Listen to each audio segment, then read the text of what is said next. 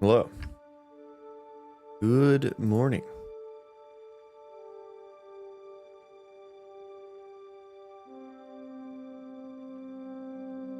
I slept well. I slept well this time. We're good. Let's see here. Gaming. Yeah, okay. Update. Yes, yes, yes. Do.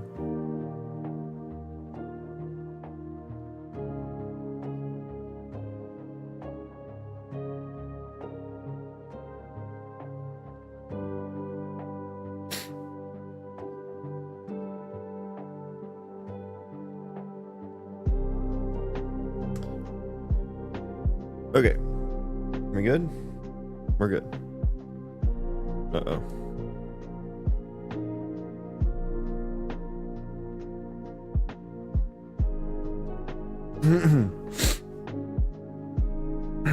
Okay. I figured out how to use the gosh darn preview. I figured it out. I think it might have been a combination of things. One of which was, I think I figured out that you shouldn't be creating the, what is it? Yeah, like the children every time. Because I was just doing it like kind of on the fly. Like in this get item children or whatever. I was creating them every time it requested it. I think it wants static, not like static, but like a saved thing. So I changed it to create them all up front. In like a nested way, which to me seems a little, you know, not worth, like it's supposed to be virtualized, so it's like if I have to create all of them up front, you know, what's the point? And I guess it's like, it still doesn't render them, it just, the data is all created up front. And so the other part of it was creating this data class that's just literally just a container. Literally just a container for the same data that lives on the widget that we're displaying, so. So yeah, that seems to have fixed it. It seems to have fixed it. Now what I need to do, like, well, let's take a peek here. Let's take a little peek-see. Yeah, so here's the hierarchy here. Let's close the log here a little bit bigger. So yeah. So the problem was it wasn't expanding. The third one wasn't expanding, right? That was the problem. Oh, Dagger shouldn't have its own thing. That's okay. But now they're all expanding. The only issue now I have with it is that like I'm like spamming left click. And it is not it like there's a delay. Like every other click doesn't do anything. Like this is as fast as you can click it. That's as fast as you can click it. So I'm a little upset about that. That seems weird. I don't know. That seems like a tree view widget issue, not a me issue. Because it's not like the frame rate is dropping or anything. So I was wondering if there was some sort of like debounce happening on the tree view click or something. And I couldn't really find anything about it. Clear selection on click. Yeah, I couldn't really find any settings or anything that would relate to that. So, you know, if I stick with this, it'll probably be something I have to find in the...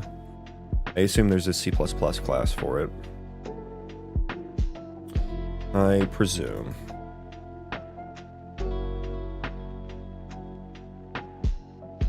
Yeah, nothing. But I'm gonna keep moving forward because it works. It works fine. It twerks fine. But now I need to actually wire, these all need to like, first of all, start as checked. Oh, and I did do this thing, so if you click Hall, and I should not allow Hall by default, I think. I should not allow Hall by default.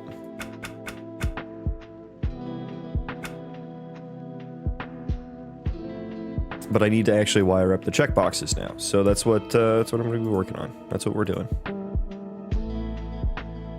So I guess we'll need to, when we build them, pass it in. So I did create some selected behavior here. Denick, morning, welcome in. Hope you're well. I figured out how to use the tree view I was just talking about. It was a user error, but you know what? I still think it's Epic's fault. Because how to use the tree view is not very clear. It's not very clear.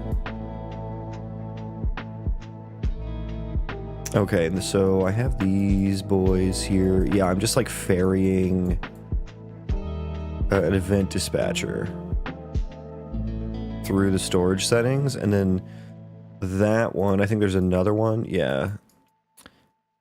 And so then I need to bind to that one whenever I create it, right?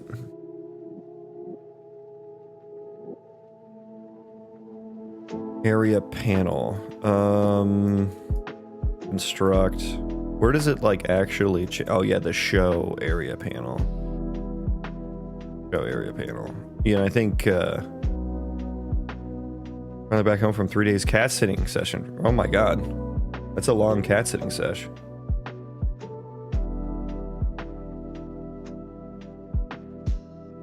Rip grammar. I didn't were there when you were talking about that. Yes. Yeah, yeah, the grammar was not there for that one.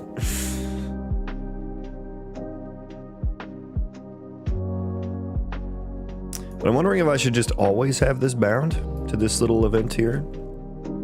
Because I can just do, right, I can just like bind to on settings changed. But I may have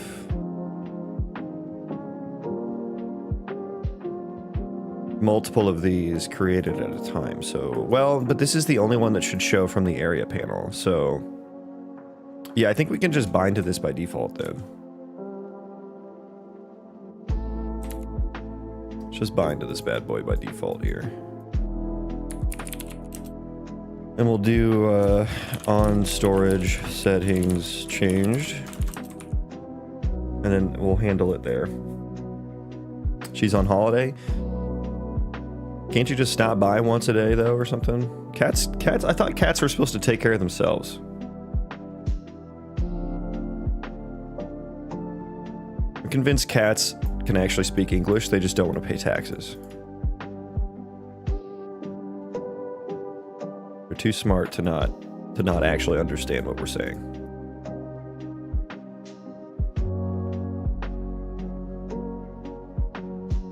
On storage settings changed. Okay, so here, where am I storing my storage settings? I think area building. Get area building data.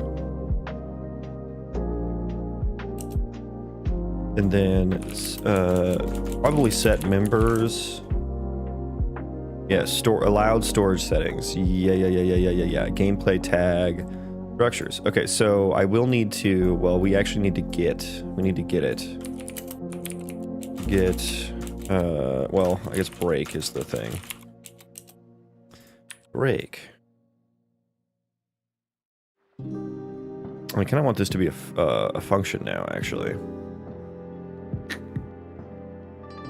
Yeah, let's make this a function.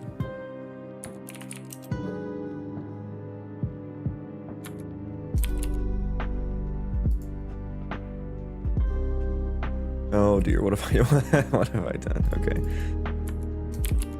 On storage settings changed. What? Do I have to compile before that name becomes available? Ugh. Yep, that was the key. Okay. On storage settings changed. Okay, so let's promote this. Promote to a local variable. These are current, or just call this like storage allowed storage settings. So yeah, first things first, get the allowed storage settings. And then depending on if we are adding or removing, so we'll need a branch here. Selected. Then we will add or remove. Crazy, no. This is the kind of complex logic that you can expect here. Which is allowed storage settings. Add. Remove. I don't know if this is a ref or not. If it is selected, we will add it. And I guess I can just git tag here. No. Git tag.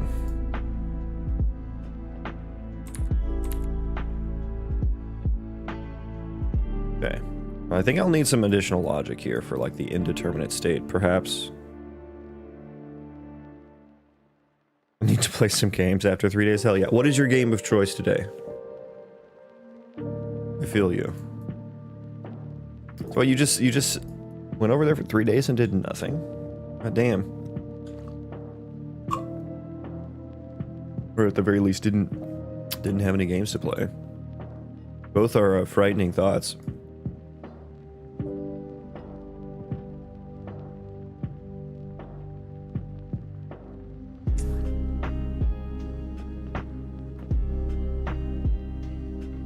So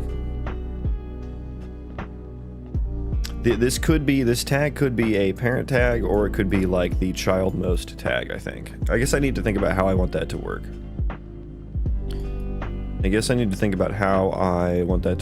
But first of all, let's just pass this. Let's just wire this up. So we need to pass it in here as well. Not here, here as well. And the build children. So I need to pass in the settings, the storage settings. So let's do that. Just say allowed storage settings. I mean, should I just do it from here then?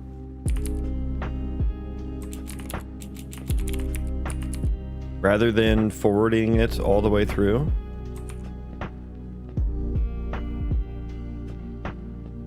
And this should be a, can we make this a set? Can I make this a set? Thank you. Yes, change variable type. Contains item, which is this tag, I believe. Just kind of just sneak that right in there.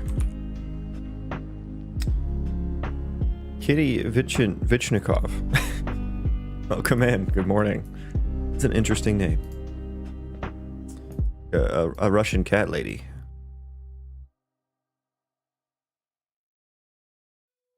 Okay, so I need to pass that in to the storage settings. Event graph. I suppose storage settings, where was that happening at? That was on initialized. I feel like I'm not going to have the storage settings at that point. I hope construct happens before storage settings. Set allowed storage settings. Area building. Get allowed. Get building data. Get area building data. Break.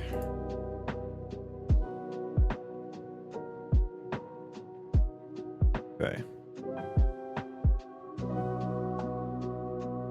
Okay. A little ugly. A little bit ugly. That's okay. Okay, let's see if that actually does stuff. Should probably get rid of all those logs now too. Okay, so they're all unchecked, and if I'm not mistaken,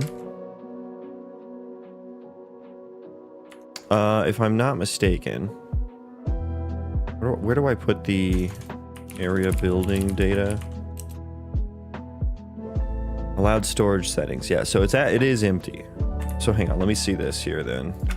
Check weapon, come back. Weapon is checked. Pickaxe. Dagger, one hand. Okay, delete. Okay, it's the same thing. Okay. That's not right. That is not right.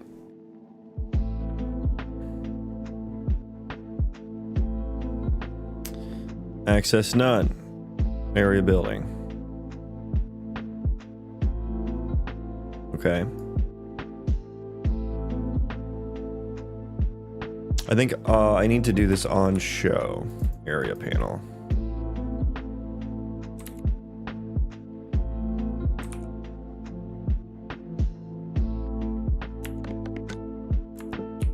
Okay, weapon, fungal, vegetables, seed, sunflower seed. Okay. Okay, it has persisted. It has persisted. Close it. New area. Okay, shit. Okay, so that's not working. That is not working. And I think I need to like destroy and recreate the storage settings perhaps. So I think this isn't happening. I don't think this is happening. Let's do a refresh or like init or something. Let's do like an init storage settings function. And I'm gonna just call that from the parent whenever it's shown. And then let's, should I pass it? Let's just pass in the storage settings here. So gameplay tag, I'll just call this allowed settings, and we'll set that here. Yeah, that needs to be a set.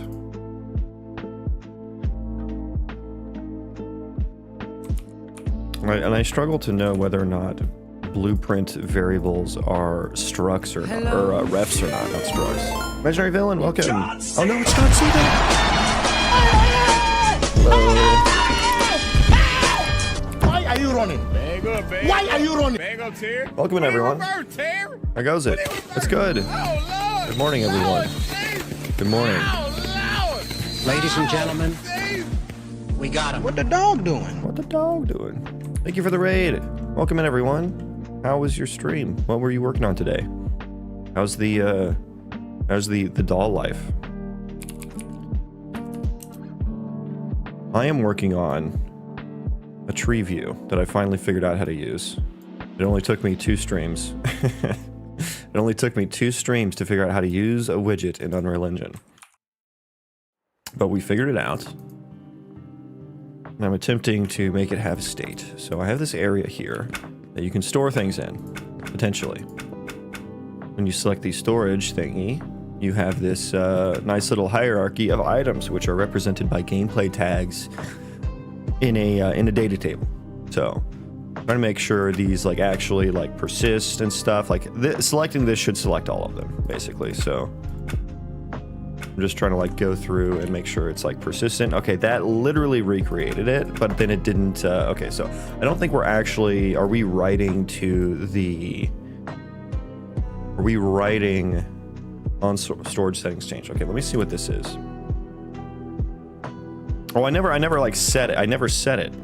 Well, that makes sense. Yeah, that makes sense. I never actually do anything with it. Get building data. And I guess I can't use the get building data because that would return that returns a copy if I'm not mistaken. Okay, thank you for the generated file. That's that's very nice. Not quite what I need.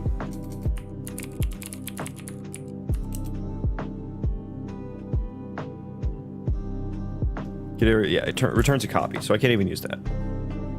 Pretty good. I finished my mini map. Oh, nice. Fixed up my regular map, redid my HUD, and did some sound design for mop. That sounds like a very productive day. That sounds like a lot, actually. I wish I could do all that in a day. That would be nice. Oh, that's building data. I need get area building data. Yeah, that's different. It's different. Set members, allowed storage settings.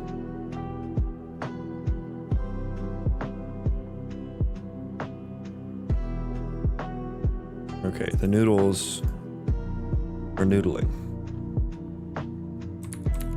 I'll put those in there. Yeah, so I guess this at the very least is not a ref. Well, it wouldn't be because this is a copy anyway. Okay.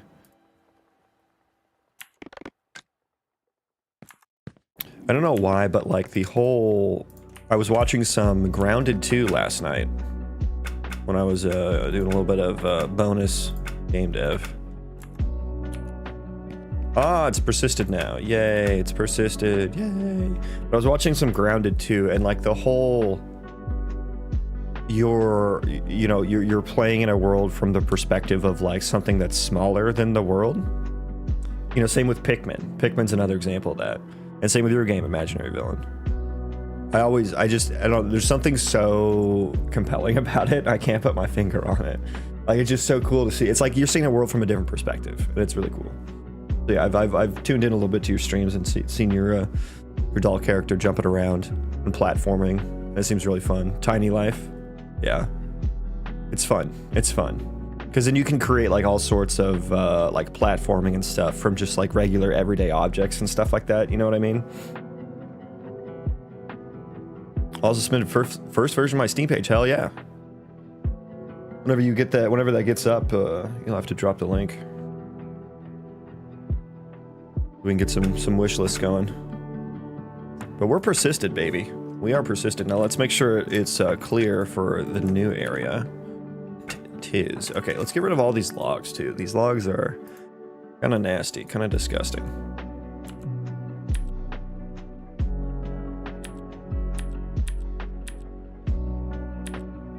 Okay. Okay. Now we can just like, you know what? We're just gonna leave it. Just leave it. Just leave it.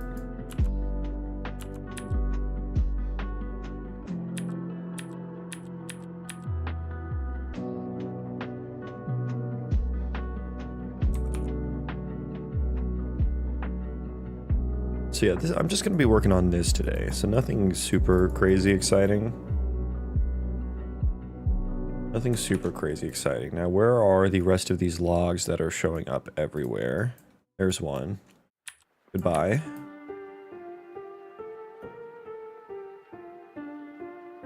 Another log. I don't know if I'm actually going to end up using that function. Okay. Is that all of them? I think that might have been all of them. Oh, we have the entry initialized as well. Which is, yeah, here. There we go. And I may just be able to edit this. Well, no, because it's a copy. Never mind, never mind. Ignore me, ignore me. Oh, an expansion settings changed tree view. I'm not actually doing any logic there. On item clicked. Yeah, so we can get rid of these and just play the sound.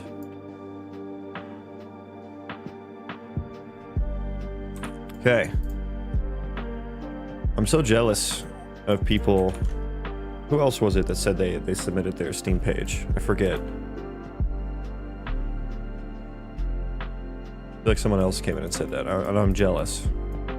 I wish I was that far.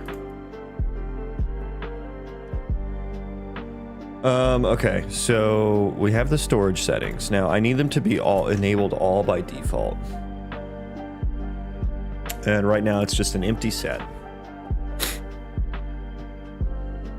Allowed storage settings. So I probably need some function to create the hierarchy. And then I also need to handle the checkbox, like, you know, you check the parent, it checks everything underneath it state, you know what I mean? And I guess I need to handle that, I'm still at least 15 months off release. I just wanted it up so I can use it to help try for the Epic Mega Grant. Yeah, no, it's a huge milestone, regardless of how much time you have left, I think. And it just makes it all, you know, I don't know, it makes it feel like you're close, you know, and that it's actually gonna happen. It's happening. It's happening.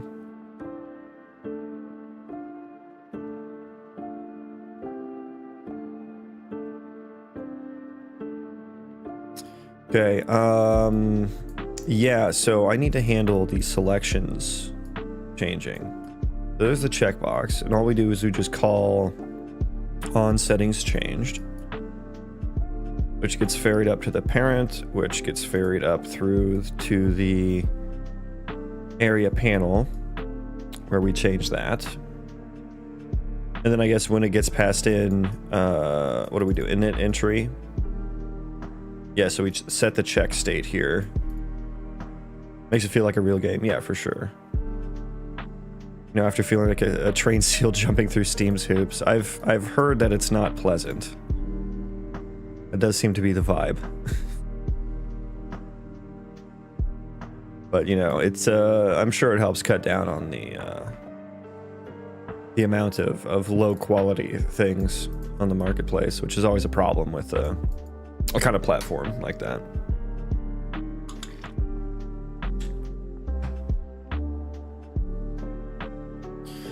Okay, so checked or unchecked. Yeah, I guess when the entry is initialized, I need to figure out the parents, you know?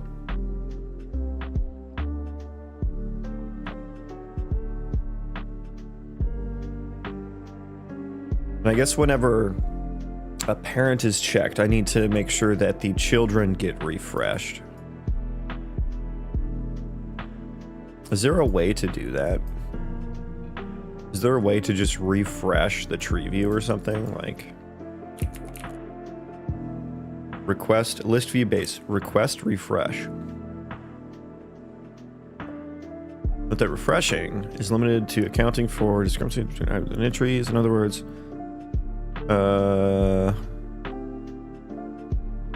want to like recall every single entry's like init function, basically, which happens on list item object set.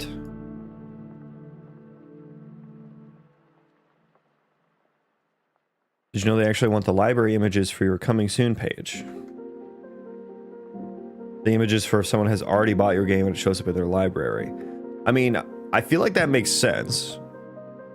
Because, like, you mean, I guess you're saying that, like, your game's not even going to be gettable in your library. Like, it's not even going to be buyable, purchasable, so why would you need that? And then at the point of getting your purchase button or your download demo button or whatever, that's when you supply the images. You know, it's a lot to think about, though. It's a lot to think about. All up front, you know? But nobody can use it, yeah. I was thinking, like, it makes sense, because, like, as soon as your Steam page is up, like, people may want to buy it or something. But I guess that's not always the case, that you can. I guess they just want... I feel like they just want everything up front so they can, like, confirm it all at once, you know? They don't have to go back through it again in a second stage. I don't know. I don't know. But yeah, that is kind of annoying. Okay, yeah, so how am I going to handle these parents being checked and whatnot? I need to get... This function needs to get called again. Some way or another. How's it going to happen? Let me search for some more functions on here. Is there like a list view, something or other? Okay, list view. So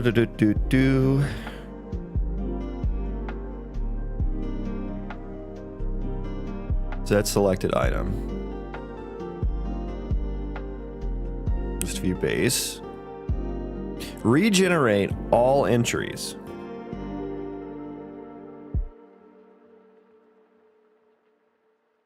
That's probably what I need. They will receive the on list item object set. Perfect. Okay, that's what we're doing. So we're going to call that there, the parent. So that should theoretically call this guy again. So now I need to figure out the checked, unchecked, and indeterminate states here. So the item selected is not always going to be true, but we may still want to set it to true if the parent is selected.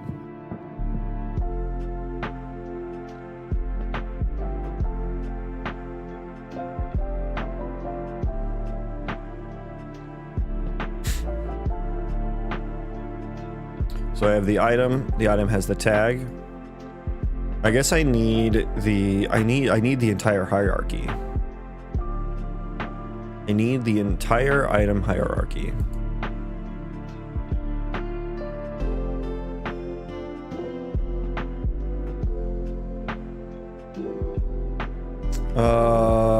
Okay. How would I get that here? So we're returning children there. What about the You can go away. Building the children, which is where I set all this information. Honestly, just give it the allowed storage settings. Yeah, just give it that. Allowed storage settings. And then I guess that doesn't get updated, does it? That does not get updated. Oh, how I wish I understood if this was a ref or not.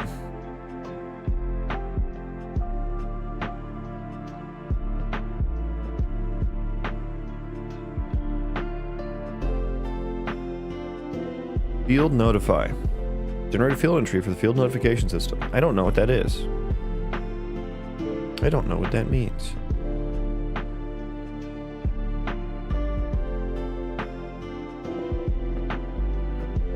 Welcome in now, everyone. Good morning. I'll show the game here for a second for those who haven't seen it. I am working on an RPG Colony Sim Roguelite with procedural destructible terrain. So here's the procedural, some of the procedural terrain going. This isn't that exciting of a seed. Oh, okay. Yeah, there's a mountain over here, I guess, so it's like sort of exciting, but I've seen better. So maybe we can search for a new seed. But yeah, this is just one small section of the world. There's a bunch of entities. Here's the world map. And I am spawned into the Forgotten Temple of Xylos, which is right next to the Starvale Isles and Thunderhoof Plains and the Demon's Gate of Despair and the Emerald Coast. Let's get a new seed, though. I want a new one. We're on 452. Let's do 453. 453 here.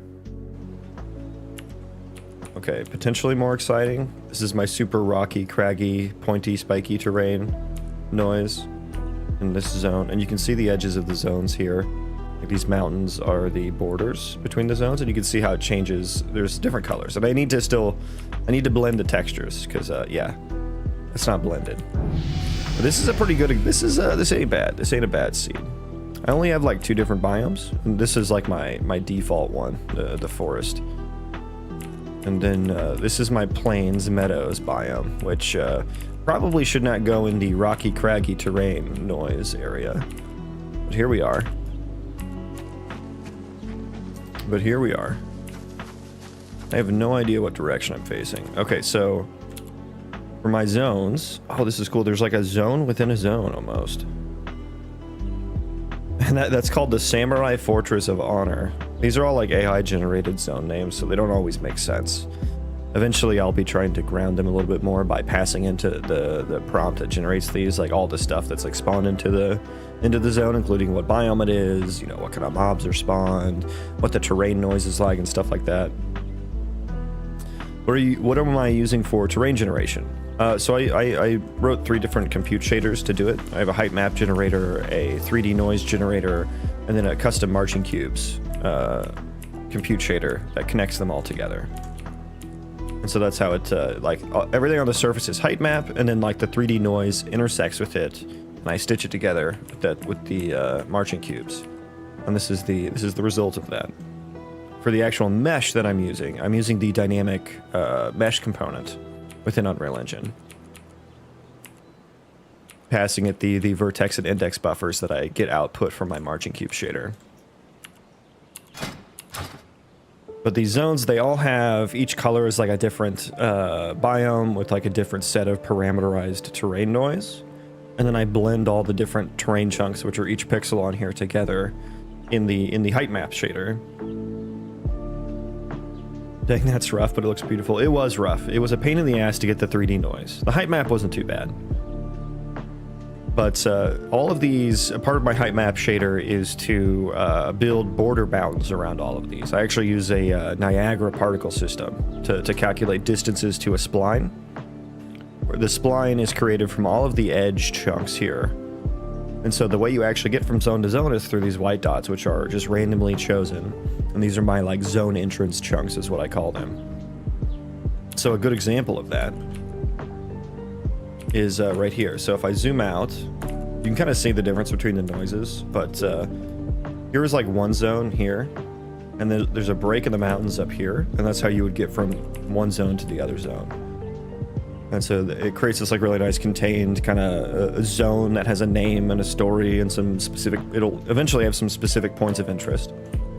And then when you cross the threshold into a new zone, it changes dramatically. And it creates this, in my opinion, it creates this really nice sense of exploration, something that I took from World of Warcraft, actually.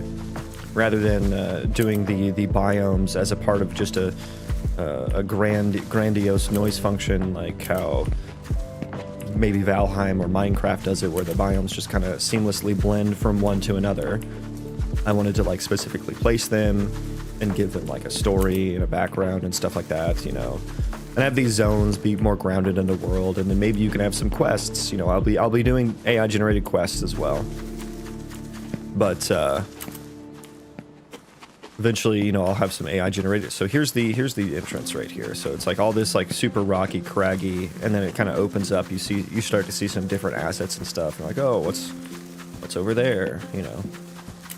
Another way you can get to each zone is you can potentially find a cave that got randomly spawned and moved into it goes in between the mountains. I'll see if I can find one, because it is always fun to see. Okay, it looks like that one doesn't always go through. Yeah, I don't know if there is. Yeah, it doesn't seem like there is any on this one. Oh, here we go. So this one maybe doesn't fully get over here, but there's the mountains that you can't walk up. So there is this cave here. I guess if you follow this enough, it will pop up over here. You could go over here, maybe walk up here, and then you're on the other side of the mountains. So you could potentially find a way that way. Or you could dig through the mountains. I do have destructible terrain. It's not really working well yet, but it is proof of concepted. So you could dig through the terrain, or you could build up the terrain. You could build like some stairs and stuff. UE5 is all about working around the engine. Basically the same idea I had a long time ago. Nice. Yeah, a lot of trying to get the engine to do what you want it to do. And for the RPG side of the game, I wanted to do, I wanted to take inspiration from like vanilla WoW, like the class design. That's a very, each class is very unique. Each class, you know, can't do everything. It has like a set of unique abilities to choose from to solve different problems in the game and stuff like that. So that's gonna be like the kind of RPG side of things.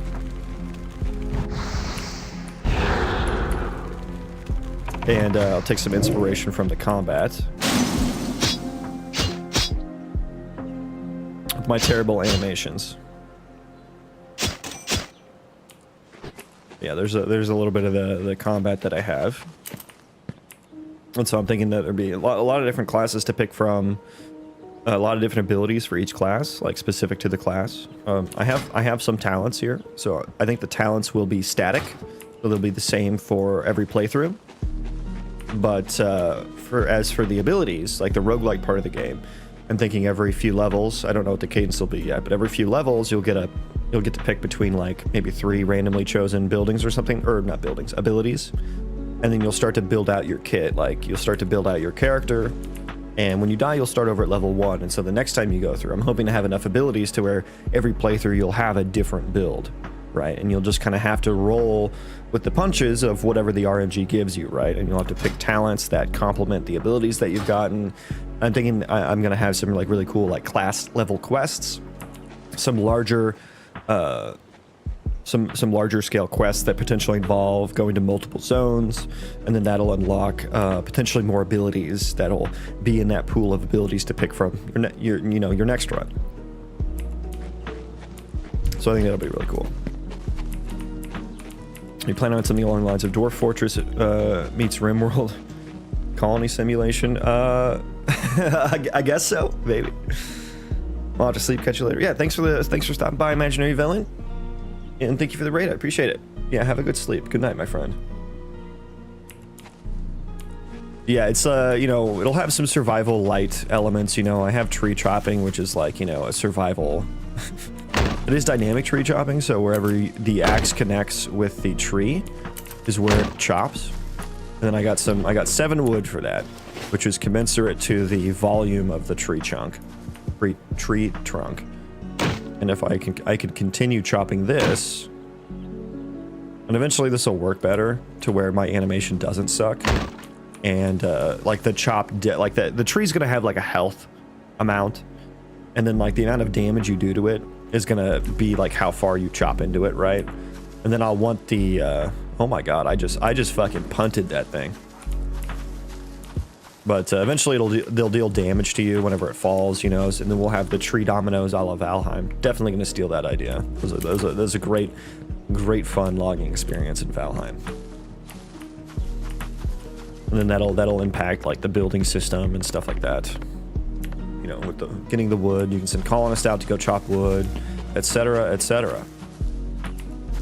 Mushroom. Let's see if I can find a colonist. I see one out there. He doesn't have a name. Shit. Okay.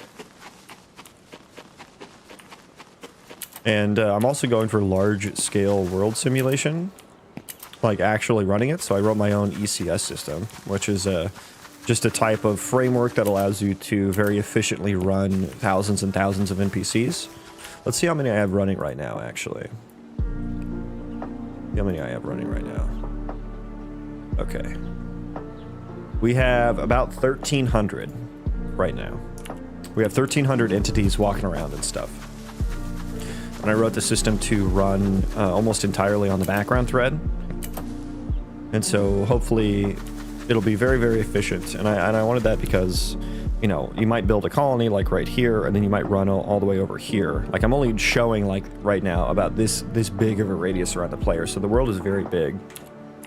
And when you're not around your colony, I still want your guys to be able to go around and chop trees and stuff like that. And, you know, if there's any dangers in the woods while they're chopping, they will get attacked. You know, they'll get attacked by the wolves and the bandits and stuff like that. So that's what I wanted to go for. And same with any NPC ran colonies as well. I want there to be different factions and relations in the game and stuff like that. I can't find any colonists. I cannot find any colonists. Yeah, this terrain looks wonderful, I know. Oh dear. Let's try a new seed. Wow, you really gonna do me like that, Unreal Engine? What even is this one?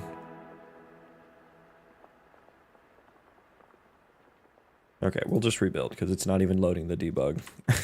Debug information. But yeah, RimWorld is a big inspiration of mine for the Colony Sim side of things. So all your colonists will have skill levels for, like, you know, construction, cooking, planting, you know, that kind of stuff. We'll definitely do a little bit of my own skills, right? Like, for instance, I do want, like, kind of a Holy Trinity type vibe to it as well, like tank, healer, DPS, potentially support, we'll see. But it'll be difficult for me to make healing and the medical, like if you picture medical in RimWorld, how would you combine that with healing, you know, like a heal ability? So that'll be an interesting difference there, I think. Okay, and so this is all ocean, this seed. It's a bad seed. I should really fix that. I say that every day. Maybe that's the next thing I'll work on, because that actually shouldn't be too hard to fix. That shouldn't actually be too hard to fix. Yeah. And honestly, once I do, all these seeds are going to change. Okay, so I'm going to spawn... Oh, I'm going to spawn in a cave. So... Yeah. Yeah, I'm really hoping for maximum replayability here with the procedural terrain and the roguelite aspects. I'm really hoping that you can play, like, over and over again. And, like, the different factions and stuff like that. I'm really, really hoping that that can happen, and you won't feel like after you've played one class, you just can't play it ever again, you know? Yeah, this is kind of a bad seed just because I can't go anywhere. Eventually I'll have ore and monsters spawn down here in the caves. Nothing super interesting yet, though. You know, maybe some gobos. Maybe some gobos down there. Maybe you'll find some dwarves. Who knows? We got a nice red zone there. Let's try another seed. 456, 457.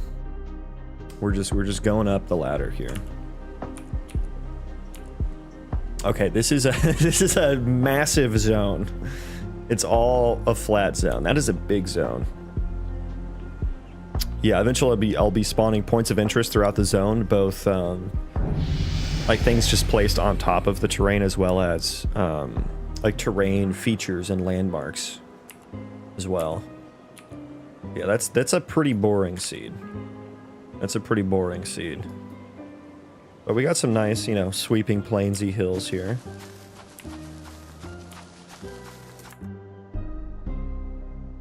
$458. Happy Rosenrot, welcome in. Good morning. And this is all ocean as well. 459. Hello, sir. 459. Okay, so we got a darker green texture. We got a red zone there too. So this is slightly more interesting. I'm still not getting the good terrain noise. I think this is my default terrain noise, which is why the flat one is like that. Maybe I can change the noise parameters here. Let me see. Let's stop that. Let me see if I can remember where I even put that. Biome defs? It might be the biome defs. Let me look at one of these here. Seem to be using ALS. Very nice. Yes, I do. Love some live game dev. Hell yeah. Well, welcome in. I am using ALS. Yeah. I am no animation expert, so I need all the help I can get. Those are mob spawns, terrain materials, terrain noise data. Okay. So where is this at? Default. Okay. And test. What is test?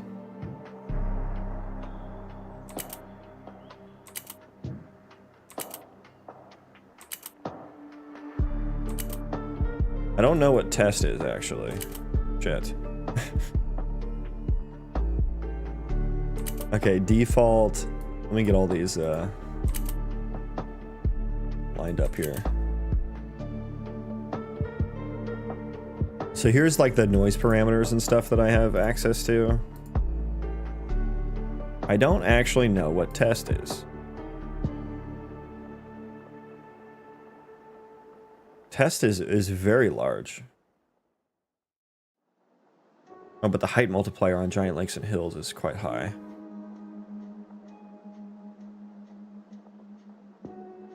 Default. It would be really nice if I could visualize, if I had like a visualizer component on here, which is something I may need to do before I can play around with this again.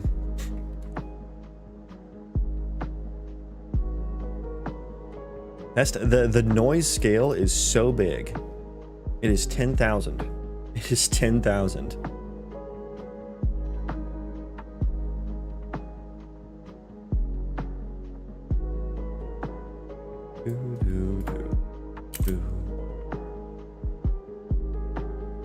But I suppose the meadows biome def, like there's only certain noises that can happen in each one.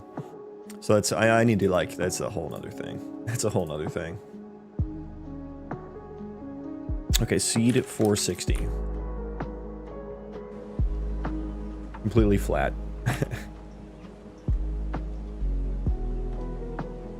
I'm using a GitHub version of game animation sample with ALS style animation overlay system. Nice. How's that going for you?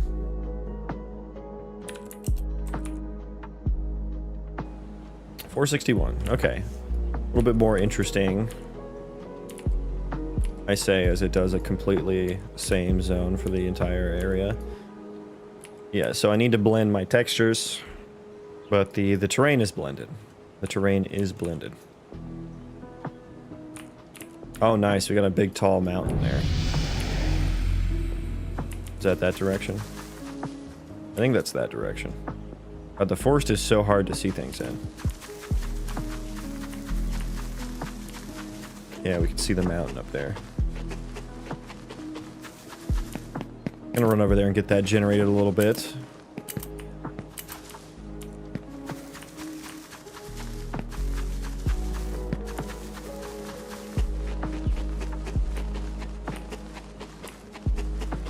Nice little crater there. Poor guy stuck down there. Oh shit, no, no, I didn't want to fall down here. Okay, I think I can get up though. Is that Dr. Manhattan? I don't know who that is. Oh my god, really? And it's like, okay, there we go, we got it. I was gonna say, this might actually be too steep to get up. Come on, you can do it, you can do it.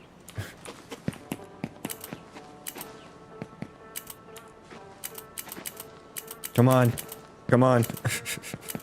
Come on, you can do it, you can get up there. Okay, here's what we're gonna do. I'm gonna try to build my way out of this. Oh my god, and of course I can't. Oh, I've forgotten. Okay. I forgot all 4 points need to be on the ground, so I can't even build out of this. Okay. Okay, what we're gonna do is teleport out. Okay. What's going on? There are some great tutorials on how to use the overlays. Also love your procedural environment. Thank you. I'm trying out procedural dungeons with C++. Ah, yeah, something I want to do eventually as well. Let's take a look at this big-ass mountain here. Yeah, so this entire zone, the altitude modifier is quite high. I'm just imagining like a procedural iron forge popping out of this mountain. I think that'd be really cool.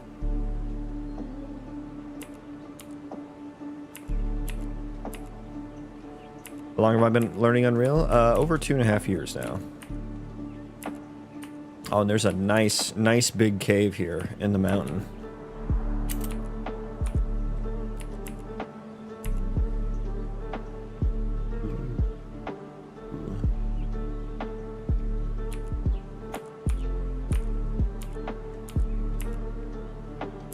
Yeah, I really love the way the 3D noise cuts up the mountains and stuff.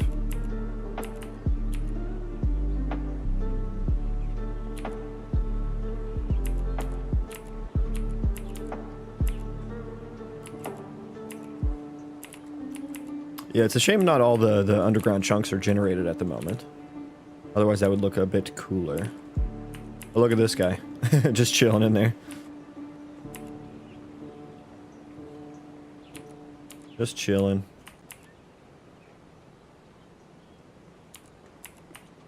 Yeah, this is nice. It's nice. Nice. Let's see if I can actually teleport myself into that zone somewhere. There we go. Now I'm in the mountainous zone. So it's almost like a nice like highlands type area.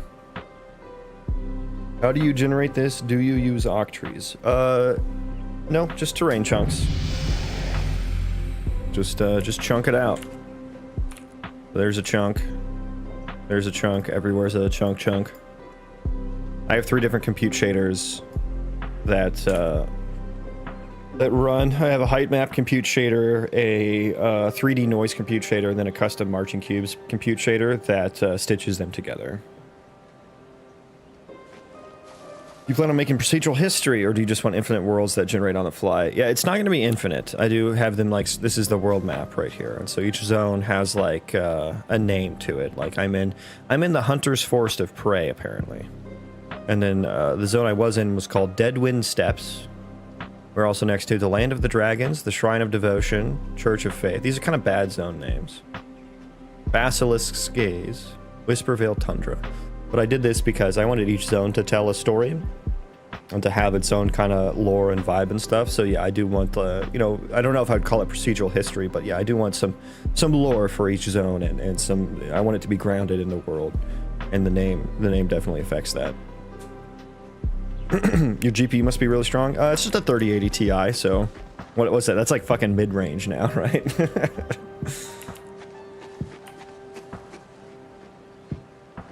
So yeah, how many entities are we up to now? Oh boy. Let's see. Over 2,000. Yeah. 2,000 entities spawned into the world and running around with my entity system.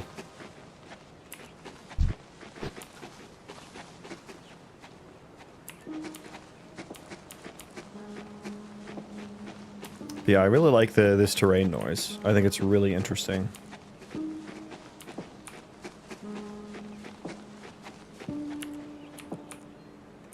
You have this like kind of nice valley, but it's like still like we're like way higher than the rest of the zones around it, which is cool.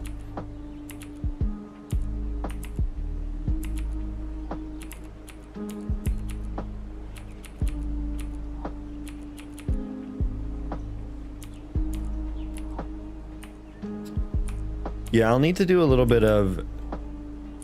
I think I'll need to do a little bit of editing on the terrain entrance chunks. Because I don't think this zone is just so much higher. The altitude modifier is so much higher than the zones around it that I don't even think... Well, I guess right there could work. But the zone entrance chunks to this kind of a zone are... they're not going to be able to actually lead up into the zone in a lot of places. I wonder if I should, on a zone like this, I wonder if I should just not do any border mountains. And just blend. I wonder what that would look like.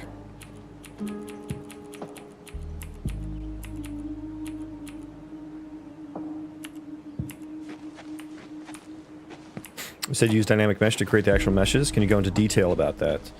The dynamic mesh part isn't that complicated. I just take the output from my marching cubes shader, which is just an array of indices and vertices, you know, like the triangle data. And yeah, I just put that into the mesh. Pretty much everything happens, everything except for the player collision happens outside of the mesh. Like the player has collision on it, the mesh has collision on it, but the entities, none of these have collision on them. And I wrote my own kind of collision system for it so that, you know, like out here, everything is still spawned, and I still have a nav mesh. That's the shaded part that we're looking at. So that's actually, that's just me saving the index and vertex buffers and then exporting them to the nav mesh as custom nav data. So the meshes aren't actually here anymore. They're deleted. It's not just invisible, they're actually gone. But I still keep that vertex and index data to be able to save memory and have the whole world running at a time, right? So there are entities out here. You can't see them, they're not rendered, but they are moving around on this nav mesh on the background thread.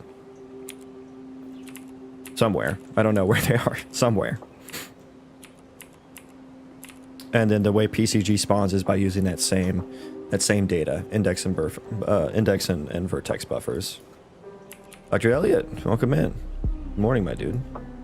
Create zip lines. Probably no zip lines in my game. Probably no zip lines. But yeah, I take the index and vertex buffer data and I store it in like a spatial data structure, a bounding volume hierarchy, and then that allows me to efficiently line trace through it, right? Because if you don't do that, you have to iterate over every single triangle and check for a line segment on every single one. And like that's a lot, right? So if I like turn on the collision here, we'll start to see the it'll take a second, but here's all the triangles. It might be kind of difficult to see, but there's all the triangle data. Oh yeah, it's so laggy. It is so laggy. There we go. There's all the triangles. So this is the data I save. And when you store it in a bounding volume hierarchy, it basically just means that you don't have to iterate over every single one. It kind of puts them into a spatial area, so you only need to iterate over some subset of it. And so that's why I do that, and then I can do line traces on the background threads to create like my gravity and velocity processors, which keep them on the ground and then also move them around based on their pathfinding, which again also happens on the background thread. These guys are for the most part running on the background thread. And then they're actually instant static meshes. They're vertex animated at this point. They're a little jagged. They're a little jittery when they're walking up hills. So something I need to go back and fix. Oh, he's hungry, so he's running. They're trying to find... They start running around. Oh, he found some mushrooms. Okay, they were hungry. They found some mushrooms. Uh-oh. Oh, no, we're good. We're good.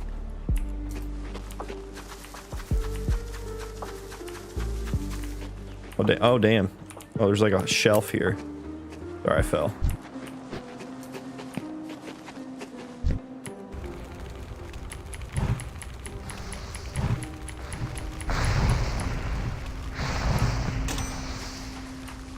Oh, he died with a fireball in his hand, so that's just going to stick around forever.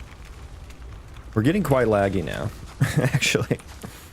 We're starting to get a little laggy. But the zone looks sick. I'm only using 21 gigs of memory, so we're about ready to ship. How did you combat Marching Cube's edge cracks? What do you mean by edge cracks? Oh, they just got finished eating. Did you guys find some food too? Nice. Yeah, what's lagging so bad here? Curious. It's probably just the GPU, right? The draw calls. Oh, my computer does not like this.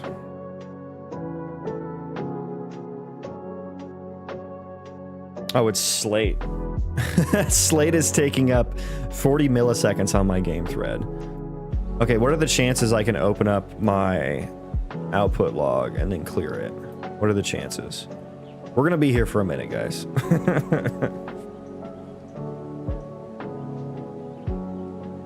Minimize the editor. Oh, does that clear it? Well, we're already stuck here. I'll have to do that next time.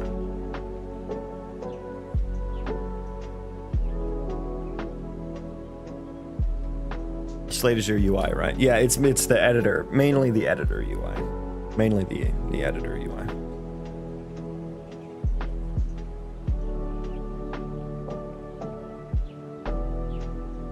When you create lots for your marching cubes, the edges of chunks don't like to line up. So that's just an issue with any. That's not necessarily marching cubes. That's just an issue with LODing your chunks. So I mean, even if you're just doing a height map, you would still have that issue. But I don't do anything about that now because, oh, nice. We minimized.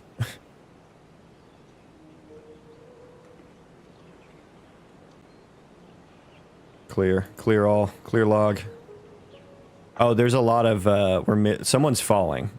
Someone has fallen to the world. Okay, what we'll do here, we'll go F11. There we go. Still a little laggy.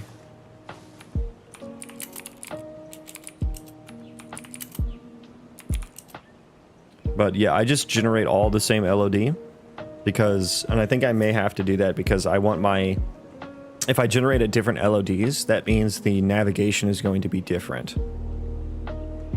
And same with my collision traces for my entities walking along the ground. If there are different LODs, it's going to be different.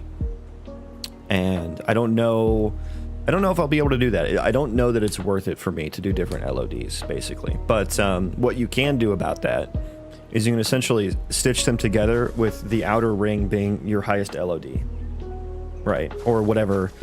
You can do it a lot of different ways, but essentially you need to generate like an extra ring of vertices around the edge to know, which is like the next chunks verts, to know like where they are. You know what I mean? So if you do that on the two chunks that are different LODs and you have a ring around the outside that is the same LOD, then that's how you can stitch them together without having any seams, if that makes sense.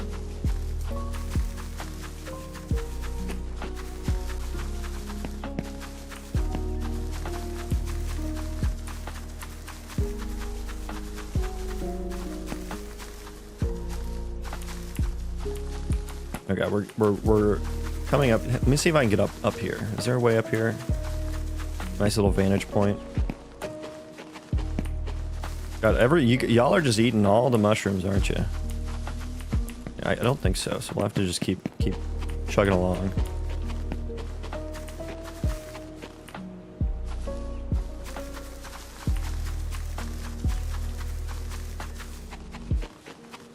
It is getting so laggy. I think there's some entities that are falling through the ground right now and trying to trace for chunks that don't exist.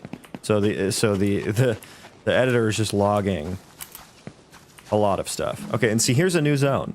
And so here's what I mean when you cross the threshold of one zone into the other, it creates this really nice like Vista type experience where you're like, whoa, look at the new zone over there. It's different. Game's looking pretty sweet. What's it about? So it's going to be an RPG Colony Sim Roguelite with procedural terrain and AI generated quests. So very sandboxy type game. But I'm picturing something like vanilla WoW, classes and combat, plus Rim Worlds, depth of Colony Sim, plus like a Hades roguelite almost. And it'll be like a longer form roguelite. Is something I want to experiment with instead of a roguelite that has like a, 30-minute to an hour long run. I want to do like dozens of hours for a run, potentially, depending on how far you get, right? And then you start over at level 1. You level up just like you would in WoW. I think in every few levels you'll get a number. I'm thinking like 3 abilities, 3 random chosen abilities to pick from for your level, and then you'll have to like kind of build out your ability kit, and you'll have to pick talents that complement that, so you can progress through the world and go through all of these different zones here.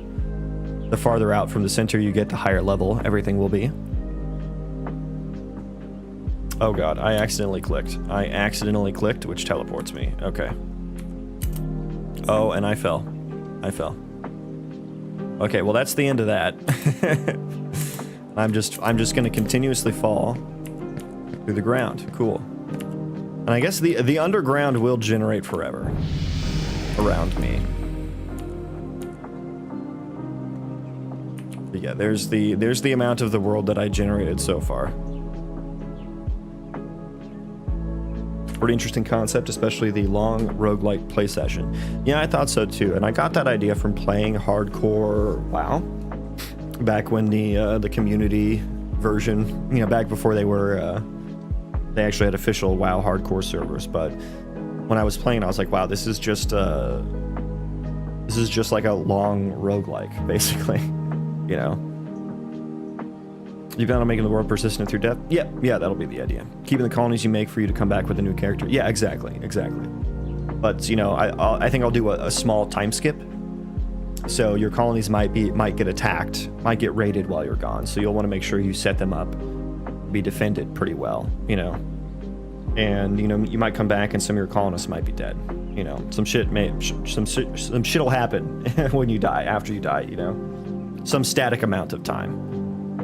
And then, or maybe, your colony was well defended, and now you just have a bunch of extra resources that you can use now. Maybe you had a really good blacksmith colonist that can make you better gear than you would have had last time, So that can be kind of a form of meta progression as well, is how well you build up that colony. But yeah, I'm going to close this. I'm actually going to restart the editor as well. Well, it crashed anyway. What is this from?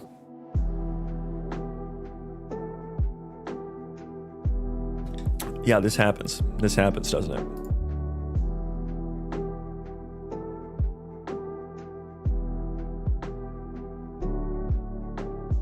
And this is get component from object impl. Yeah. Let's just throw like an if.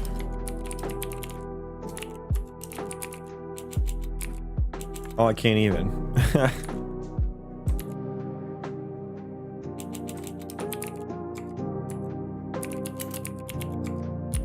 We'll just do that. Return null pointer there. How's the dev going? It's going well. We should get back to work though. I've just been playing around.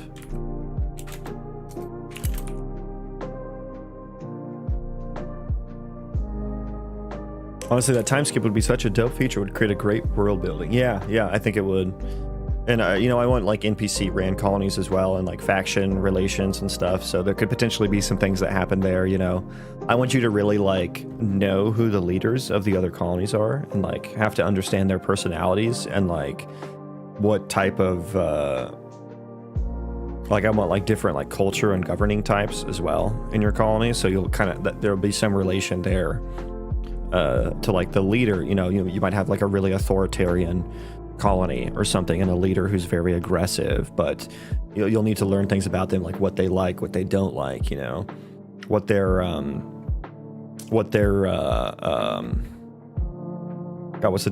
what their initiatives are, like what are they trying to go for, I'll take some inspiration from Civilization in that regard whenever I get there, for like potentially some espionage, That's pretty far down the road, though. Pretty far down the road. Mart, welcome in. Good morning. What I'm working on today, though, is this storage settings list here. So You are coding in Java. No, not at all. Guess again.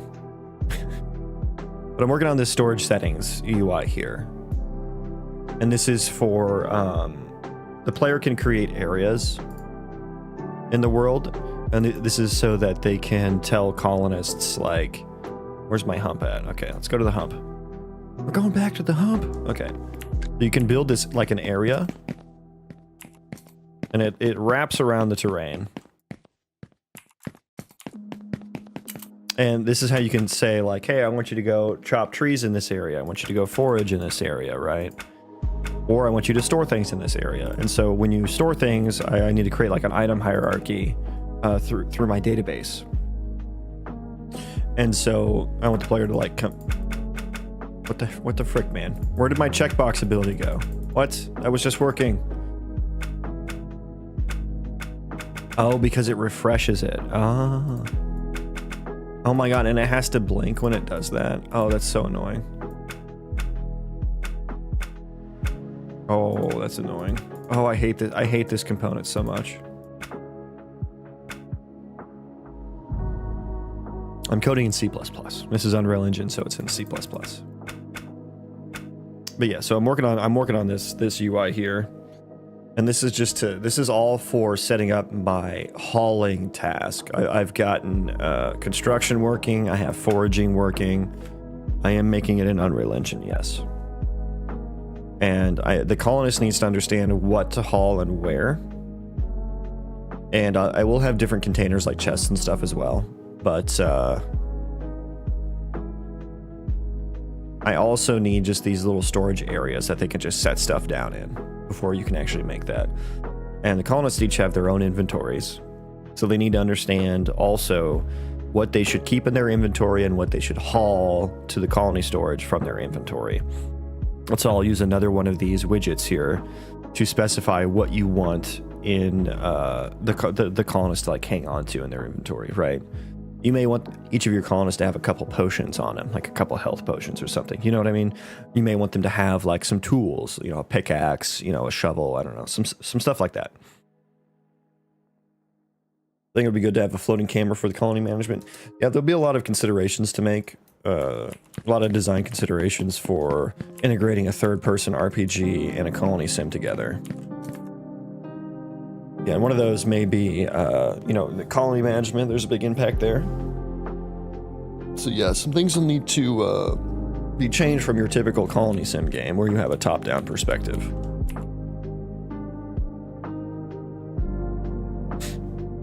So yeah, let's figure out what I'm doing here. Let me see. Is it in area panel that it refreshed? No, it had to have been in storage settings somewhere, right?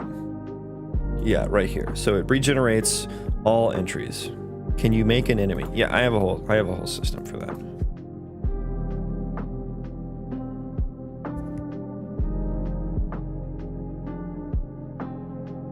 BRB, one sec, guys.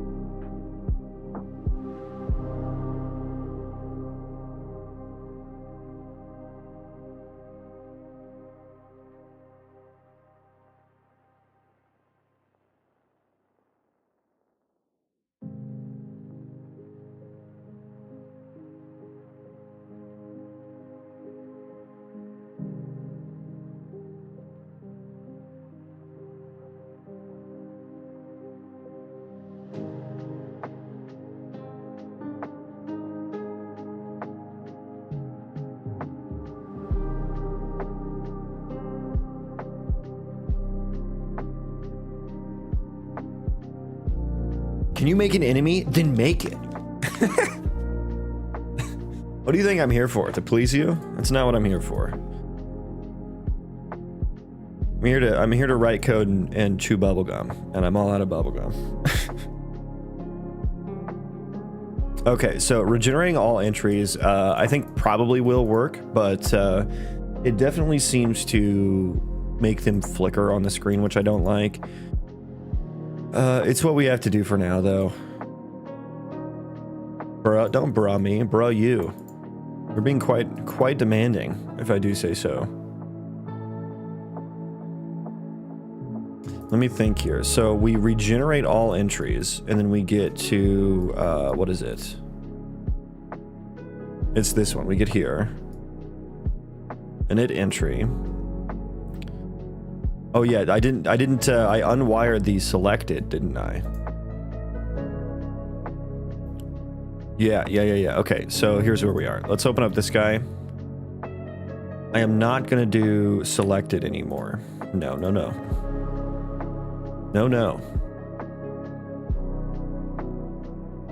Children, yeah, so we can compile that, refresh, that's good. I do want allowed storage settings though.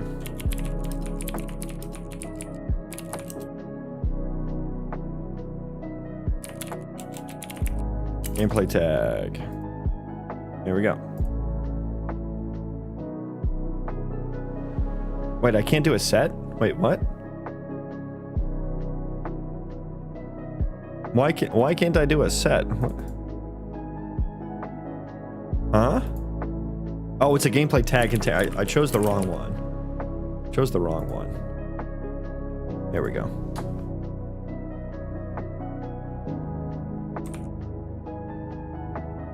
Mark, what do you think this is? Where do you think you're at right now? And I mean in life in general. Okay, let's make that expose on spawn instance editable. Yeah. Okay, refresh this guy. Refresh, plug that in. Wonderful. Make an enemy that has a... Bro, how old are you? Are you like 12 years old? I think you're probably 12. If you're older than 12, I'm surprised.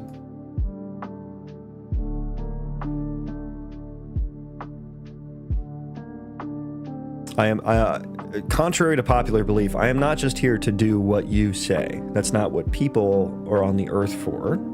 Other people are their own people with their own wants and desires, opinions, initiatives. I'm 13. Yeah, surprised. I'm shocked. I am shocked. You sound younger, I'll be honest.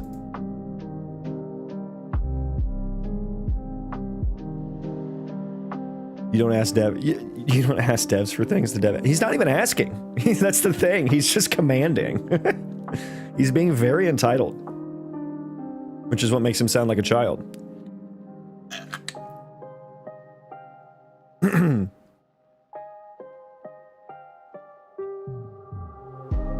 Okay, so we wired those up. Now let's make sure that when we init entry, we're going to use those instead of selected. So get allowed storage settings. I'm live Bangladesh. You don't say. Okay, allowed storage settings. We need to check if it contains the current tag. So it'll be checked if that's the case. Now we also need to check like the parent, I think. Do I need to add the parent as... Do I need to add the parent item itself? I want to clean this up just a hot bit here. It's actually, can I reorder these? Come on. There we go.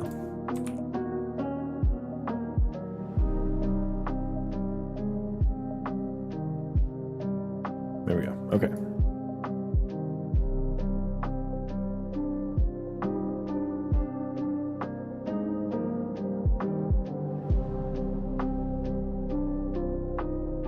Okay. So, yeah, I think I need the parent tag so I can walk up the tree to determine if this one should be selected or not, right? And then I check if the parent tag is in there. The parent tag. And I guess I'll need to pass that in here. Make it better now. Oh. You just don't get it, do you? Just don't get it.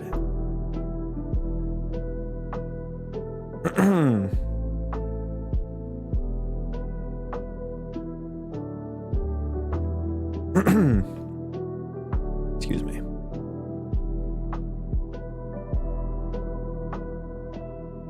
Yeah, so I guess I would pass in here to build children.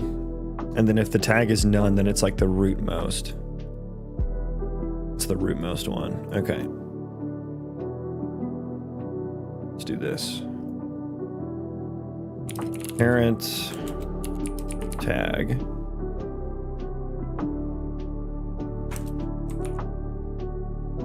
Which will be a gameplay tag.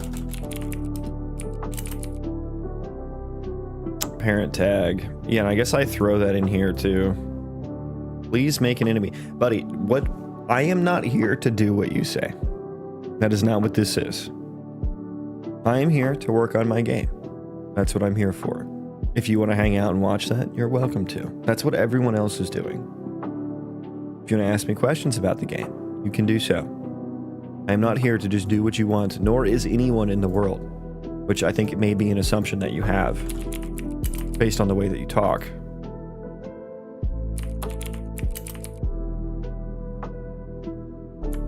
Good evening, bro. Good evening, private account. Parent tag. Okay. And so the, well, do I want to add the parent tag or the, ooh, or the parent entry? Because if I had the parent or the parent item, if I had the item object, I could walk up and just get, I could walk up better. Or I could just write a function that finds it from the allowed types in the item hierarchy.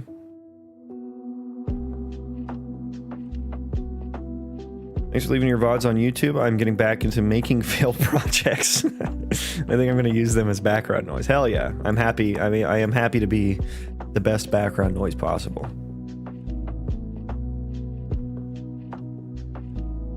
I had a fish. Bro, dude, you don't fucking... Do you understand what I'm saying to you? Like, I'm not doing any of that shit for you. I can't just add a fish. Like, you can't just do that.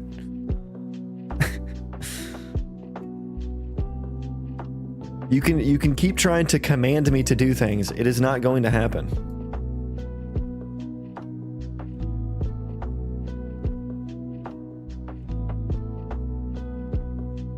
Fine, can you add a lizard instead? Y'all aren't teaching him well. You know, we need to frogs win. I'm gonna ban all of you. You're all gonna get banned. Don't say I won't, because I fucking will. Yeah, so I can get the item hierarchy, and so I can figure out the parent tag. Well, no, I should have the parent tags as a part of the tag. I'm dumb. Then what? Bro. Then what? You sit and you watch and you hang out. That's what you do. That's what you do in live streams. You don't just make demands. The live streamer. See, Mart, you're getting us all in trouble. Yeah, you're all gonna get in trouble because Mart doesn't understand social cues. Because he is allegedly 13 years old. Does not act like it, though. This would just go way more easier if there was a lizard. I mean, just say, yeah, lizards do tend to make things easier. What did I join? You joined us trying to teach a 13-year-old to have manners and understand social cues. What do I do now? You sit and you reflect upon what you've done. That's what you do now. You slow down in life. You get off YouTube Shorts, probably. It's not good for your brain. It is not good for your brain, all this instant dopamine, rush brain rot that you're injecting yourself. You need to go outside. You need to play around like 13-year-olds do. I think English is not his first language. Oh no, it's not. That doesn't mean he can make demands of me. And even after I've told him. My drawing of Mitzi's brain rot, yeah. Too much attention to a troll. It is somewhat entertaining to me. That's why I've given it so much attention. It's entertaining how he just keeps coming back. Go ask ChatGPT. Yeah, go ask ChatGPT what you should do now. Or go ask ChatGPT what's wrong with me. The streamer told me I have brain rot and ligma. What do I do?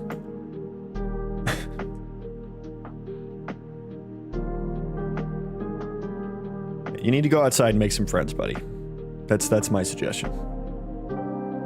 Anyways, back to working on things. Allowed storage settings. Contains, so I think I need a function for like, we're gonna write a C++ function for this. It'll be a lot easier.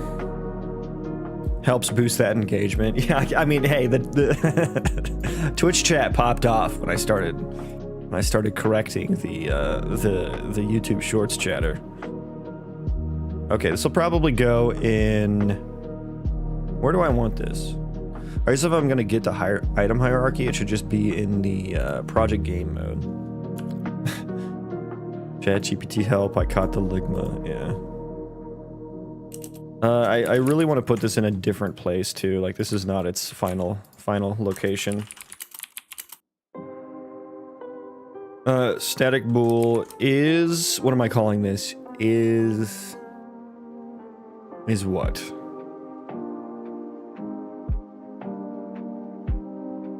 Is tag allowed? Is, I'll say item tag allowed. And that is going to take in an F gameplay tag, item tag. I will need a world context object, yeah. So world context object, item tag, and then I'll need the T set of F gameplay tag allowed tags. I don't need that to be a ref. It can be const ref, that's fine.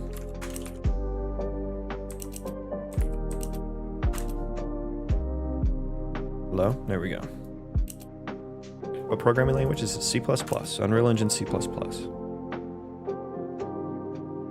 Okay, so let's get the game mode. I'm just gonna copy pasta that. Is this your full-time job? Are you streaming 5 hours a day and then going to work after? The latter, yeah. Well, more so like 3 to 4 hours, but yeah. I stream in the morning, then go to work after, basically. I'm a software engineer.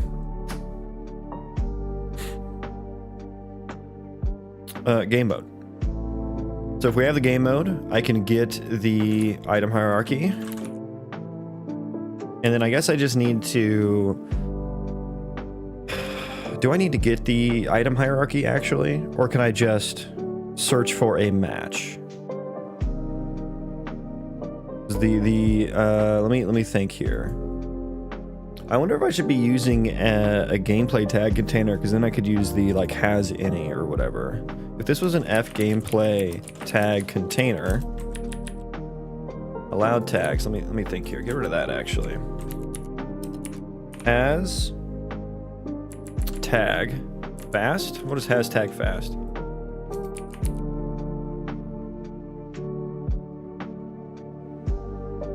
Alternative tag to check is present in this container. Also checking against parent tags. A.1 has tag A will return true. A.hasTag A.1 will return false. If tag to check is not valid, it will always return false. I want this to return true.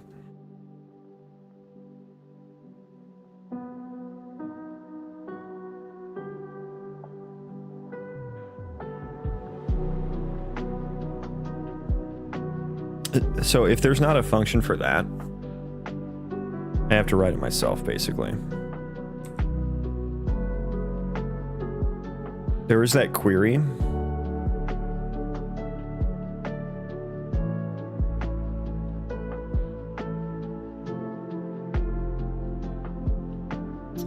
is all.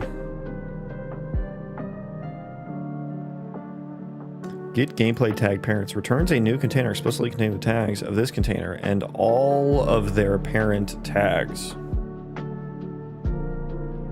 I mean, I guess I could do that and then do hashtag, although, is this, we're tagging parent tag. The rest got copied over already. I suppose getting gameplay tag parents and then doing a has tag would work. Although, what's the tag query? Maybe this is a more straightforward way to do it. How do I define the query?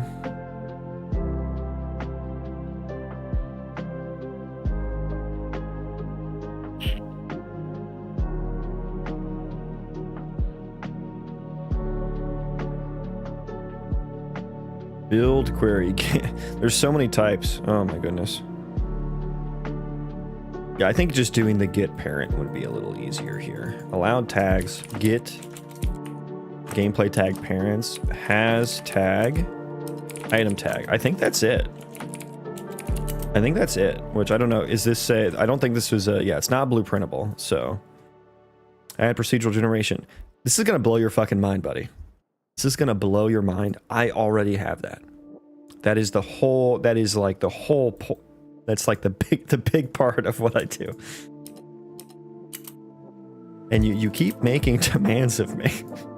After I've told you I'm not going to do it. You just happen to say one that I've already done.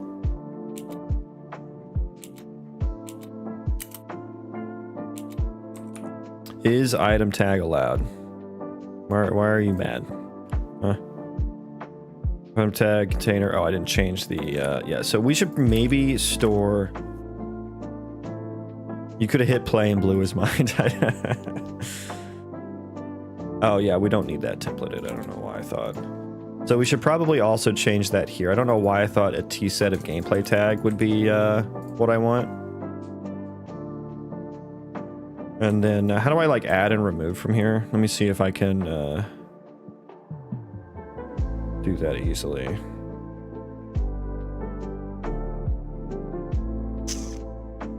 Add tag, remove tag. Defer parent tags. Skip calling fill parent tags for performance. If it, yeah, what is fill? Fill parent tags. I think I do want to fill parent tags. We need that. Add leaf tag. Add tag to the container removes any direct parents. Won't add if child already exists.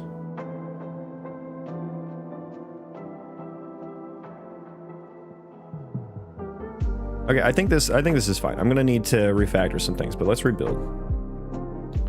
Let's rebuild. Oh, I really want another cup of coffee, but I've had too much coffee this week.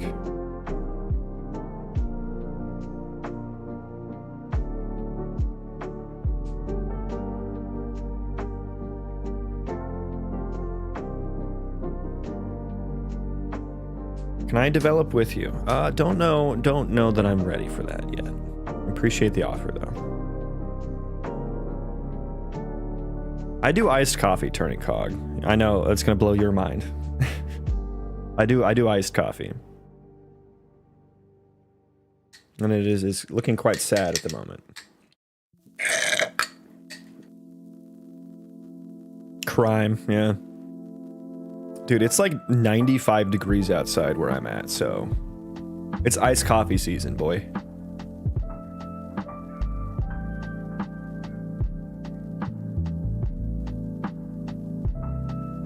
Okay, we have built. There's your procedural generation. Look at it. Iced coffee is the way to go. Yeah, I find it just like, because I have an espresso machine, so I'd have to steam the milk every time, which is a pain in the ass, actually. What programming language? Already answered that. C++. You were here for that answer. Unreal Engine C++. Mart is just, he's just lost in life. He's just lost in life.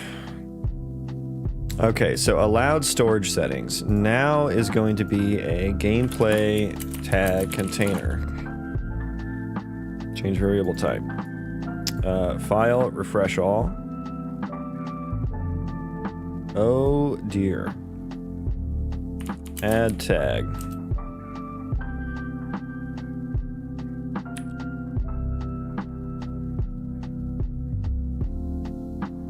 Wait a second. No, I can't do it with the parents actually. I have to explicitly add. No way. Yeah. That was C++ you were looking at. Yeah, I can't actually just add a, I have to explicitly.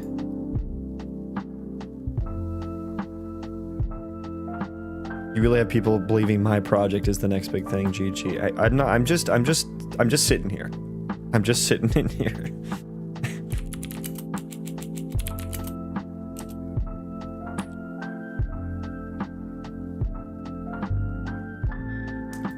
Tag. Yeah, I need to actually think. This is not gonna work. This is not gonna work.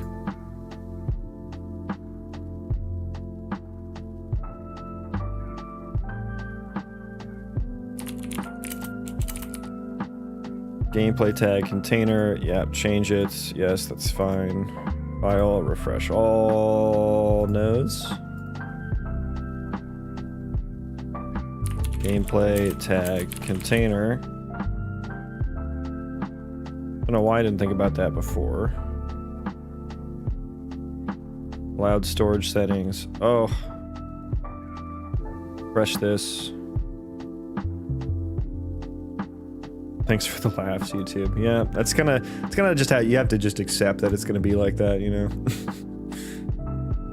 Where was my settings item? Okay, so gameplay tag container.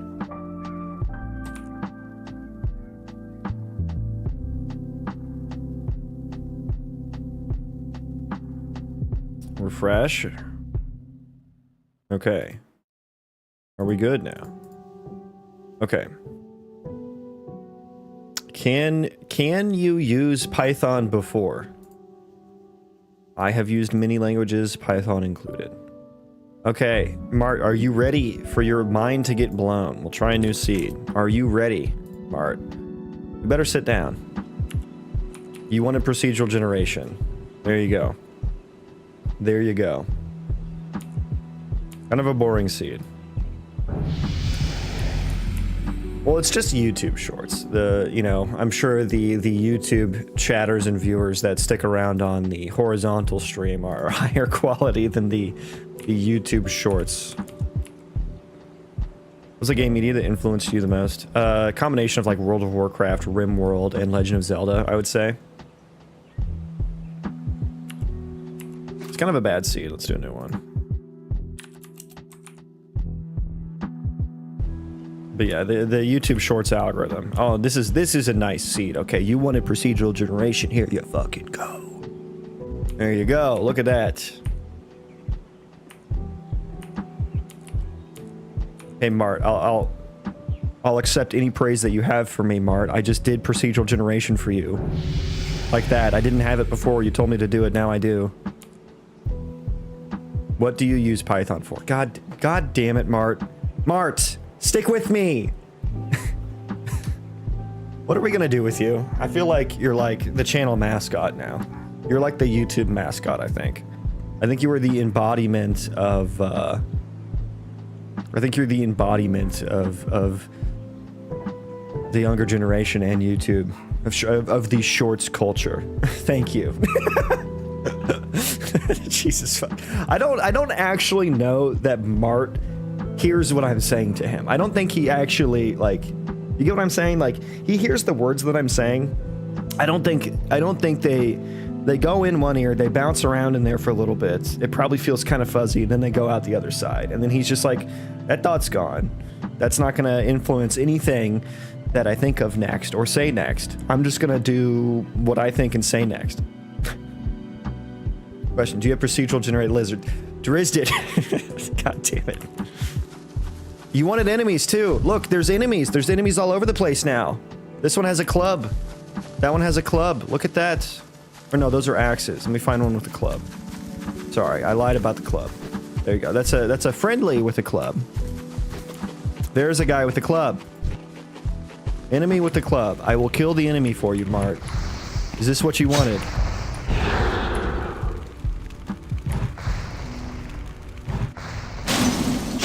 For procedural generation. What? Mart.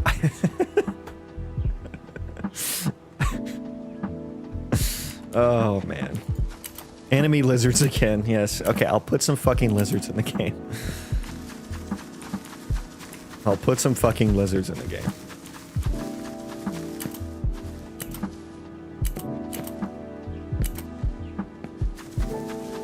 Oh yeah, I found you through YouTube Shorts. Yeah, I think YouTube Shorts is a great way for like get some exposure and stuff. But like, see, you stuck around from YouTube Shorts. That's the difference. I'm never gonna see Mart again after today.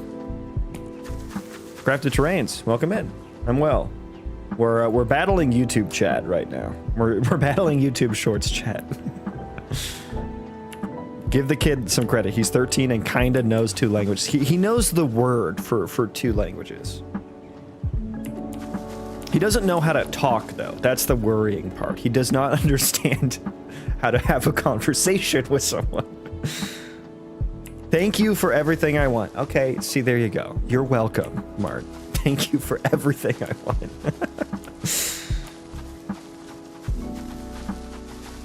I'm battling CPP and gameplay abilities. Hey, I've been there. I have been there.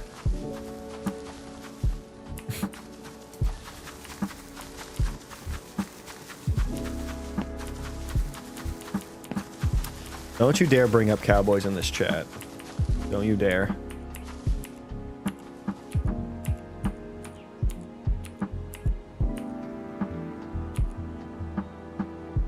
Whoa.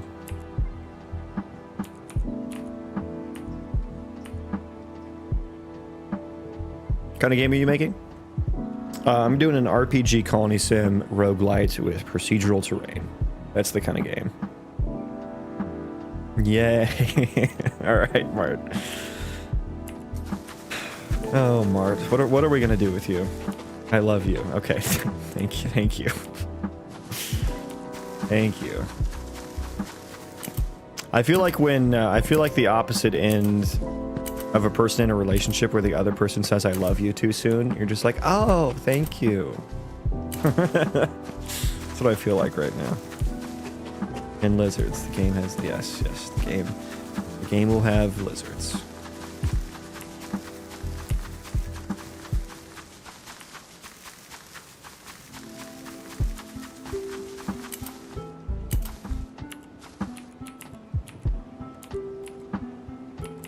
Okay, I've procrastinated enough. I have procrastinated enough, I think.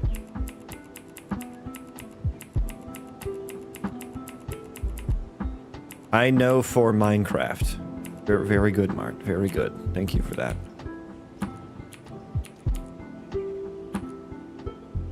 Okay, I need to get back to work though, so that's enough of that.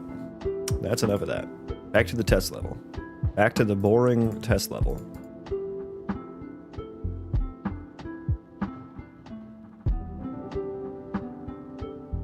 She died from petting a frog. That's pretty funny. That's a pretty funny way to die.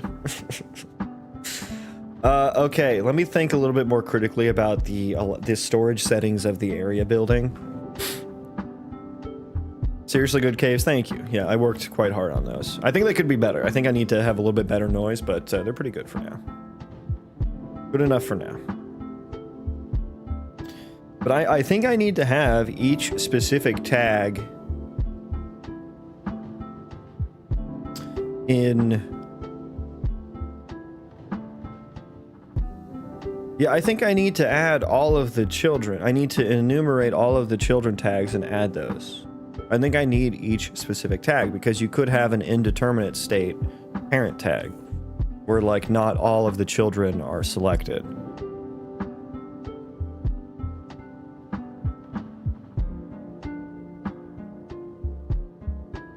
Okay, so I think when one gets selected. Okay, I think that function I wrote is moot right now, actually. Right here.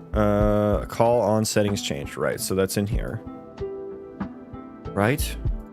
Right? Area panel.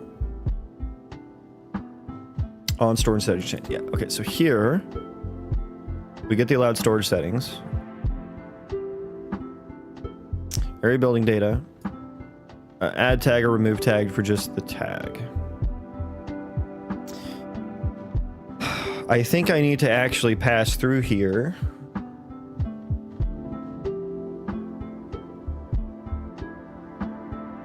Because the entry item...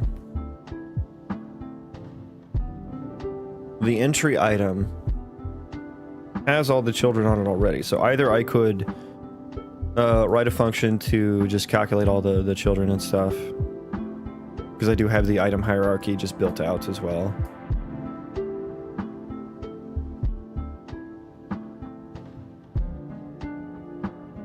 I think I marked this up royally. It's my first time doing C++, mostly C# dev. Yeah, the gameplay ability system also isn't the most straightforward of systems to dive into with C++. I found a lot of things kind of annoying. Like, there's a lot of abstraction in that system. You got the spec, you got the handle, you got the instance, you know, when do you use which one, what functions are on which one, you know. Kind of frustrating when you first get into it.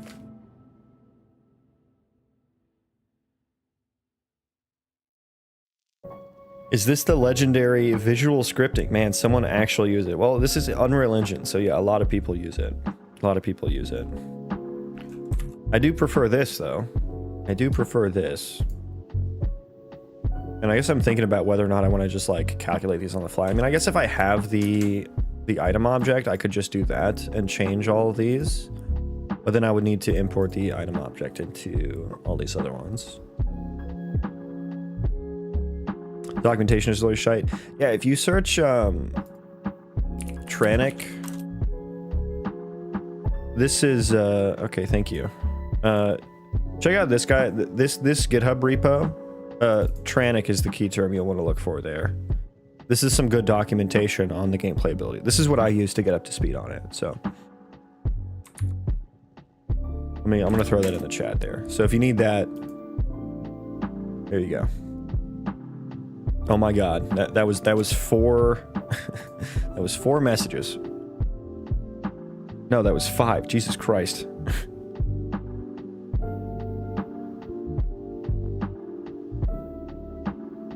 Should I feel honored to be categorized with Mart? He is our channel mascot, yes, so I think you should be honored to be in his company.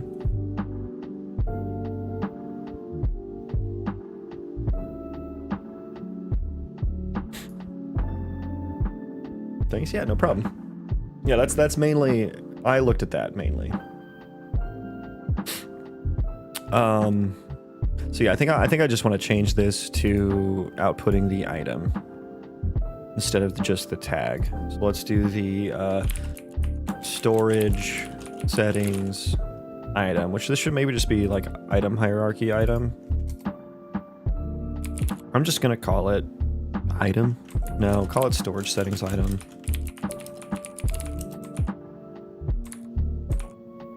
So we output that there, and then boo. I don't have the item. Shit.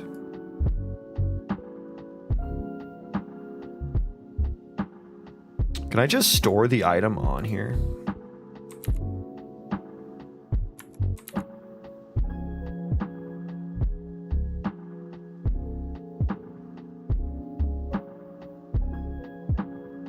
Rather than the tag and everything? Is this gonna be easier? I thought we were supposed to gatekeep our secrets. Yeah, you gotta join the Discord for that.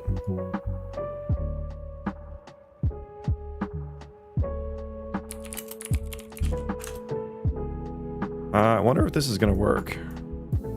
I don't know why it wouldn't, but I've been surprised before.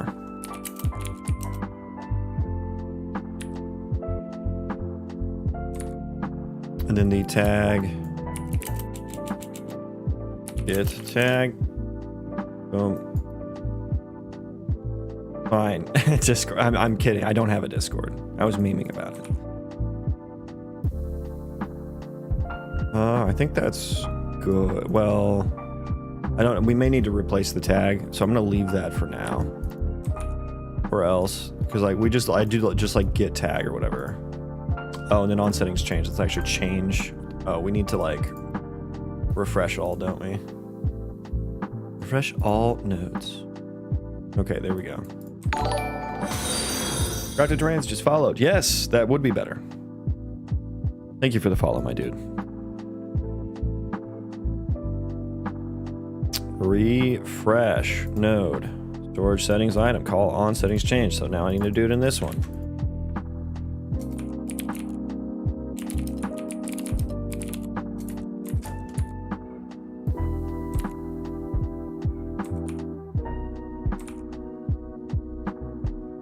Which means I then need to do it here.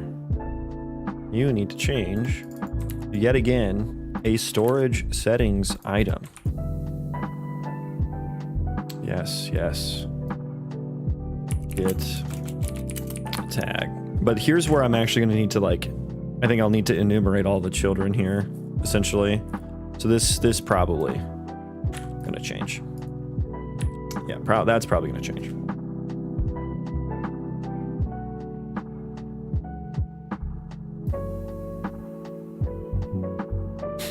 Okay, so I think the only thing, I don't know that I use tag now anymore. Let me find references here and make sure I don't.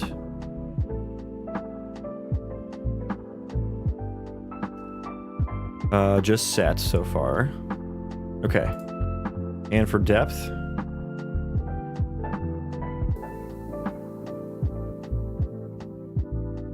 Just set. Okay, so I can delete both of those now. Wonderful. I hope. Oh god, how I hope this doesn't bite me in the ass. Okay, let's just make sure that that works relatively well. Okay.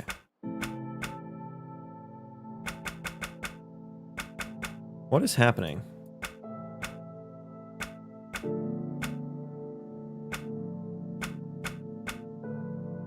Okay, that's probably just due to me not having it working. Okay.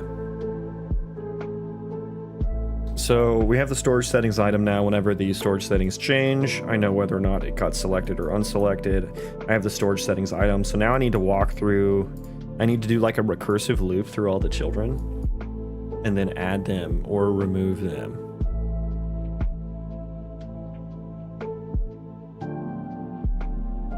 Which feels like a job for C++. I think maybe instead of this. I think instead of this.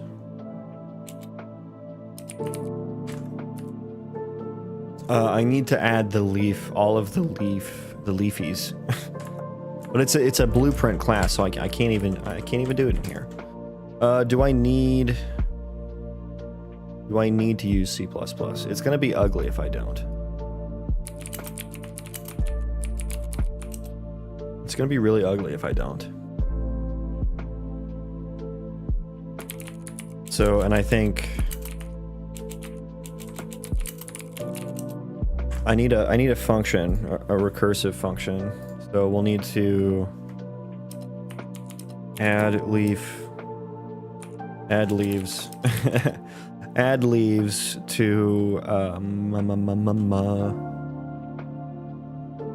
or maybe I should just say get leaves.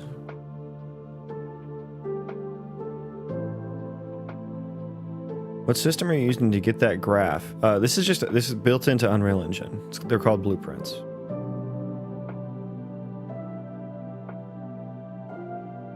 Get leaves. We're just gonna call get leaves. And we're going to output tags. Gameplay tag. leaf tags. You are going to be a set. I need a local variable. Leaf tags, which I can't name it.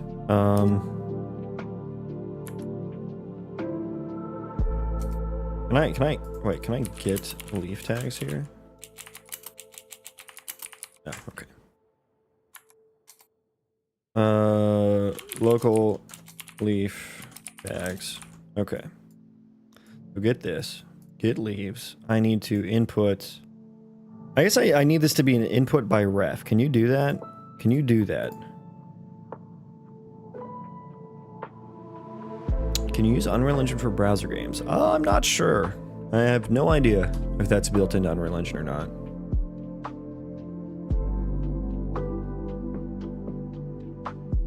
Are these passed by ref?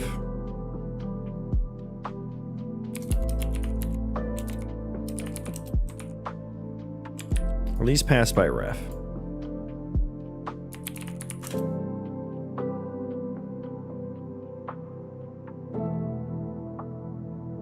Well, I actually need this to be settings, storage settings item. Yeah, in. Call that in items. It can be an array. Fuck it. It can be an array.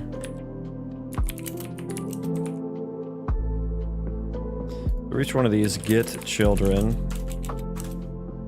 I will need that, and I will get tag. Well, it's really like if this is if it has no children, if empty is empty. So here's the recursive part.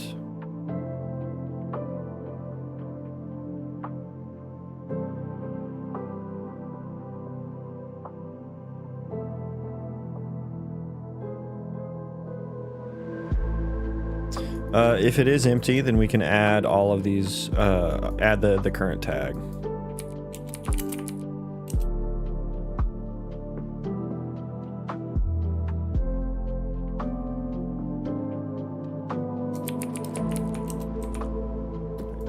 I have no idea if is this possible in Blueprints, passing by ref?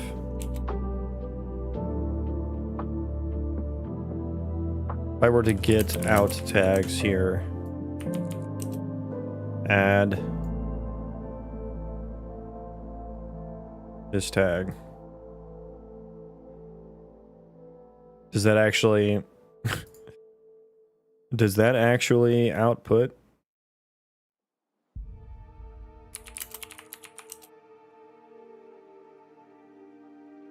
Is there a ref? Oh, I see. Ask by reference. Yes, please. I want to wait to change the little icon. Oh, I see. Thank you. Thank you, Kuro. The noodles are getting cooked. Using Unreal Gas? I am.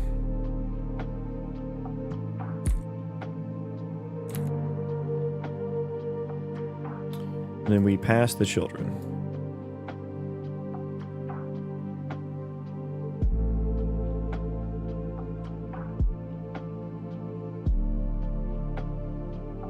I think Mart is today's hero, sorry. Our favorite Blueprint scripter. Yep, that's me. You know how much I always talk about how much I love Blueprints. Let me see here. Welcome in, Yamio. And Kuro as well. Can I just call this and then, like, it just won't output anything? If it's empty. Well, if it's empty, it should. If this is empty, add this tag. No, this is what should happen. Add the tag. Okay, so we're going to go through the items. If the children's is empty. If the children's is empty, we add it to out tags, which is passed by reference. Do I need this to return leaf tags? Because no, it'll just be added to the out tags. So I don't actually need the return value there, I don't think. What IDE do I use? Writer. JetBrains Writer.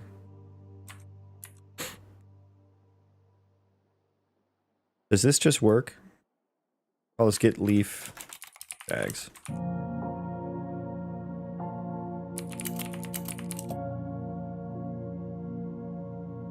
Taggies. Can I get now? Loud storage settings. So now it's just a set. So actually the out tags, again, a gameplay tag container, not a set. Gameplay tag container. Not a set.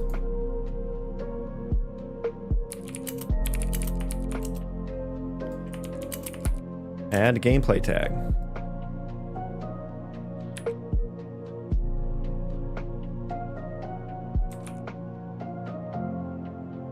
Okay, refresh. It's really annoying that like it doesn't refresh automatically. Like why can't it figure out how to do that?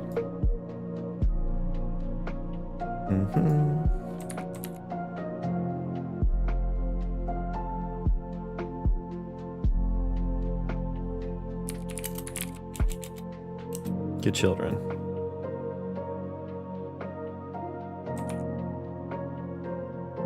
Expose on spawn is nice. I remember when I figured that out. It changed. Oh, I had so many init methods before I figured that out. What are you making? I'm making a little item hierarchy thing. So essentially this widget, and these are all gameplay tags. Right? And so this is all the stuff in my item database, essentially. So that's what I'm working on.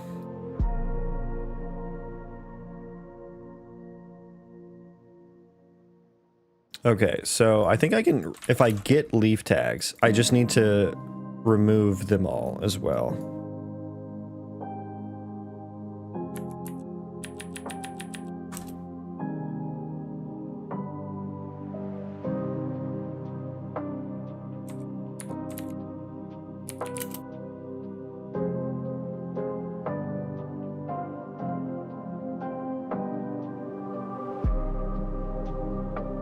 Get leaf tags, and that's going to automatically add it.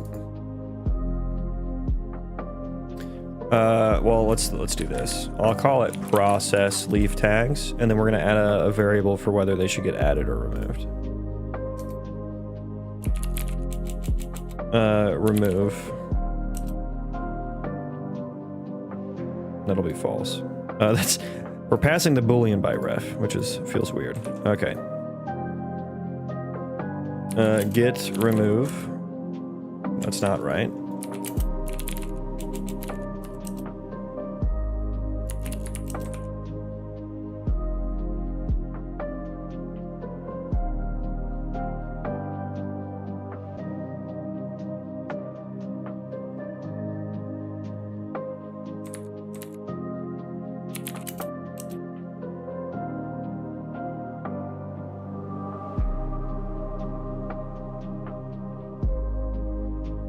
Okay, does that work?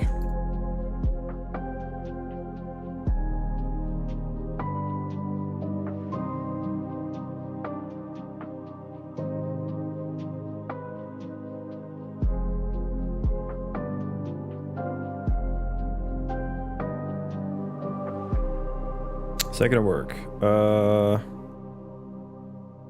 Still need to do that either way. Honestly, now I just wire that up. Remove, if it's selected, it'll be not. Flip it. And we don't need that.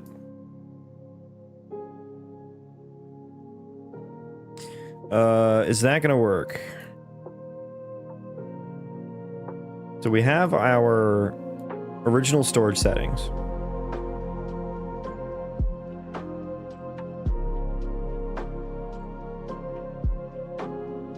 And that should only contain leaf tags. And so whenever something gets selected, we're going to get the leafmost tags and add them all.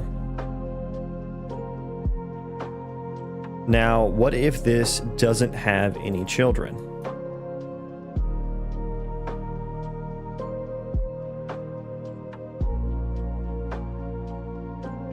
That's the issue. Is empty. If this is empty, this is where we should do the add rather than at the end. Yeah. It's not empty. Do that.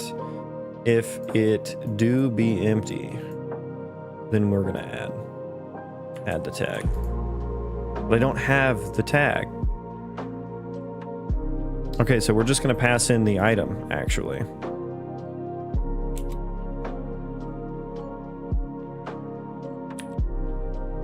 We're just gonna pass in the item.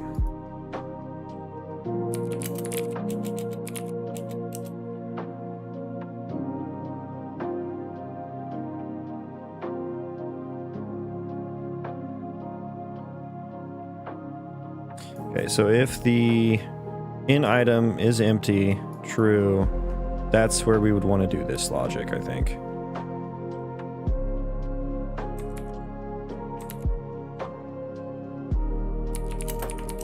Get tag. There we go.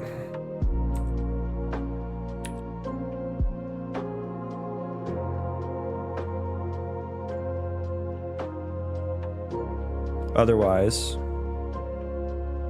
and we don't even need to check if it's empty here.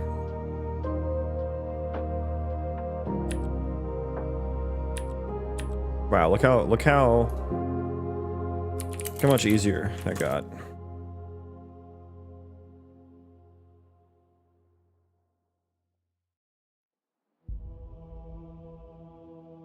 Okay.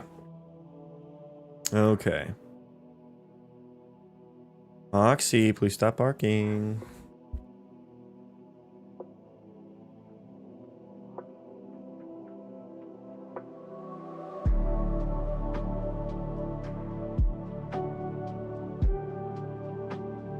Okay. Process leaf tags. Yeah, I think we're good now. Because then if storage settings item is a leaf tag itself, we go in here. Children is empty is true. Remove would be true. We remove the game tag. If not, it's false. Beautiful. Let me just get in here. Make the noodles a little bit smaller.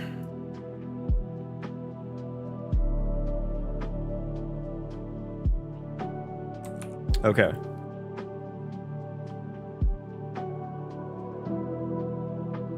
Okay. So is that all wired up already? On storage settings changed. I guess let's just like fucking see what happens. Although I do need to like initial. Okay. I do need to initialize them. Let me think here. Storage settings, entry, init entry. Item tag, set check state. Oh, we're not setting the check state at all. Do I get allowed storage settings? I guess I could just make a little function. Or like is selected, because it should have all the information on it, right? Allowed storage settings. As tag, this tag.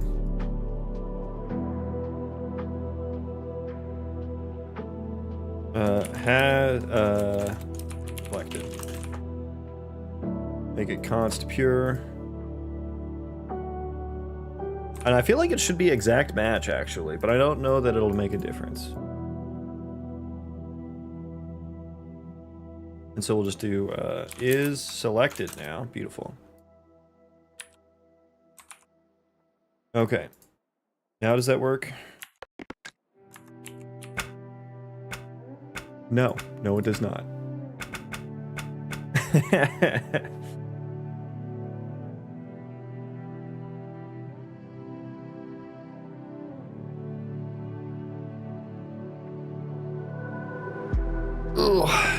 Okay, why are you not getting selected? Let me debug now. What are the chances I actually get a breakpoint here? Okay, nice, nice. Tag name is weapon. Children is 7. Selected should be set to true. Now, when it let me look at when it regenerates the entries. So we call the on settings change. That should process everything. Oh, but it does. I wonder if it doesn't get reset. Because we don't, yeah, we don't pass in the allowed settings again.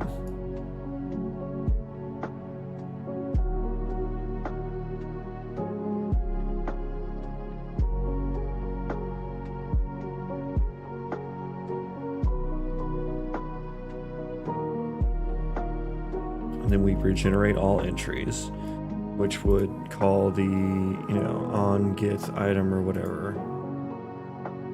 Parent tag is none. We should delete that. We're not going to use the parent tag.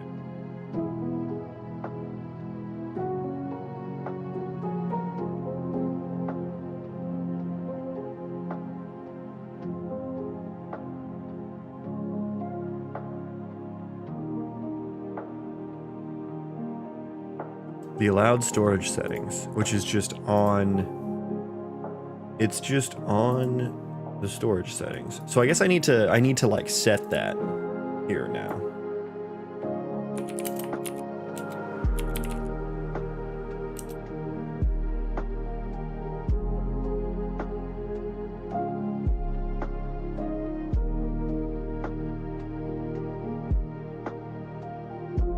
Why can't I do a struct out? Just because it's a ref?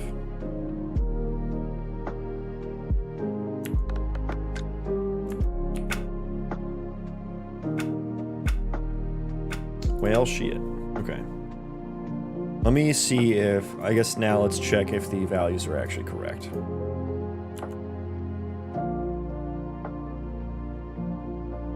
Selected true. Yeah, I mean, that looks right.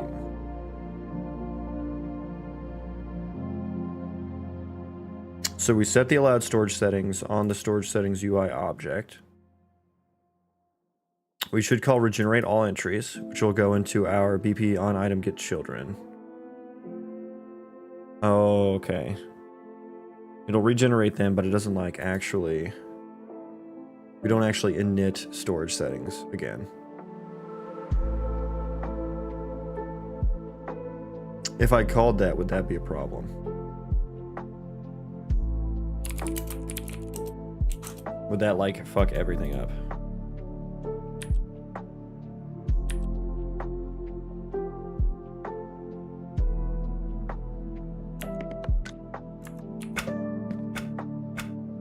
Hey, hey, I did it. It does. That's kind of what I was worried about. It's kind of what I was worried about. It resets the state. Okay, how it would be nice if those were just refs, so I wouldn't have to worry about like resetting them.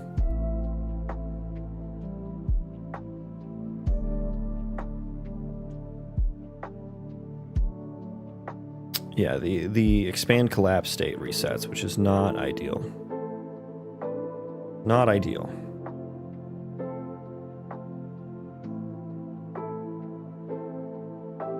Because I have to rebuild all of them. So I guess I could probably iterate through them and like set the... Can I get all of the... I like get all items or some shit?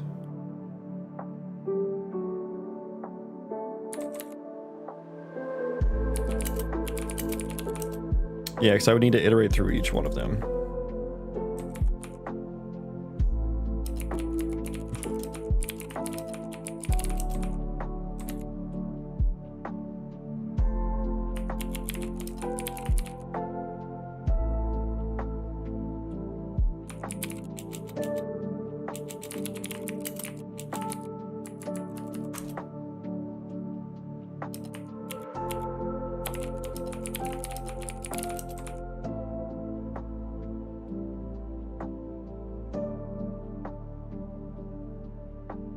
Bro, why am I always clicking the wrong one here?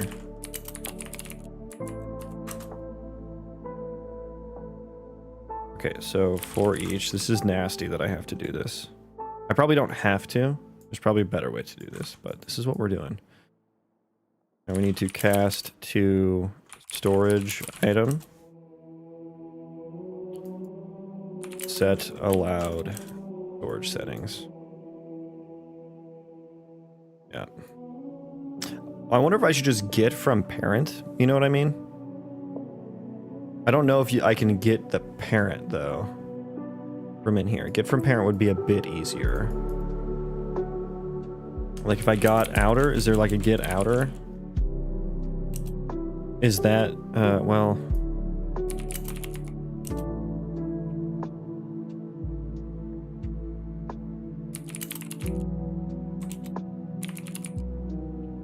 I can get parent. Oh, it's a panel widget object reference. Okay, that's not what I'm expecting.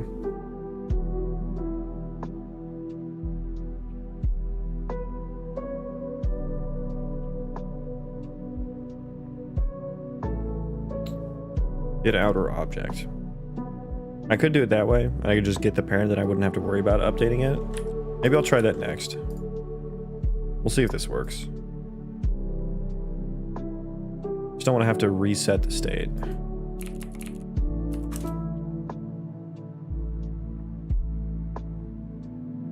Oh no, what's happening? Is that directed at me?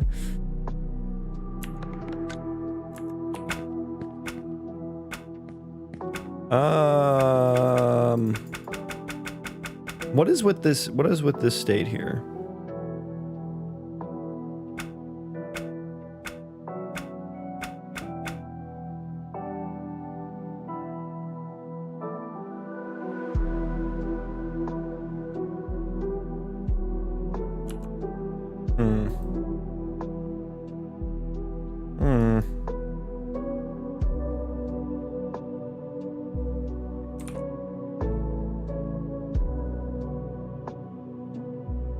I thought it was calculating them properly.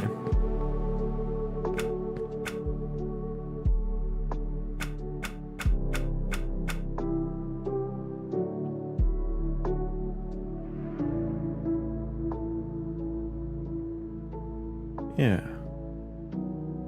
And so the hashtag, the is selected, if it's a parent, I think that would be included. Yeah, I think it would. I don't know that I get this breakpoint though. No, I don't. I'm gonna get a lot of those, aren't I? Yeah, there's gonna be a lot of those. Okay, we gotta just spam through this.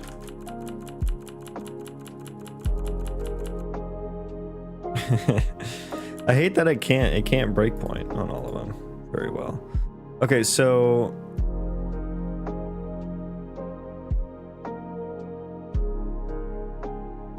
back to the print strings.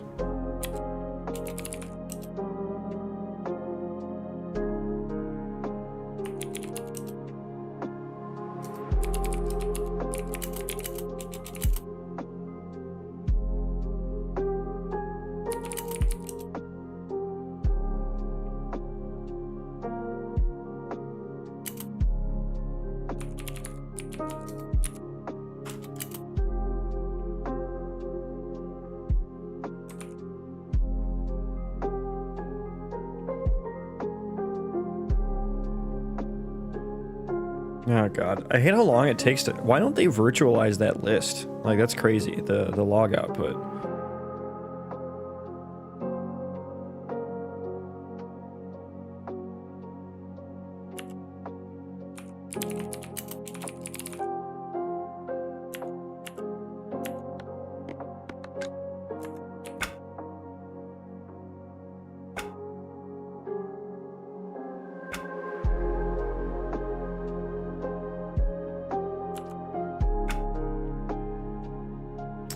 Init entry for weapon selected true. Everything else selected is false. Okay, so the is selected may not be returning correctly. Is allowed storage settings actually set on here? Because I go here first, I set the allowed storage settings on everything. Wait, let's make sure that actually gets hit. It does. It do. Oh, that's empty. Well, I guess that makes sense because I clicked. Now I hit it. It shouldn't. Yeah. So that is the right thing. That does have the right stuffs. I'm really mad that I can't just breakpoint in here. Because breakpointing here would be really nice. I could see exactly what I needed. As tag. Get tag on the item.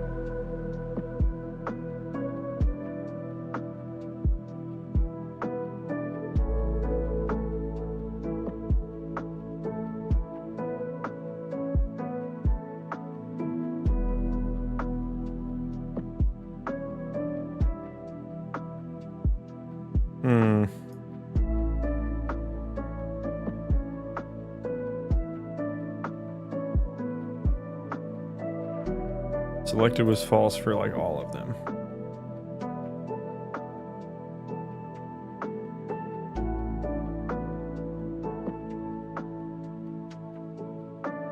Even though, but it was selected, weapon was selected though?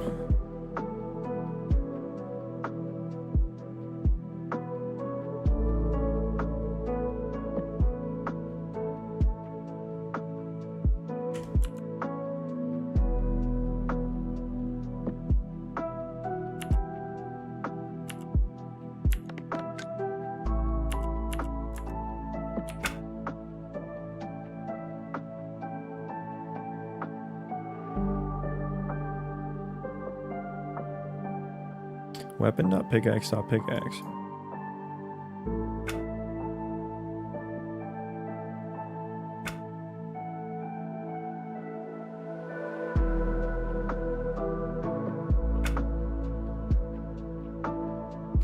I kind of want to try to just get the allowed, like instead of having to forward the allowed storage settings, just grab them from the parents.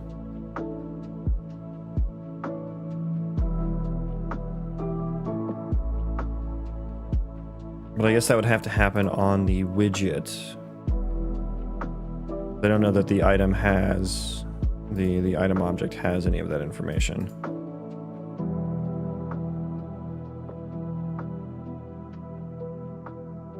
God, this tree view shit is so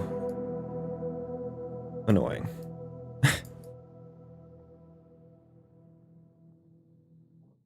Why don't these have, I feel like these don't have the updated stuff.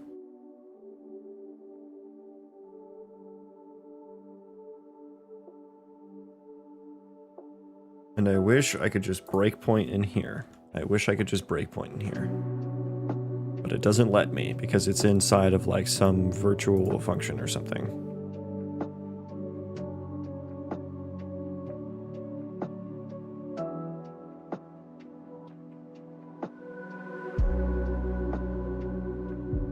Let's go here again.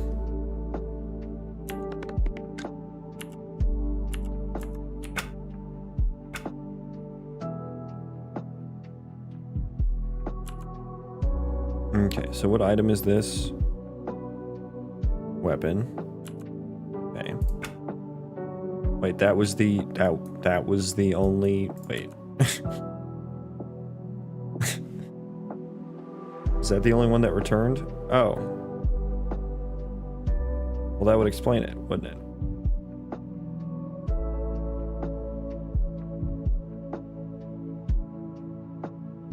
It only gets the direct ones. So I have to do it on all the children as well. Okay, we have to recursively do this. That's why. Okay, so I can either do that, or I can attempt to... Let's do this. Let's try this.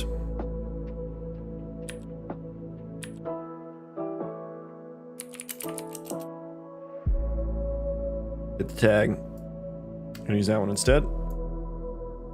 Just put you off to the side. Tag container then becomes, I'm going to get outer on self. Right, because when I construct these initially, the outer is the parent.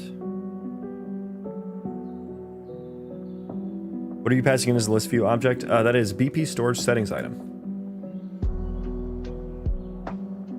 Okay, so we're gonna get outer object, and we're just gonna cast do storage settings.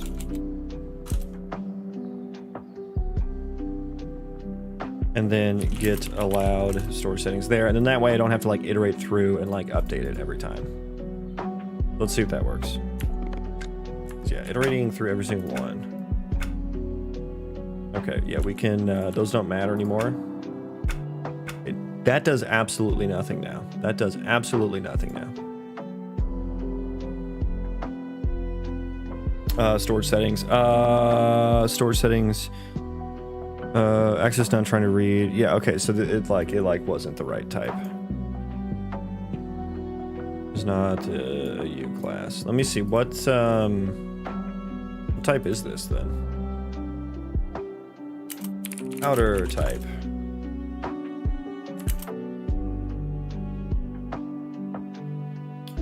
Yeah, log that. I want to see what that is. So just gonna ignore that. Okay, you know what? Fine. Just delete it all. Delete it all. Okay, we're just trying to see what this outer type is. What is the outer? A widget tree. So it's the actual tree. So if I could get outer. Or I could maybe I should just pass in a let me just pass in a reference to the storage settings on the item. Why am I fucking around with all this?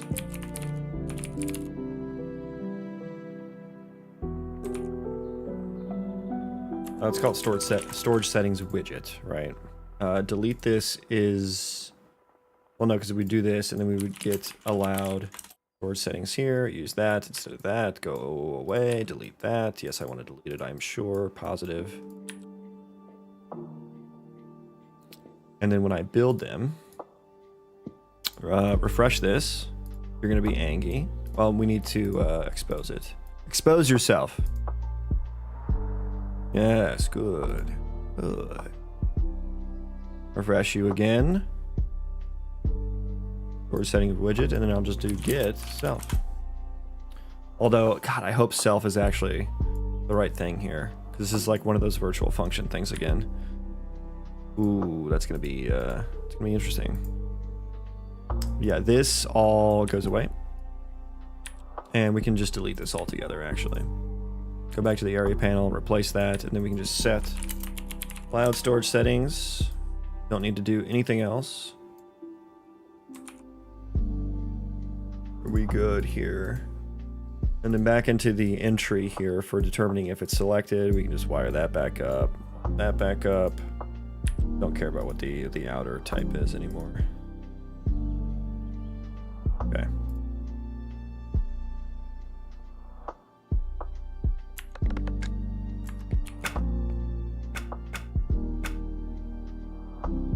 He did it.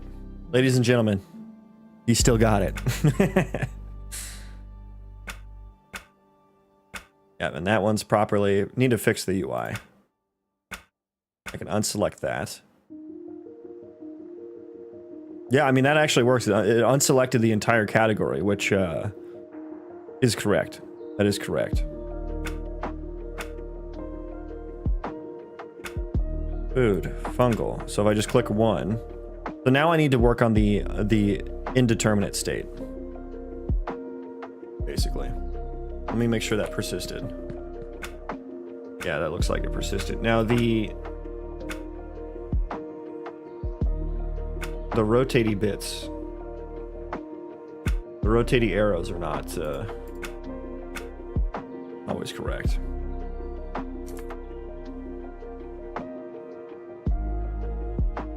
The rotating bits are not always correct.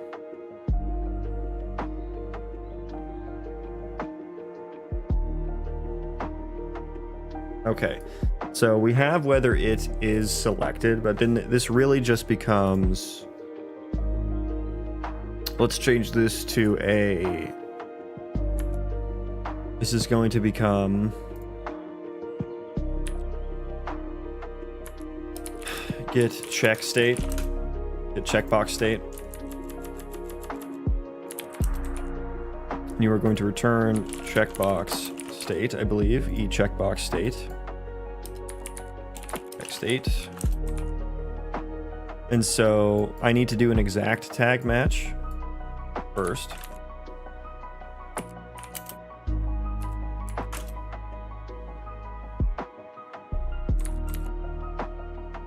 If it has the exact tag. Or no, it's rather if it has all of the... Ooh, it's if it has all of the children or not, right?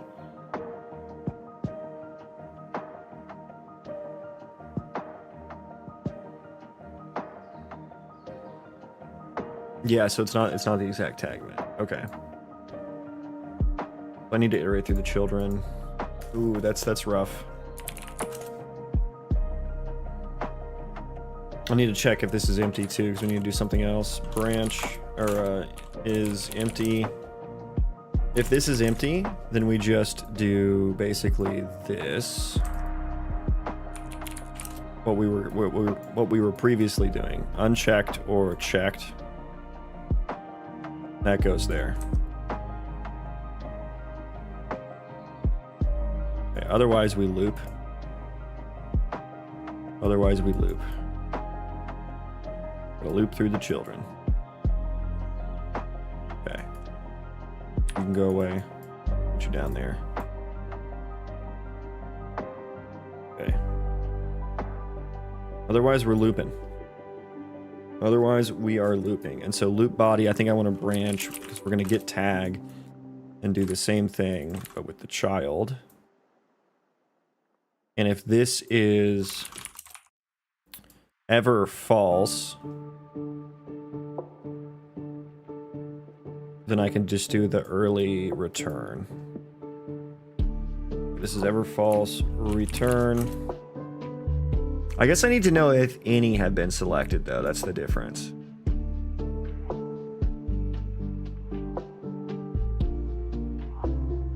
Yeah, I have to loop through everything.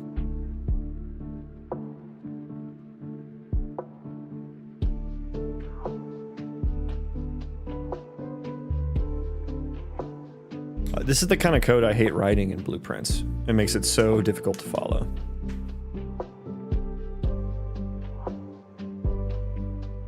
I think I need like a couple booleans. I think I need a couple different booleans here.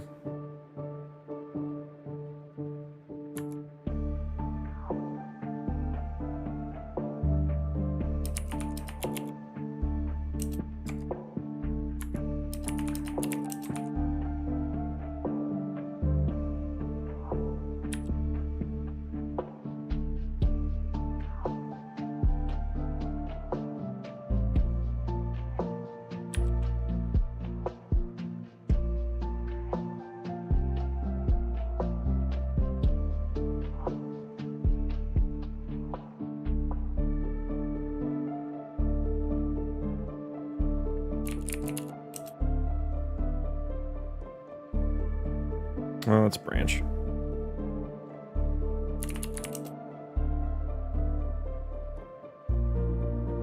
It's really turning into spaghetti. I know it. We have all market is checked. I should probably just write a C++ function for this, but I'm kind of lazy right now. We have any. We return undetermined. Otherwise unchecked. Oh yeah. Why am I choosing blueprints here? Because it's all like UI related, and I've been in UI. I could have written a C++ function for that, and I probably should. Oh right, yeah. You're just gonna go right in there now, right there, Fred. That kind of a thing should probably be moved to C++.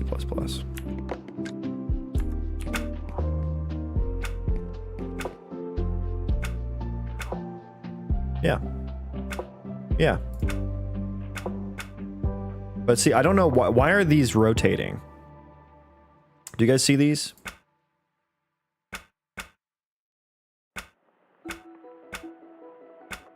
You see how these are all like rotating weirdly?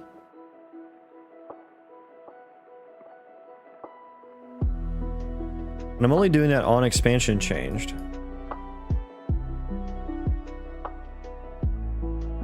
But it's like it's sending it to the wrong one.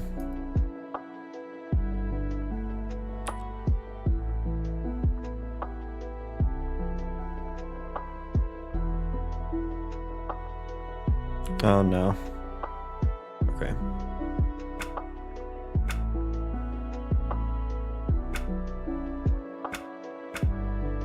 Yeah, this is working.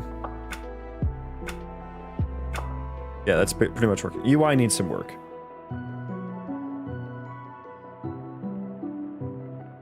I usually just keep visuals and BP's UI work is entirely C++ still. So every single function you write that interacts with a user widget is in C++.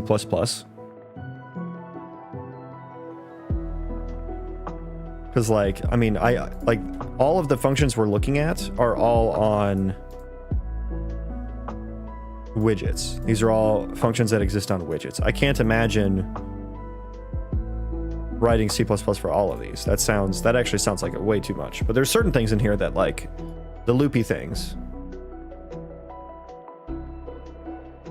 And so you like, how are you handling state then?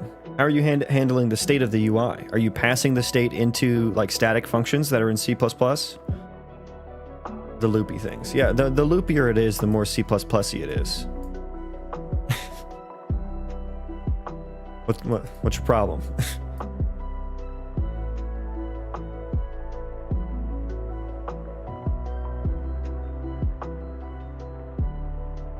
Get something compute return. I mean, God, you guys must be doing a lot of rebuilding the editor then. That sounds like kind of a hell workflow, to be honest. Like the number of times I would have to have rebuilt the editor if every single one of these functions that I created was in C++.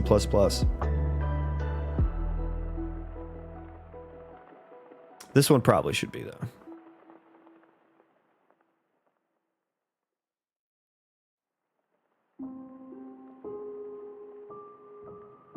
Just write it all in Slate, honestly. How is writing Slate UI code? Like, all I've done is copy some stuff from Lyra. So, I don't know. It doesn't look the most user-friendly, I'll say, to work with.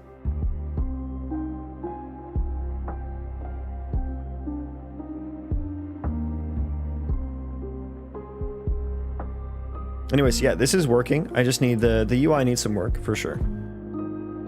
The UI just needs some work.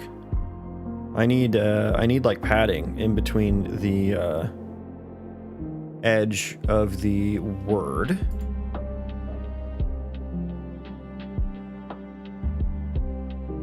of the text here. Padding right. Can we just give me like 20 padding? That'll do. That'll do. Then I do need it to scroll as well. High levels of sarcasm, I see. Okay, so it's not so great. It's not so bad. It's not so bad. So it just keeps growing. And also, it's not, the size is not sizing very well, is it? Size box. Width override. No, I just want a min desired width of 250, right?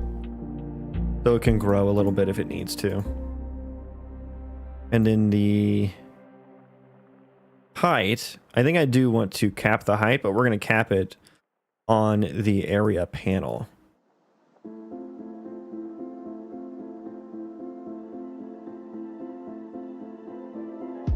Wait, how am I defining the size here? Ah, there's a size box here. That has a width and height, min desired height. Okay, so I think I kind of want to wrap the... I think I want to wrap this with a size box. And then this is where that height override will come in. 600. And we're gonna height override at 600. There we go. And then is that gonna cause the scrolling to kick in? Mart, goodbye. I didn't know you were still here. Welcome back, Mart. No, it's just gonna overflow. Okay. What are my overflow settings here?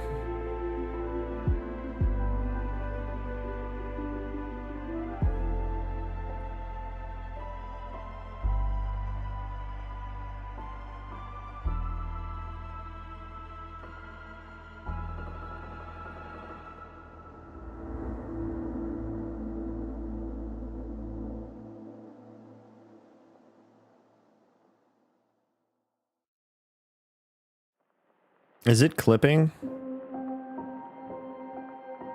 Yeah, clipping is the overflow settings.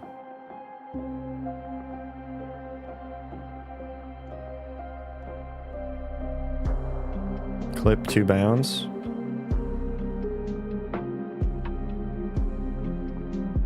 Is that how the scrolling kicks in?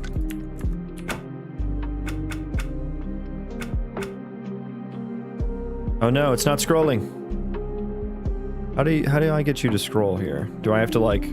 Well, it has inherit, so it should be inheriting, right? From what it was set to here. I mean, maybe I should always clip to bounds, though. How do I get it to scroll? Oh, I was looking at clipped inherit, so we should set that on the main. Clip to bounds on the main thing. And then the tree view. Roll bar padding.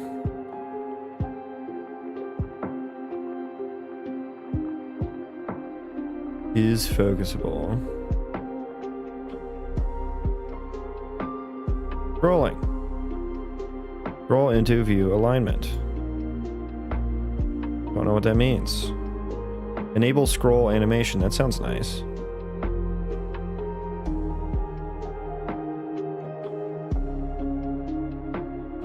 Overscroll? I don't want overscroll.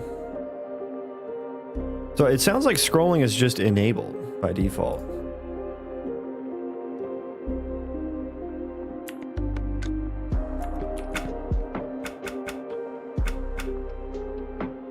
Why cannot I scroll? It doesn't scroll. Unreal Engine preview rolling.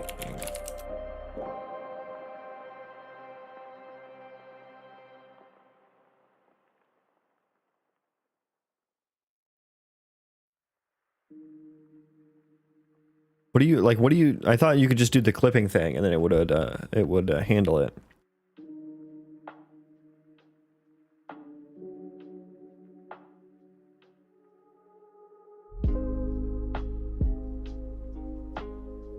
The borders clipping is set to clip to bounds. The inner canvas is centered.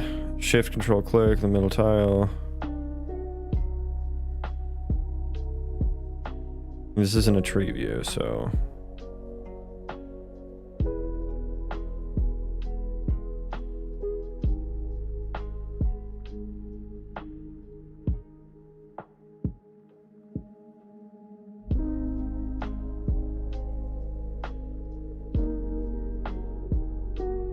Let me just search like scroll. Is there a scroll view? I think there is.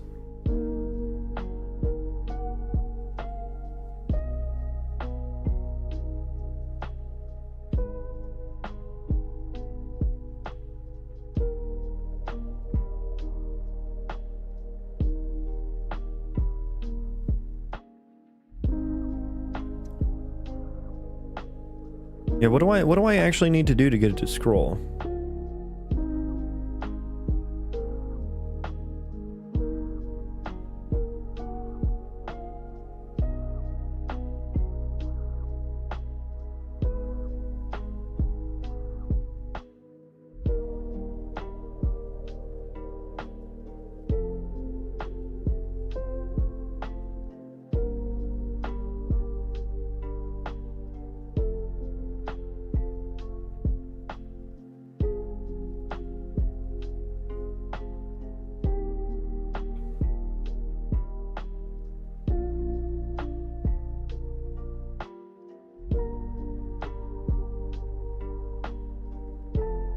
Scroll view won't scroll.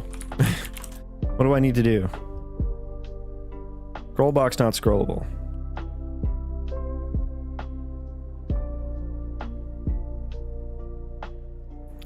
Do I need to set the size on somewhere?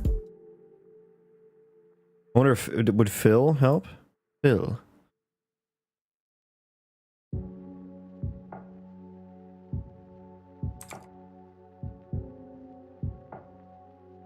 You need to wrap the components with the scroll box? I don't think so. I think it's built into the tree view. Maybe this just needs some specific... this one is set to clip to bounds as well. Because this has scrolling settings on it, so it should scroll on its own.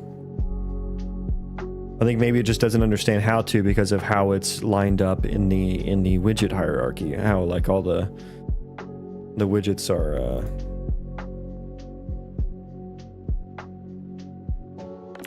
like added together and stuff. There it is. Fixed it. Boom. It needed to be fill, not auto.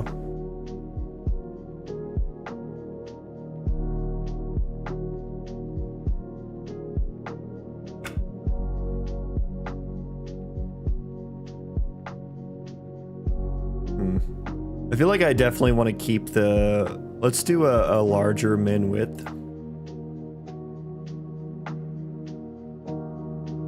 Do 350. I would rather it not jump around if it doesn't need to. Go 300.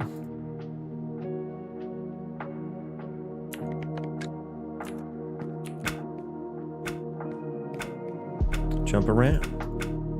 Jump up, and get down. Yeah, I'll just try to like aim for a width that encompasses. So here's my item database, guys. Here it is. Now I need to make all these selected by default. That needs to be the default selection.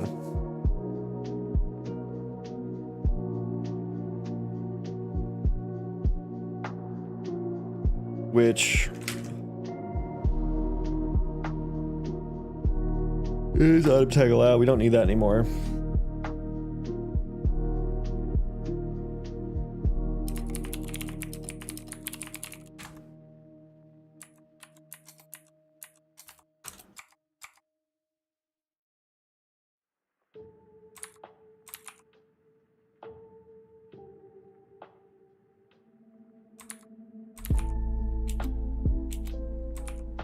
World context object. I'm gonna rename this to get default. What am I? I don't think I should call this storage settings because it's not just for storage. It should be item hierarchy.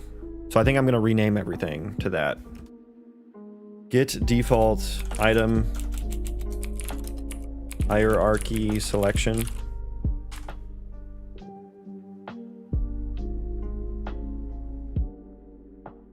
Maybe it should just be get all item tags. Get all.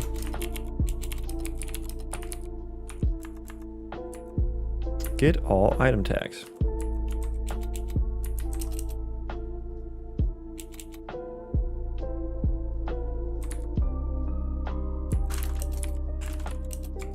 Okay, so game mode.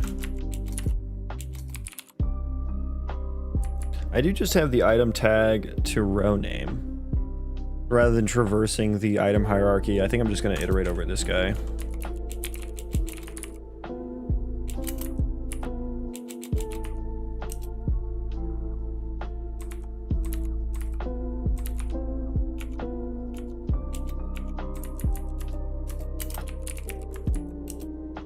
And then I will, I guess, output a gameplay tag container.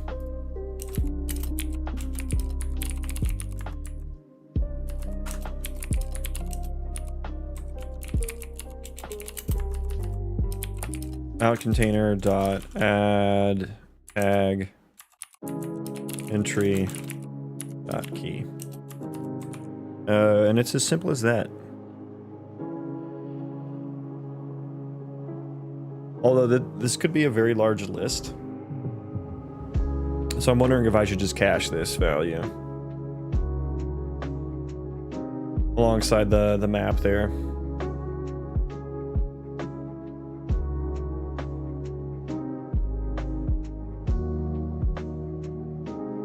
And usage of tags is really making me question whether or not I should be using them more or not.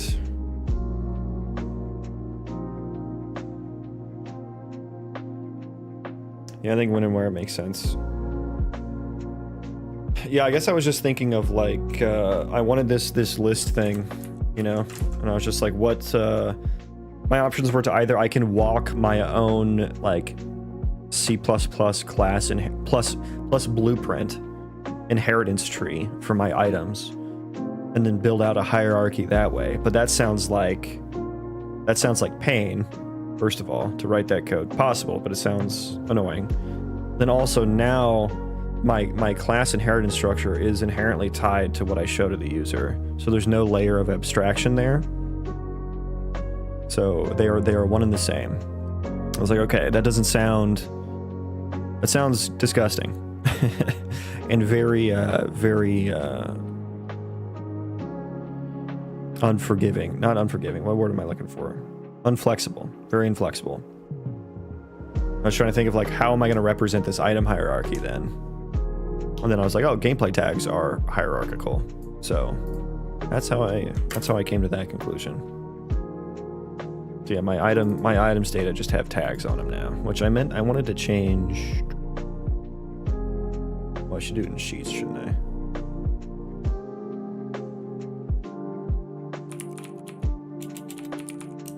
There's not going to be a two-handed dagger, which is what I wanted to change.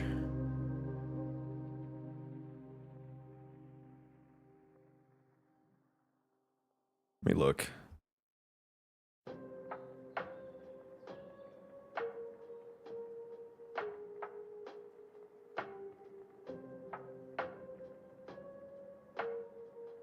Where the fuck is the dagger?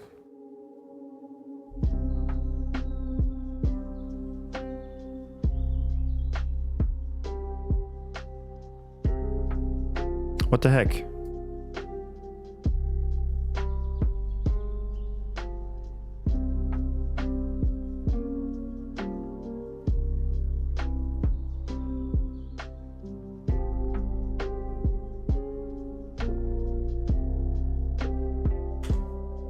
I had it right. Oh dear. Okay. Re-import. Okay, it fixed it. So now dagger. I had it underneath a one-handed and two-hand. I don't know, for you guys, like, I wanted to make this list flatter. Wait, now Rusty Dagger isn't under anything. Wait, what the fuck? And it doesn't work at all. Rusty Dagger is broken. What the fick? Oh, I wonder the tag table. I need to re-import you now too. Yeah. Forgot. I have to do both of those now. There we go. Yeah. So if you guys were, you know, this is also going to be for what items the colonists keep on them. And so you may want to say, hey, keep an axe on you so that you can chop trees when you need to. You know what I mean? So they don't have to go grab one from storage before they chop trees.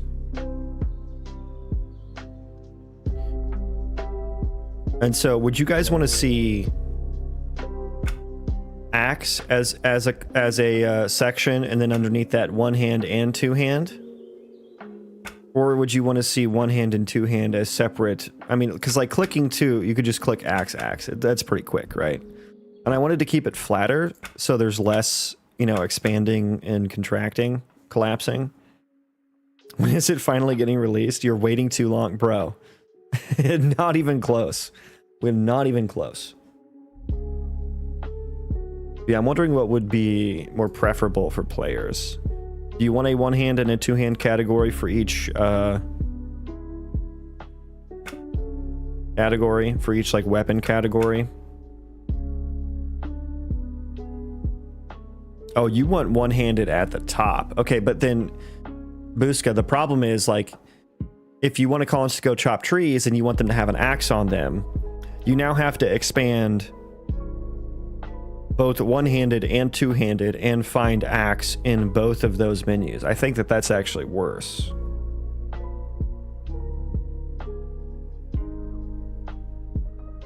I feel like that's actually worse. Like the type of weapon should be at the top. And then I guess I'm asking like whether or not there should be another category for one-handed and two-handed of that type of weapon, or if you want one-handed and two-handed next to each other.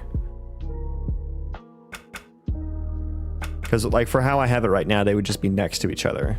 Like if I had a two-handed mace, it would be next to one-handed mace. Or same with one-handed axe. And then dagger and bow, those don't have one or two hand variants. at a tool category. Well, they're one and the same. They are one and the same in my world. But your question does beg a different thought process, which is, what if things can things fall under different parts of the hierarchy?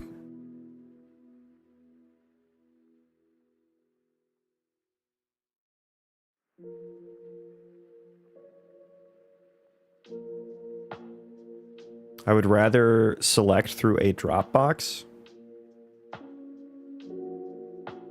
Yeah, I mean, you have so many categories though. Like you have there are so many items. Like they would have to be expanding, and like there's select and deselect options. Like you can have. I don't think a Dropbox does not make sense for what we're doing here. Like even if it was a multi-select Dropbox, it needs to be hierarchical. 2 Dropboxes. So you want to have to select multiple. You want to have to go through multiple boxes. But what if you don't know, like, if you don't understand what the hierarchy is and you need to search through it to find your thing? That's going to be a worse experience, because then you can't say, oh, what's under weapon, what's under resource. I'd have to click select and then click the next one to see. Like I have to select weapon, and then in the next Dropbox, okay, click it, what's in weapon. And there's potentially more than just 2. It's more than just 2 layers, right? Like seed is, you know, there's different types of vegetation, you know, so I feel like that's more clicks. It's more arduous that way.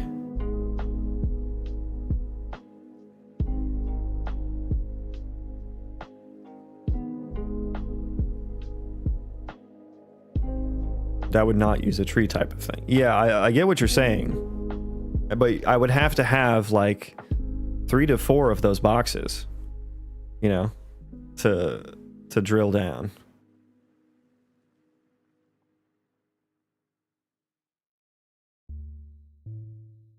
I think 3 is a good number for a hierarchy. Yeah, I think for the most part it will be 3, but I think there will be some situations like I'm looking at here, which there are 4 levels.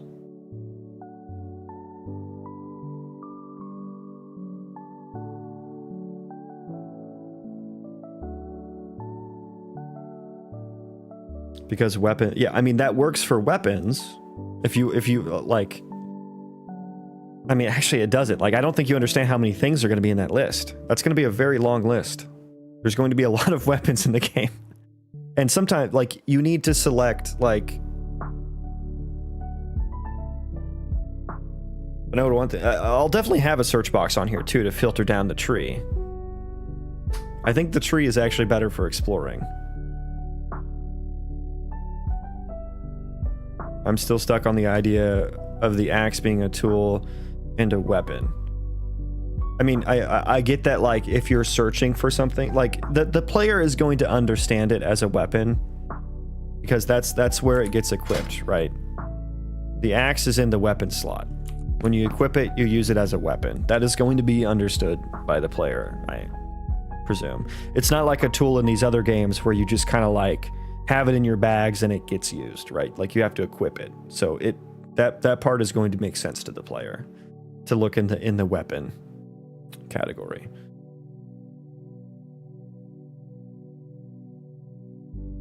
But maybe that decision will change. I could very well see myself changing that decision. But regardless, I mean, it does beg the question. Oh, like in WoW, how you equip a fishing rod, right? Yeah. But in WoW, you can also like. You have a mining pick. That is technically a weapon as well, but it also just gets auto-used when you right-click on a mining node. Like, you don't have to equip it to use it. But I might change that decision, because that might be pretty awkward for players to do. But, I mean, it does bring up a good question, which is like, you know, tools could be a nice category, right? God, the state of these Switch things is not correct. And like for the combo boxes, like you can't use combo boxes to select both categories and leaf nodes. Like you would have to put the categories and the leaf nodes in the combo box.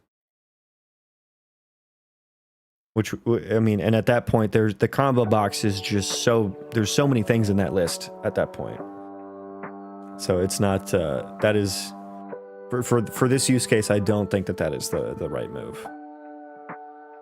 But still haven't figured out the base question, which is, do you want one-handed and two-handed weapons? Do you want another hierarchy for that, or do you want it flat, where one-hand and two-hand are next to each other? One-hand mace, two-hand mace, one-hand axe, two-hand axe, all in this list we see here? Or do you want this one-handed mace changed into mace, so when you expand it, you see one hand and then two hand underneath it? That's the question I currently have. I think I would want it to be more flat. Like I think less hierarchy is better.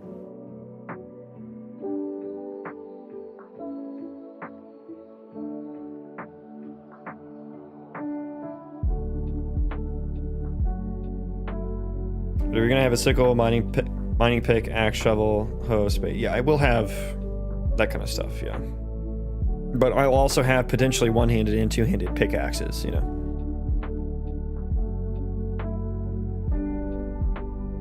So you want, Buska, you want an extra hierarchy option in here. Flatter. Yamio says flatter.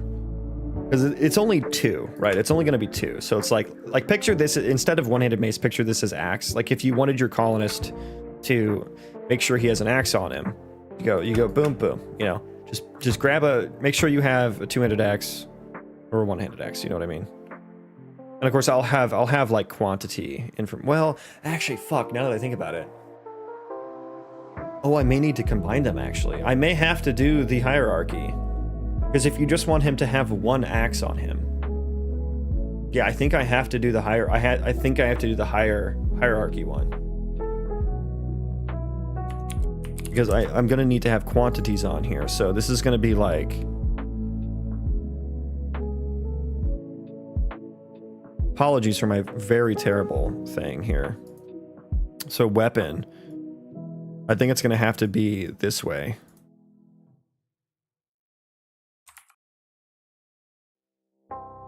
Because instead of checkboxes for specifying the item, like this is going to be a,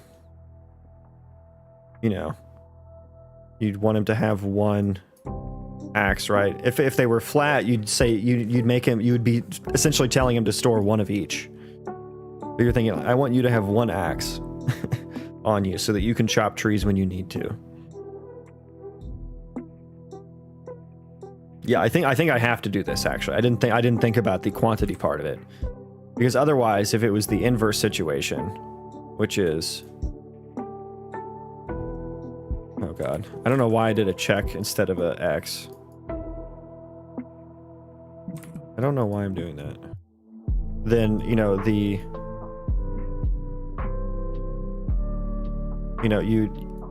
if you wanted him to have either one, just have an axe on you. This is, you're saying put two axes on you actually here. So that actually doesn't work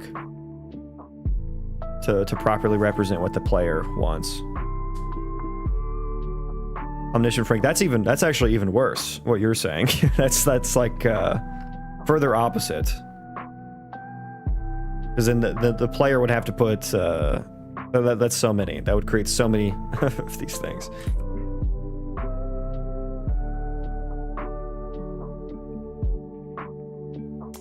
Yeah, I think my options were either this or this, and not like the other option is weapon,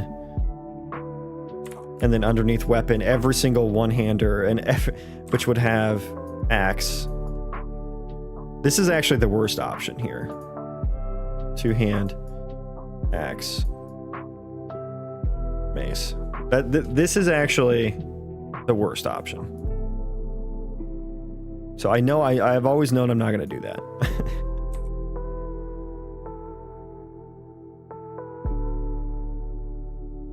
Buska, it's not though.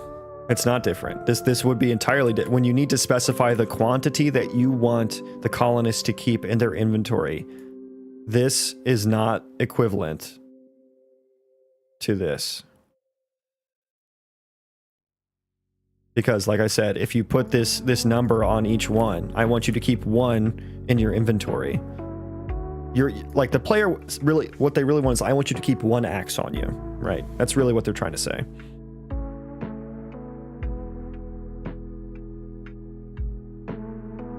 But I guess, let me think about this, because food is going to be interesting now too.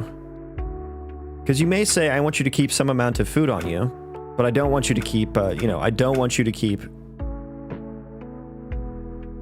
So does the parent actually, can the parent actually matter here?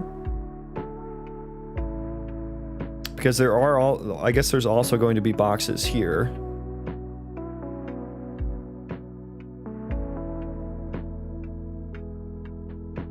Let me just... Seed should not be under food though, but it's edible. It's edible and it serves the same purpose.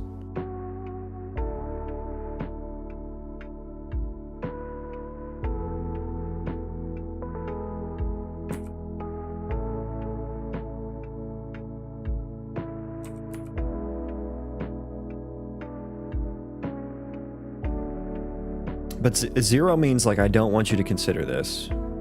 Parent is like, you're essentially saying the total. Should seeds be editable? They are. They are right now. Yeah. Editable and plantable.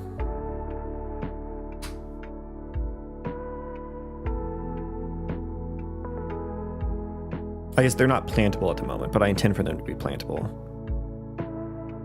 Okay, so if I'm saying something like this, is this the total? This is like the total of all the children?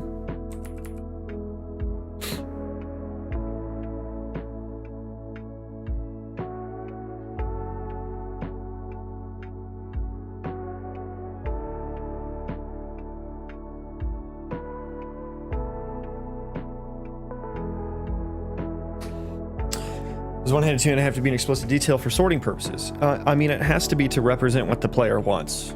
It's not necessarily for sorting purposes, it's to represent what the player wants to store in an area or for a colonist to carry around. And you may have a colonist who's spec'd into two-handed axes. And he does better with two-handed axes, so you say keep a two-handed axe on you. You know what I mean?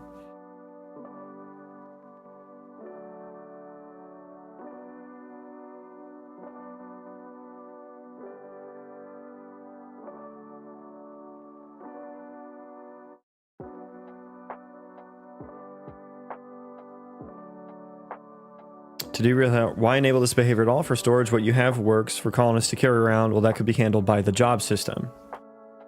Because you may want to, like, especially if your colonists are going to be doing jobs that are very far away from the colony, they're going to get hungry, right? You don't want them to have to run back to the colony and pick up some food from storage to eat it. Like, you will want them to carry around some food with them so that they can eat it while they're doing their job and they don't have to run all the way back to the colony. And the same goes for some combat items, right? Like, you may want all colonists to keep around, keep a couple health potions and mana potions on them. You may want your, your warrior colonist, they don't need mana potions. So you need to specify, hey, keep a couple health potions on you.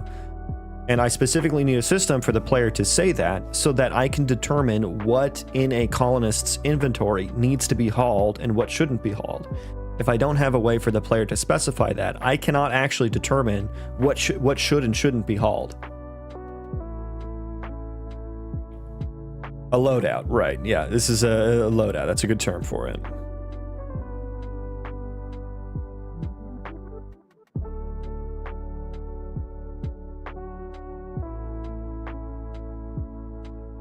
Equipping, well, there is equipment and there is, like, here's the equipment panel, and then here's the inventory. So, like, you don't for instance, you don't equip food, right? But regardless, I do need a way for you to specify what, whatever the UI looks like. I need a hierarchical way for the player to specify what they want on a colonist. that does involve a item hierarchy. Otherwise, if you don't, then you're going to just have to manually type in things, you know? And if you don't, I guess the other way is you have the physical thing, like you have health potions, and you'd have to give them to a colonist, you know what I mean? You'd have to ferry, or you'd have to manually put shit in their bags to keep in there, you know what I mean? Which is even worse. You want it to be automatically handled. My point is that the UI should be separate of the UI used for assigning tasks. Oh, the UI I'm showing is not for assigning tasks. This is not the task assigning. This is just specific to an area. And an area can be used for storage, or it can be used for defining where a task should be done. So this is not the same UI that will be used for assigning tasks. And it will be, you know, this thing, which is just this thing, but instead of checkboxes using a number box, which this needs some padding on the outside now that I'm looking at it.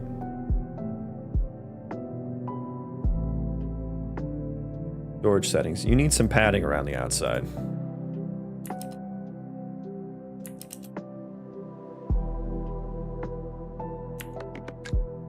And yeah, we're gonna, you know, Turning Cock brought up a great idea, which I was already planning on having like a job queue system.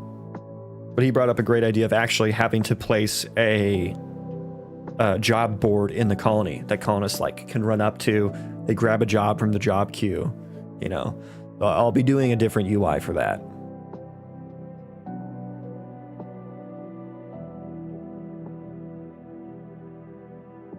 The sorting only really adds extra hierarchy to the sorting process, which has an extra hierarchy to finding process. I say add fave, like a favorite. But like I said, you might have a colonist. The one-hand, two-handed is going to be important for combat. Like, that is going to be a distinction in combat. Like, whether you're good, like, you're going to have weapon skills for one-handed and two-handed weapons, right? So you might have a colonist who's better with two-handed weapons than he is with one-handed. And so you're like, yeah, or maybe you just want him to train more on one-handed. So the distinction between one-handed and two-handed is important, and it is something that's going to need to be in the game. For sure. And represented in this hierarchy. But I think I'm just wondering what the semantics of the parent should be, of the parent, because there will be like a leaf, you know, like, and I'm not just fucking hang on. Can I undo here? Okay, I drew the box around it already. What is redo? Okay, I broke my redo. Total. And so underneath here is going to be one for like axe of cut. It's like a wood cutting axe. And so there will be a box there as well. And so God, I'm just shoehorning that in here. I'm trying to remember how RimWorld does this. Yeah, RimWorld has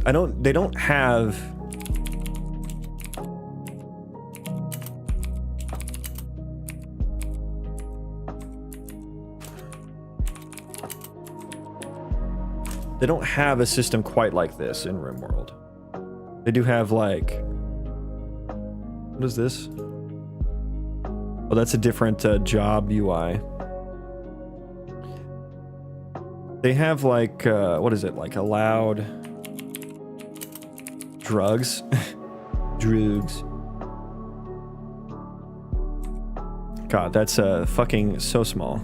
Is this a bigger one? Okay, there we go. But this is specific to drugs, so this is already filtered down to like one thing. But and then they also have the what is this? This is like the policies or whatever. The allowed apparel. That's a good one to look at.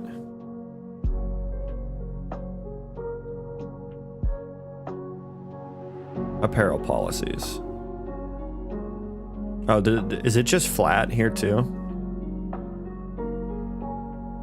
Allowed bill or something. There's a bill one too. Here we go. So like this is for like doing this is a task, right? This would be like a bill is like a task on, for this one, a tailoring workbench. And so you do have the hierarchy here. But this is just saying what is allowed and disallowed. So that's the checkbox state stuff. Whereas I actually need to input a certain number. And the only thing that they have to do that is something like this. And I think this is a mod that I have. But it's only for one thing, so it's not very representative. Because like you click this number and it's a drop down for like 0, 1, 2, 3. And then you can click this icon here and you can say what meds you want them to carry around and how much. I think that's the only thing. And there's the outer, this is a probably better view of what I'm talking. Yeah, this is a better view of what I'm talking about here.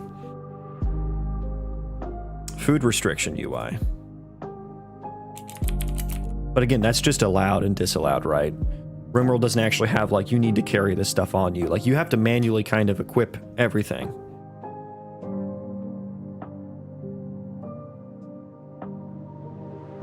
And with weapons, you force them to pick it up, and that's it. Yeah.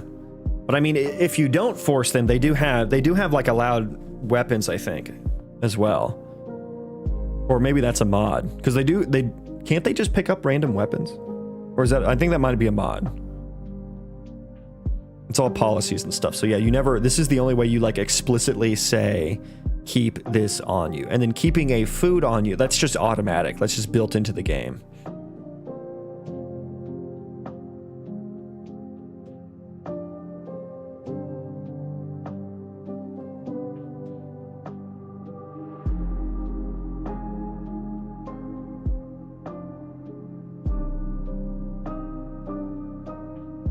Yeah, omniscient for you, for the player, it's not the one-hand, two-hand distinction isn't that important because they can, like, this is assigning policies to a pawn, basically. And so the pawn is not going to understand that the one-handed and two-handed distinction unless you tell them, unless the player specifies that some way.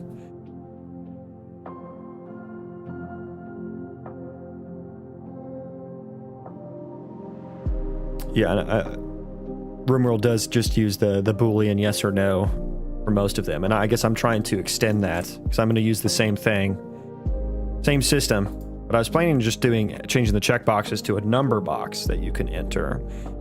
But I think what I would need to do is I think I just need to, and communicating this to the players is going to be probably the biggest issue. But I think the parent. This is like the total of down here, right? And I could even add another checkbox here, you know. This is the total of everything below. And I think semantically that would work. Semantically, I think that would work.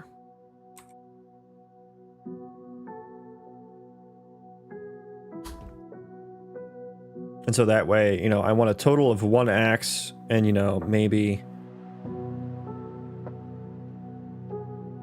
And if you set this to 0, I think it automatically sets everything underneath it to 0 too.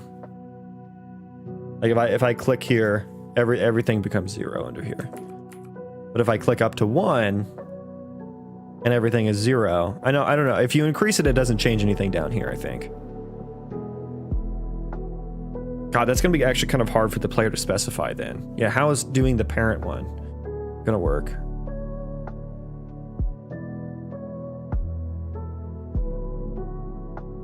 Parent representing the total could do 2 functions too. It could represent the total or represent the random / general distribution, like 1 axe doesn't matter which kind. Yeah, that's kind of what I'm picturing. But then I'm thinking like, if it's at 1 and you have a bunch of 1s under here, you click minus. I almost need 2 buttons.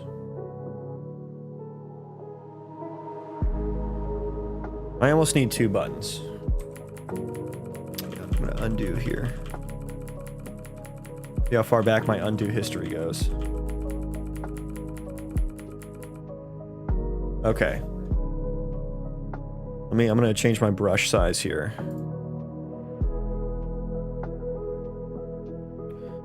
right? So I almost need a, so there's going to be a little box around each of these. Right, I almost need another button for the parents.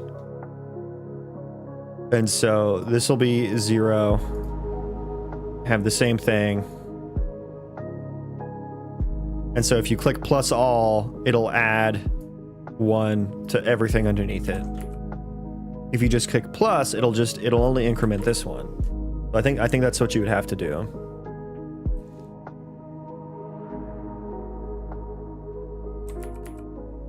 This is like total.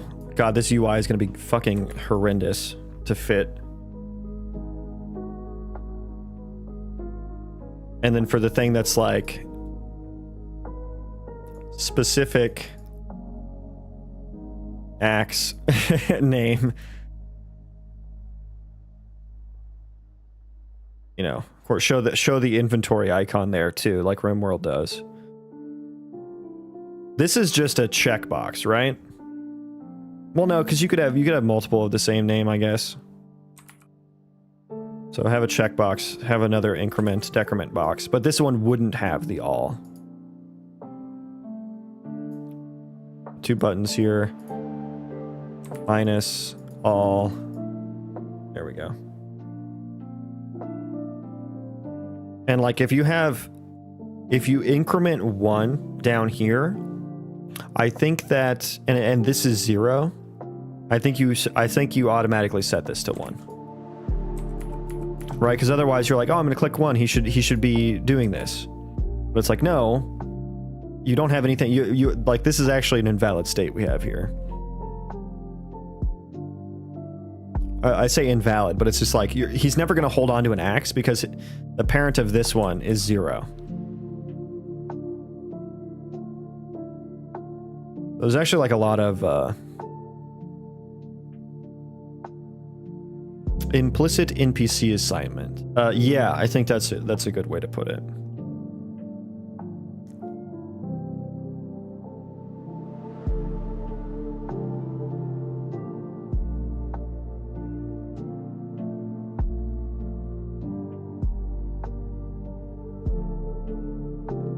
The child element has a manual entry. Gray out and disable input for the parent.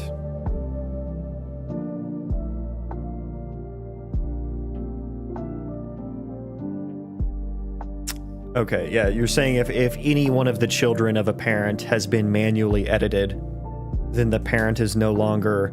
But what if you wanted to? Like, you know? So you're saying in this case, this would be grayed out, and you'd highlight this yellow or something or whatever. But what if you wanted to plus all or whatever here? Like, you'd be, and if you only had one thing selected down here, in order to re-enable this, the player would have to check everything underneath it to get it back to an editable state.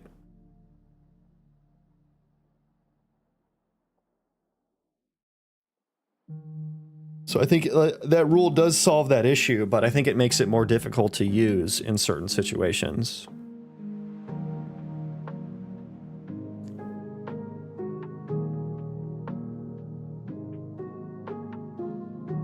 Making sure they're broken into categories that are easy to navigate helps a lot. Yeah.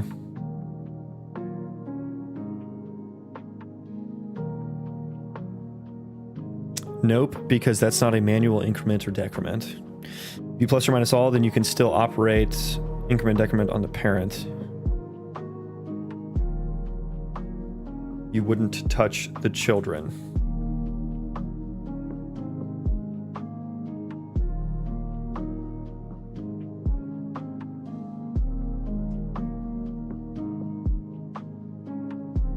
If you navigate all the way to the bottom of the hierarchy and are manually incrementing children, then you wouldn't ever want to hit all. Why though? I don't think that that's necessarily true. Like, you may want to undo what you just did. Things change throughout the course of the game, right? And you may have better axes or something, or maybe, you know, you don't need him to have a specific axe anymore, and you just want him to have one-handed axe. Like, you go from a state where you go from a state in the player's mind where I want him to have this specific axe and only one of them.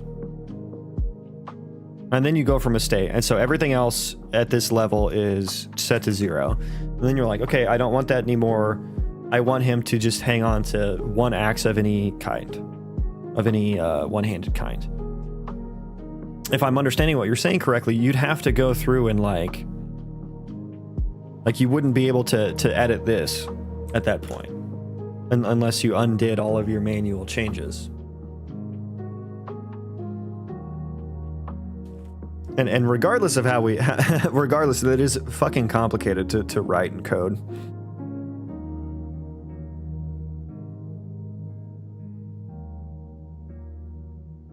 I think maybe just highlighting the scenario would be the easiest. Just put like a, you know, do one of these guys. You know, make it yellow or whatever. A little warning icon. Okay, you have things selected under here.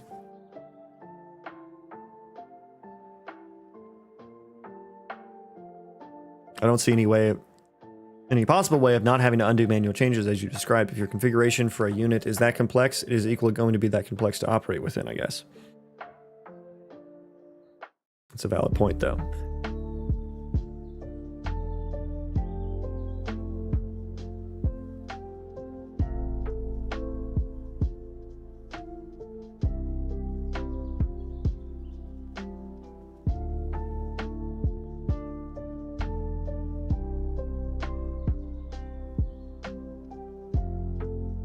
This will be like maybe like a tooltip text if you hover over the number.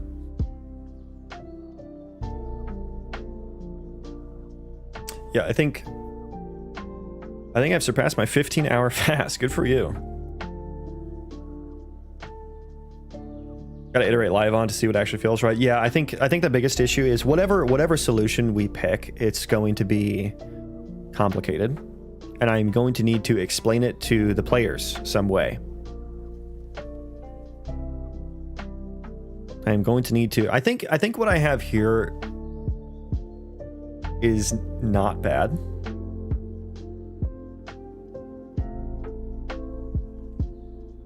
What's the minimum viable fuckery for each category? And can they? I don't know how to answer that. I don't know what you're asking by saying that. And can they open more drop down to fiddle with it more? Yeah, like you can always open the drop downs and stuff.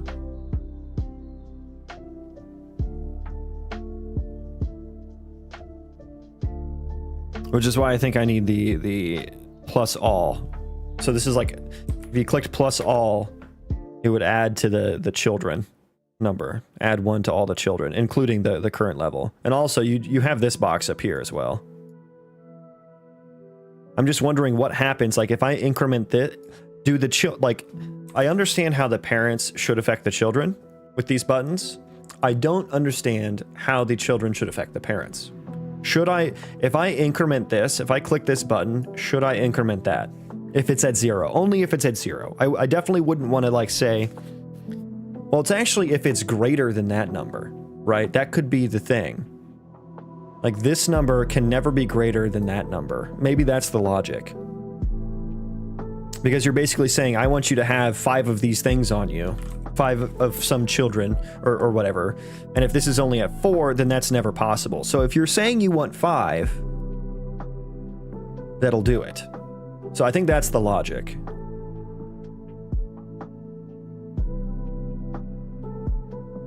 I think that's some draw. Say you hit specific, say you hit a specific acts of conjuration. I like that. Then you hit all. What happens? Does it increment all? Increment all would increment all children by 1.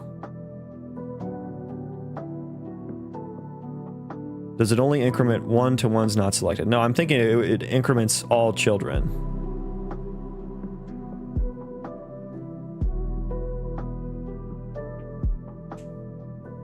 I'm dumb when it comes to math. Would I, as a player, still be able to use the system with minimum friction? I don't know if I can decide that for you. But then you'd need another box to indicate what the max is versus what the total is? No, I mean, the max is what's right here, right? It's whatever the immediate parent is.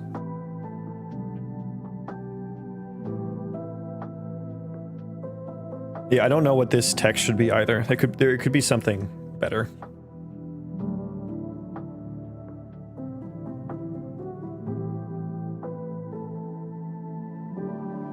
The max and the total are the same thing. How are they different to you?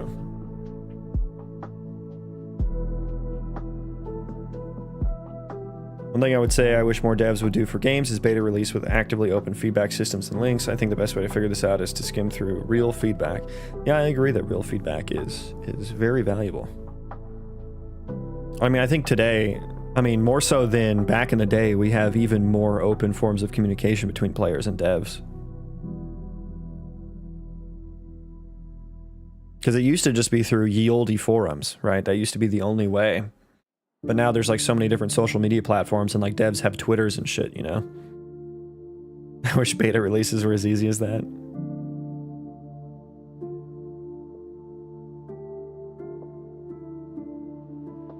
No, I get, okay, so total is a bad term. It's not, total is like total allowed of in your inventory. So maybe max allowed, maybe max is a better term for it. It's not like the total number of selected things, right? It's the total number allowed. So if I have 1 here, that means I'm allowing a total of 1 axe out of all of the children.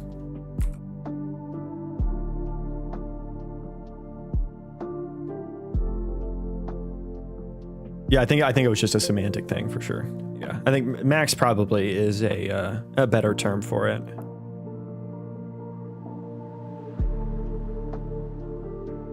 Max.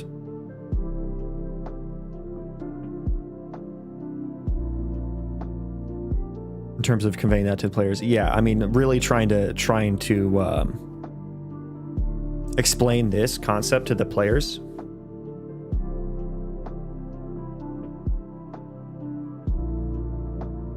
It is going to be very important because this is probably going to be the most complicated piece of UI I have.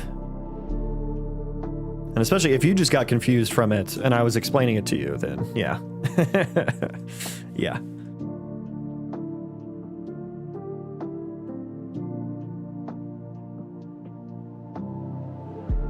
Yeah, and I think if this number ever gets higher than this number, you have to increment all the parents, I think. But only do that when it gets higher. If this number is lower than this number, that's okay, we do nothing.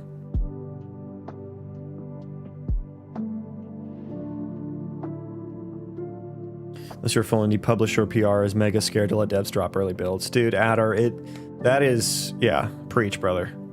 I wish I could get better, like, it's the same with software engineering too. Unless you work for a really good company that's really behind, you know, the agile or iterative methodologies, like, you know, for where I work, it's very waterfall. No one wants to let anything get released until it's perfect. You know what I mean? And it's like, you know, we're making all these assumptions about what users want before users have ever even touched it, right? And to get any sort of user feedback before we work on something, we have to go through this whole user experience research process, which like costs money to do. So you have to like sign up for it, and you have to like get approval for it and shit. And then it takes you can't, I'm not able to just talk to a user as a developer. And to me, that's an issue, right? And I would very much like to just release smaller pieces to get that feedback and be more iterative. And I know you probably feel the same way about games. It's probably even worse in games because just the nature of how the application lives. Like in web development, it's a lot easier to push out new versions from a technical standpoint and update it. But getting a new version onto a player's machine is for a game is a little bit harder. And then you have to worry about all the old versions that are out there in the wild. Whereas with web dev, you know you only have one version. But yeah, I think that, you know, doing smaller releases, being more iterative is better. It results in a better product. Bring back Google Plus. I don't think you want that. I don't think you actually want that.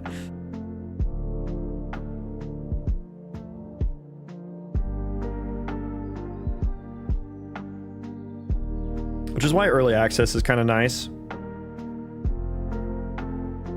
But at the same time, it's kind of vague as to what the contract of player spends money on game in early access state. Like, what do you get for that? You know, I feel like that line is kind of blurry at the moment. And I think for the most part, devs are pretty good about it. But there are games that never get finished, you know, or don't release with the promised features or whatever. And that promise is, I guess, kind of what you're operating on as a buyer. Early builds are still seen as full releases and have direct impact on final release. Gamers are some of the most opinionated communities online, so you have to come out of the gate perfect, regardless of what gamers ask for, leading up to a beta release. Early builds have bugs and iffy performance, as does any alpha or beta, straight to internet jail. Yeah. But I mean, there are some games that have overcome that, right? Like No Man's Sky is probably the poster child for overcoming that, releasing in a shitty state and making it up to players. Now everyone says it's a great game, actually. And like, I think the Steam reviews like went from overwhelmingly negative to overwhelmingly positive, which is kind of crazy.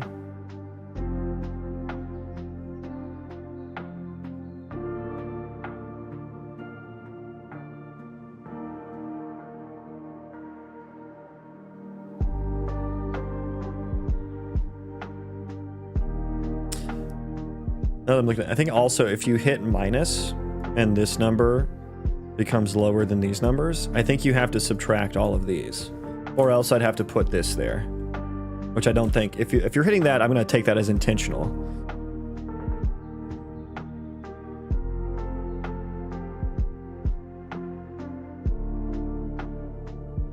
Did their sales recover? I know they struggle early on to financial survival. It definitely seems like it. I mean, they're coming out with like new updates and shit, and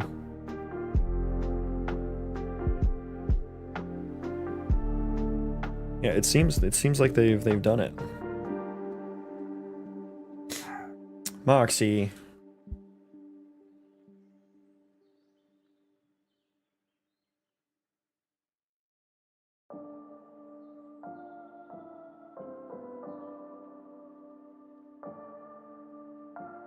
Okay, so I think I have in my head what I want this to all be, at least my first iteration of it. Oxy, come back here. Come here.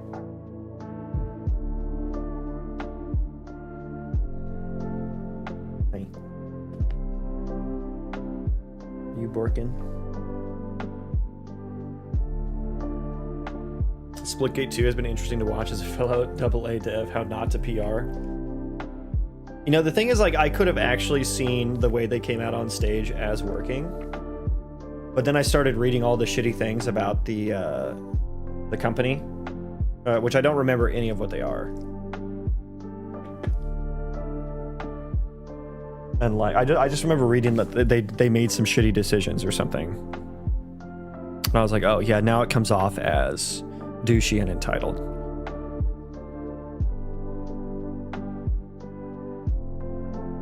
He's distracting chat with dog. Yeah, my trump card.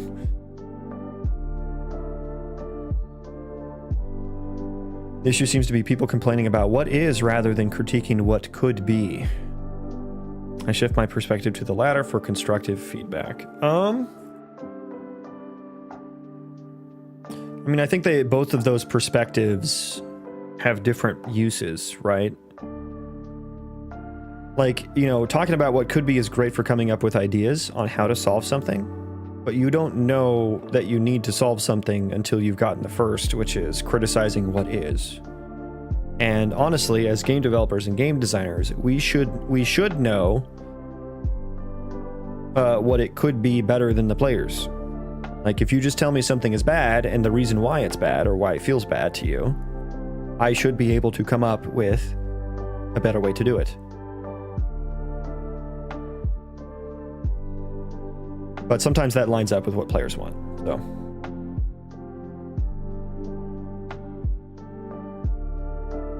Is that the controversy with the guy who shit-talked FPSs or COD or something? I think so. I don't know. I remember I watched, like, what was it, Summer Games Fest? But he came on stage and he was just like, he had like a make FPS great again, like MAGA hat, kind of. And the way he came out was like kind of douchey, I'll say, but it was in a way that it was, I think the way I first interpreted it was trying to be funny. But then I remember like reading about all the shit about the company and that guy, and I was like, oh yeah, that wasn't actually funny.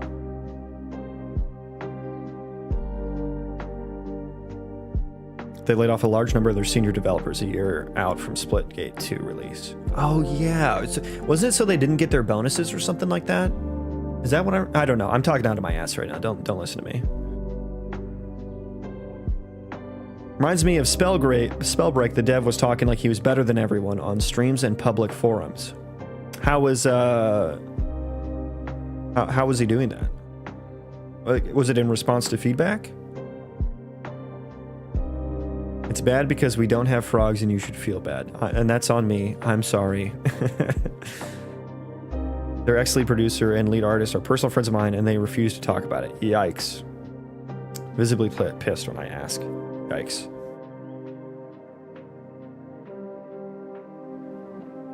I have another puppy dog. I'm up here though.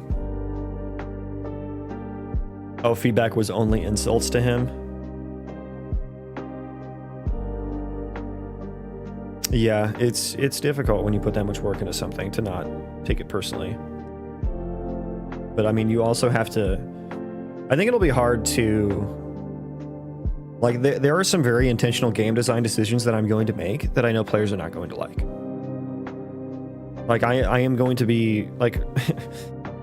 I think one of my gameplay pillars is going to be you can't have your cake and eat it too. And I think there's going to be a lot of let me play the game the way I want to in response to that. And so I think in defending, if I were to ever defend my game design opinions on that and like the systems that I've made to incorporate that, or the decisions I made or whatever, I probably going to come off as if I don't want to be wrong, at least to some people.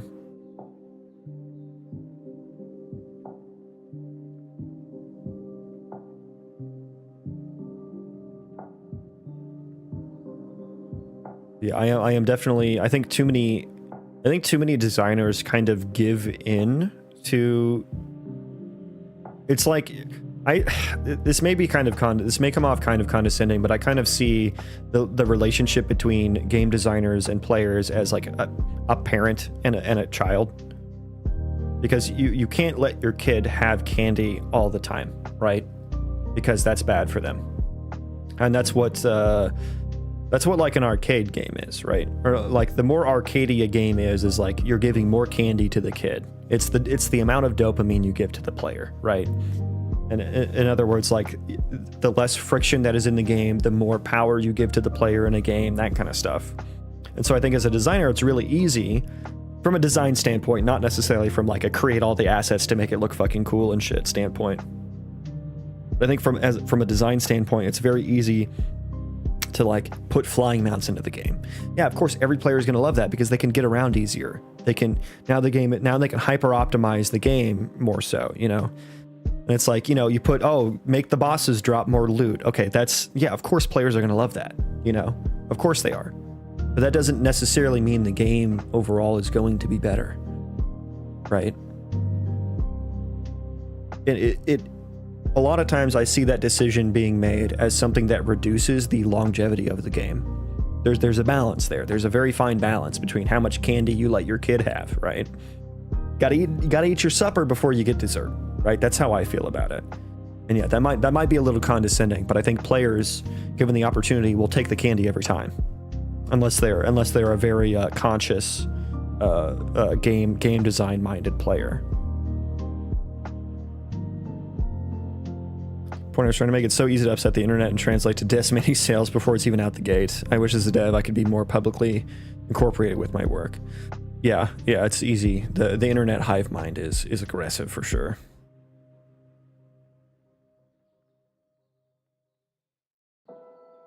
You can't listen to every comment. You can't get one guide. You'll die. Yeah. Same with vision and scope control. The ill-informed want house building systems in their MMO FPS. The designer knows that's a bad idea. Mind's eye.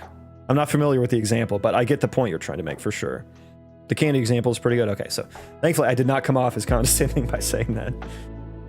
They will take the candy every time. Then they're hungry for protein and their teeth are rotting out. They'll complain it's your fault. Yeah, I mean, I like the evolution of World of Warcraft throughout the expansions is such a case study for me, and that's I think that's probably what ignited my game design passion. Streamers, Old Deer official, welcome in. Also allows your game to last longer. Exactly, my point. Like, if you give the players everything they want, they'll be done with the game in an hour. They'll never pick it up again. If you spoil the kid with candy, after a few, he won't want to eat anything anymore. Right, yeah. The game's got to have peaks and valleys. The conscious gamer, the internet would implode. No, best we can do is a handful of entitled gamers that say, let me play the game the way I want to. Which my response is going to be, you can. It's called Unreal Engine. Go download Unreal Engine. You can play the game the way you want to. Because that's what it would take to let players play the game the way they want to. I made a game. You gave me money for the game I made. You know, that's then they're like, no, give me more. Make it the way I want it made. It's like, I understand you not appreciating some aspects of the game. I get that. I will take that feedback into account, but I'm not always going to do something about it. I like my games to be rewardingly hard. That is also a balance of not necessarily hard. Yeah, like for instance, for me, I played Elden Ring. The rewards in Elden Ring were not great for me. They did not make me want to continue. After I beat the first boss, there's like a castle behind him or whatever, and I was exploring. I was like, I beat the first boss after 20 fucking hours or some shit. I do C++ as well. I do a lot of C, mostly C++ actually. But yeah, like the loot I got from the first boss was like, you know, it was And I was going through that castle. I'm like, you know what? I don't even care what's in this castle. I don't care what the next boss is. I don't care. Because at first I was really excited to explore the world and stuff in Elden Ring. And I'm not a Dark Souls guy. I've never played Dark Souls before. So I gave Elden Ring a shot and still wasn't a fan, even though it's supposedly the more easy and accessible of the Souls games. World of Warcraft is a massive case study, even to this day. Yeah. Same story, literally the exact story is ringing. The same story over a decade ago. Right? Yeah. It's so funny.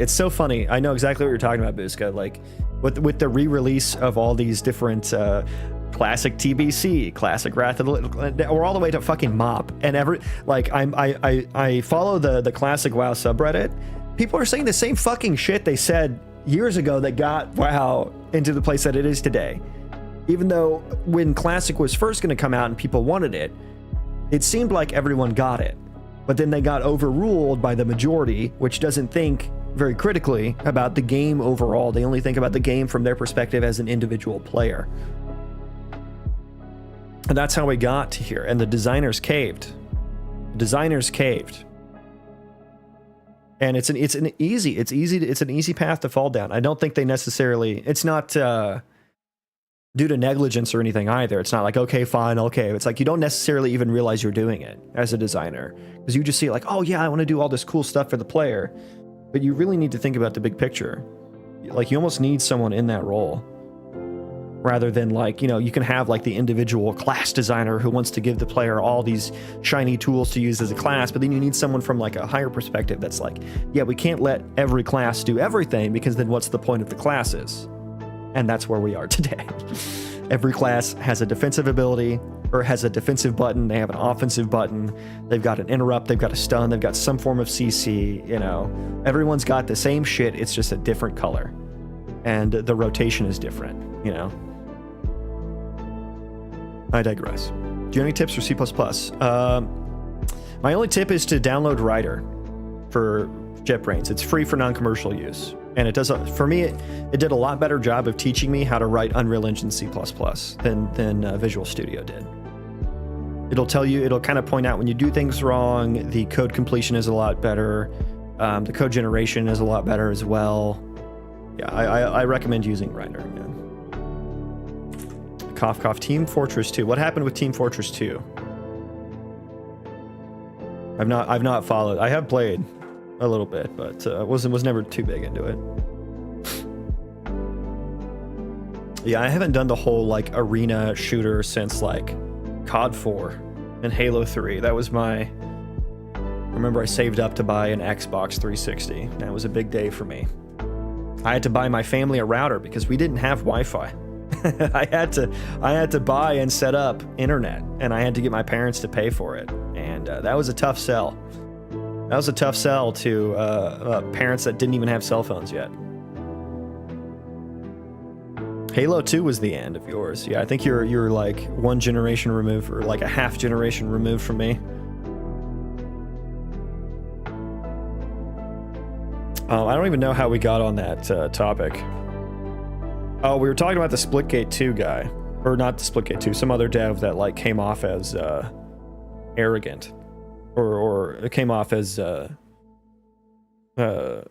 any feedback was wrong. And I was thinking, like, I think that there are going to be some cases where, given my response to what players think feels bad, you know, like, I think players are going to want fast travel, right? They're going to want fast travel. I'm going to say no to fast travel.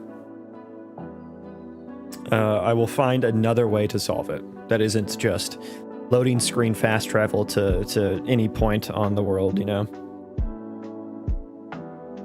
The game's developmentally dead. TF2 Reddit is bitching about both good and bad things, and Valve is listening to zero of it. Yeah.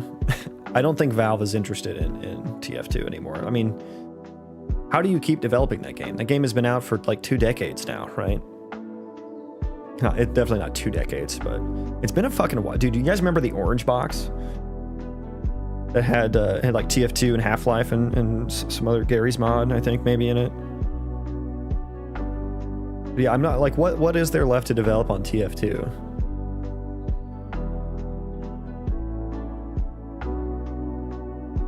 I was experimenting with flying mounts and I need more map for just the LOD horizon. Turning cog, don't do it. Don't do flying mounts. Don't do it. You need a very specific game for that to not destroy the sense of world. And that is one thing that like WoW got flying mounts in TBC, which was the first expansion. Whenever WoW Classic was coming out, everyone was like, yeah, flying mounts ruined the game. I think it's called airplanes. I'm not sure. Wait, are you making an airplane game? Okay, that's different. I fucking love the orange box. Yeah, the good old days. The good old days where you could pay for a complete game.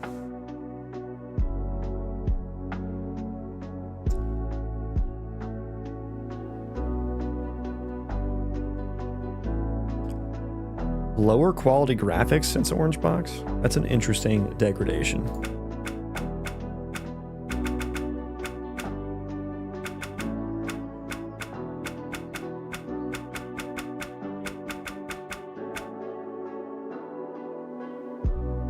It's a car game, but I wanted an alternative to fast travel with faster travel. So the problem with that, though, is now you're just letting... I mean, I don't know what the flow of it is. Maybe it takes a while to get to an airplane and fly up and then fly back down and land it or whatever. But like the flying mount, the problem with flying mounts in general is that now the game effectively just turns into a lobby game, an instanced game. Because you get in the flying mount, you fly up over all the problems in the world, all the exploration, all of the game design you put into the world, and then they fly back down to exactly where they want to go, and they don't experience anything in between. Now for players, when they're just going from A to B as fast as possible, of course, they like that, you know. And WoW, it's like you go from quest to quest, you encounter zero danger in between the quests. And so, yeah, that's better than just a loading screen fast travel to wherever you want to. But at least with the loading screen fast travel, you can make it to only fast travel to certain locations. So it's less of an instance lobby game. It still is, but less so. But yeah, I don't know much about your game, so just take that into consideration.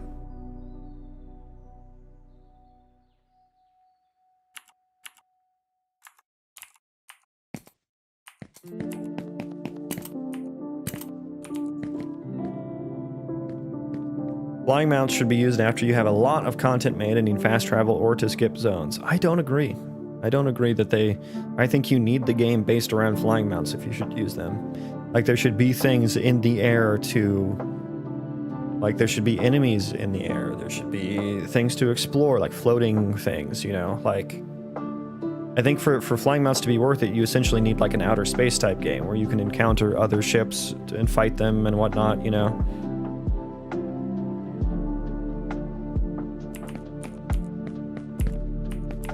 And I think the bigger problem with what you're saying, Streamer Soldier, is that the old zone is irrelevant. And so the problem is players want to skip areas. Players don't want to go through the same areas anymore. Why is that a problem? You know, what is causing that problem? It's the areas are no longer relevant. There's nothing there for them anymore. You know, and I'm not saying that the game design needs like forever eternal zones and stuff. Like you can make a zone obsolete and just move on to the next one, right? That's totally valid game design. But for like an open world game, I would consider fixing the root of that issue, which is players don't want to walk through areas they've already been through. You know, and what's wrong there? For me, what I'm going to do with my game is I'm going to have like the respawns aren't just going to be respawning of the same things.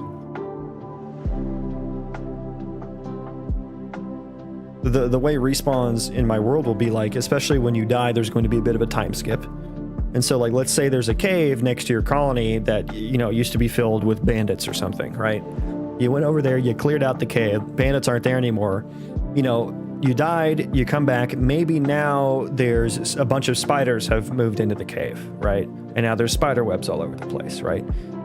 And I want this kind of world state refresh or growth of like what is spawned and where.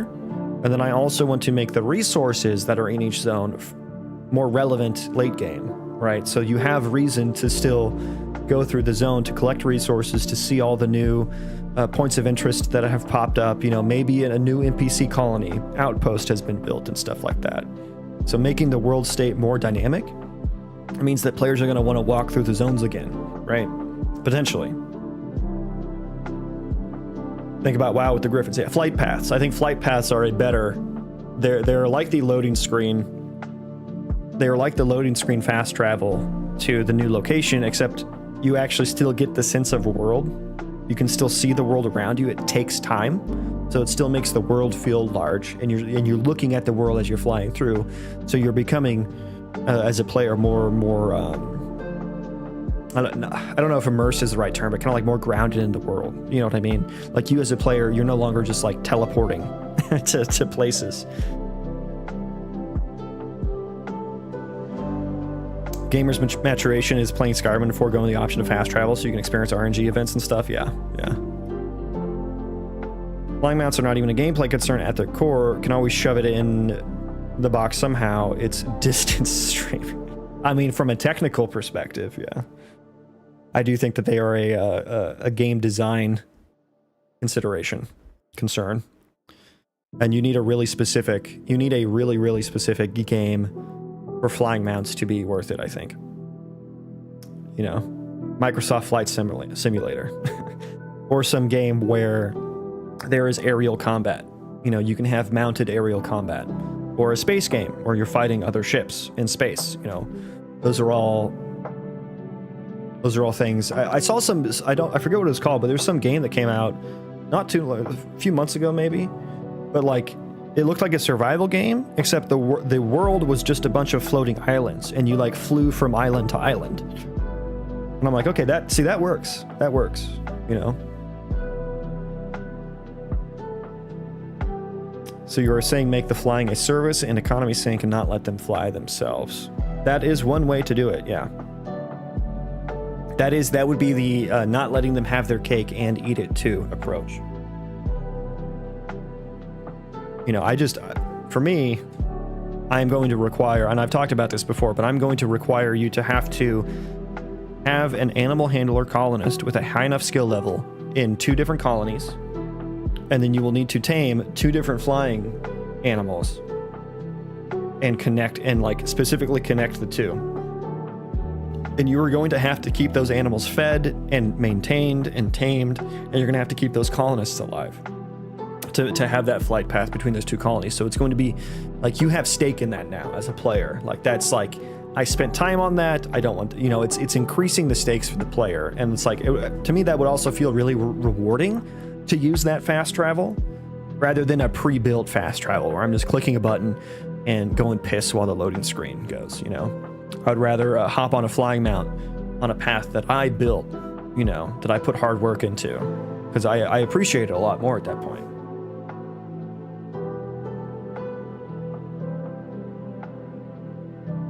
Service flying also creates set flight paths and removing the need for detailed collision to box in players from flying out of the world. Yeah. You don't have to worry about level bounce so much anymore. Hello, cool game developer guy. Hello, cool Twitch chatter. Fast travel should be a late game unlock. You're very on the late game unlock, and I'm like, no, not even late game. I am not even going to allow it in late game. Well, no, I lied. I will. I'm going to allow, I think I'm going to allow, let's go over to the test level here. Save, yeah, sure. I think super late game, I will allow portals. But you have to build them, and you have to like, it's like in-game boss level portal reagents or something. And I'm only going to allow like 4 in the world.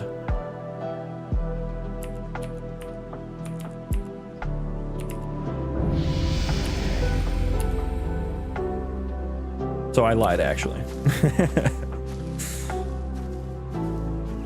But I don't think every game needs to have that. What am I using for my proc gen? It's all just like a bunch of custom stuff that are out. I have 3 different compute shaders. I have a height map compute shader, I have a 3D noise compute shader, and then I have a custom marching cubes compute shader that stitches them together and makes the 3D noise punch through the height map. Yep, welcome in, my dude. Hello, sir.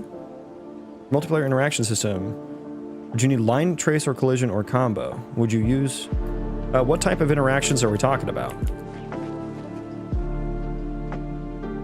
Are we just talking about, like, clicking on another player to, like, inspect them or trade with them or something? Or are we talking about, like, combat? Perlin noise? I use a bunch of different types of noise. The map is a Voronoi on top of a simplex noise. I think the vertex data is a simplex, open simplex 2S noise. The height map I think is a gradient noise. Items, loot, etc. levers in the world to open doors.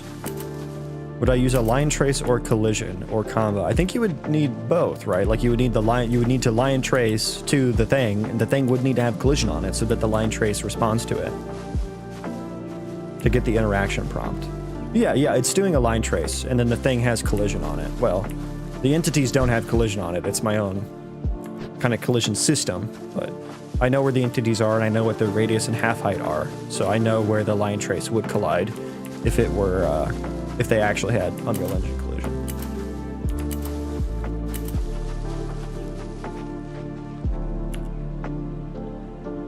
Well, not 4 flying mounts. I was saying 4 portals. The flying mounts, you can have as many as you can handle, right?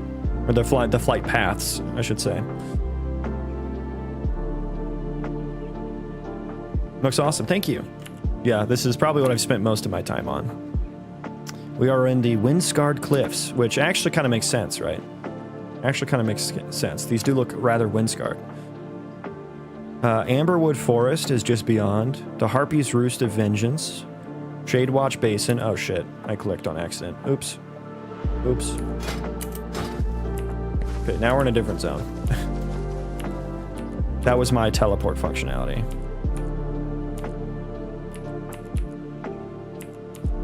Look at this little formation that happened here. A little boxy where the height map, and that's my one issue with how I do it. Like, it gets really boxy where the 3D noise and the height map intersect. The way I'm doing it, I think I can do a better job. Where am I now? There's a zone entrance just over there.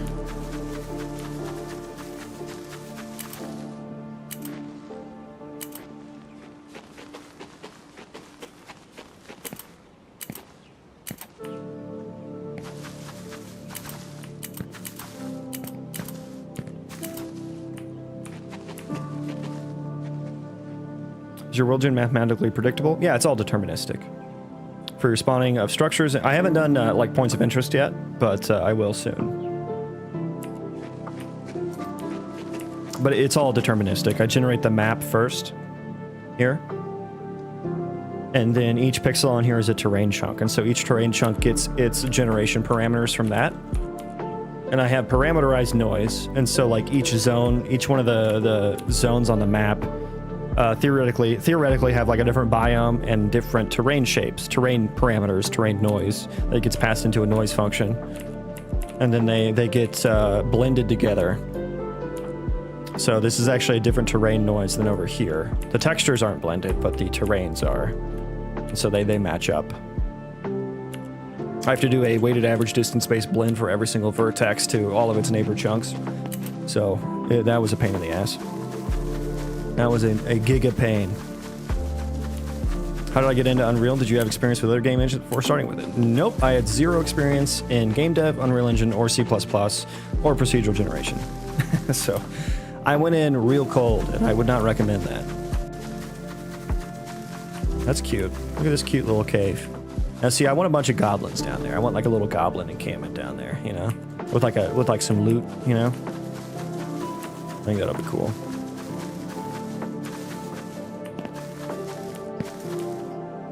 ECG likes to lag, doesn't it?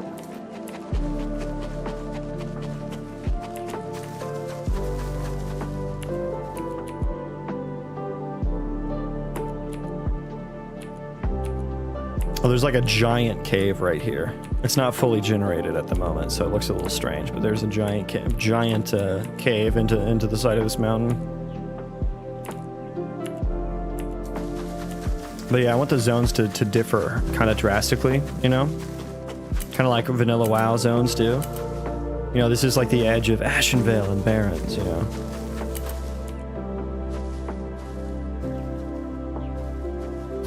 It's so cool you did what Minecraft did, but without needing voxel. It must have been hard, especially since your world gen is 3D and not just terrain height. Yeah, the 3D part of it was so fucking hard.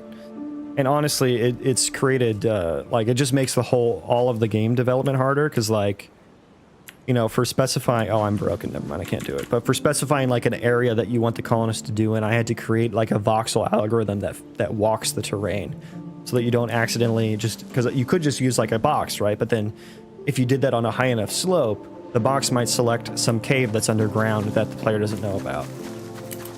So lots of considerations there. Marching cubes is a voxel-based algorithm, though. So, like, I don't like inherently tie the generation to a specific voxel resolution or anything. The height map has a uniform set of vertices, but the height of that does not line up to voxel height at all. And then the 3D noise would be voxel too. Like these are like it's a uniform cube, right? But then the way the 3D noise and the height map connect together, they don't always have to connect together on like a voxel. So it's like kind of half voxel, half not. And then for my vertex data, like the actual texturing and to like define what the terrain is actually made out of, I just generate that on a per vertex basis, rather than maintaining all of the values for, you know, what's in the solid space that I don't actually need yet, right? And so when you deform the terrain, it'll recalculate what the new verts should be, right? So I don't actually need to do it on a voxel basis, just wherever it's just a 3D space basis, right? Each chunk is a procedural mesh component. I started with procedural mesh components. I'm using dynamic mesh components now, which kind of seem to be the predecessor, or the predecessor? The successor. The successor, yeah. Emphasis on the suck there. You did all this to show off math. Dude, I felt so bad at math. I actually tried to get into game development a long time ago, and I kind of gave up because the math was too hard. And then I came back later, and years later, and was able to be successful. Because I just learned more programming and stuff. Your world gen is absolutely amazing. Thank you. This is really just there's a lot more I can do with it. This is really just a framework that I've set up, and I've just kind of thrown. I only have 2 different biomes right now, so this is actually my meadows biome, but it's in this like super rocky, craggy terrain, which doesn't really make sense. Doesn't really make sense. And then this is just my default biome, which is just the forest, you know. So I got a lot more work to do to create like really interesting biomes. I got to spawn points of interest in here, which will be done through PCG. I'm gonna have procedural landmarks. You know, these are volcanoes, these are rivers, these are craters, plateaus, you know, things like that I can plop in here as well. I only have like 4 or 5 different terrain settings, like terrain noise settings. This is like, I think this is like my average one, like kind of averagey mountain things. This is like super rocky, craggy, spiky. This is like super tall, height map kind of thing, which relates to the altitude from this map. So the darkness and lightness of each pixel here is the altitude. You can see the altitude value up here. So like these values up here would be super kind of swampy noise right here, like 0.2 altitude, and then 0 altitude is ocean, right? And then kind of towards these brighter ones is 0.9. And I guess just the terrain noise settings that got assigned to this zone, their altitude multiplier was just really high. So that's what extracted it up into the air so much. And then I put the border mountains around each zone. And so I actually create splines. What zone is that? That is Shadewatch Basin. So I go here. Yeah, so there's the border of that zone. And eventually I'll pass that this spline into PCG so that you know, things like this don't happen. Right now I'm just doing PCG on a per chunk basis, but you can see this biome is kind of leaking into the next zone, which is okay. It's not like a huge deal, but eventually I'll just use the spline as a spline volume to sample to run the biome generation. But you can see how the mountains follow that, and then there's a zone entrance chunk right here. So this point basically got deleted in terms of the of how the terrain chunks lerp away from it. The better part of a month I've passively seen your stream. It's really cool to see your game build. Well, thanks for passively stopping by. Thank you.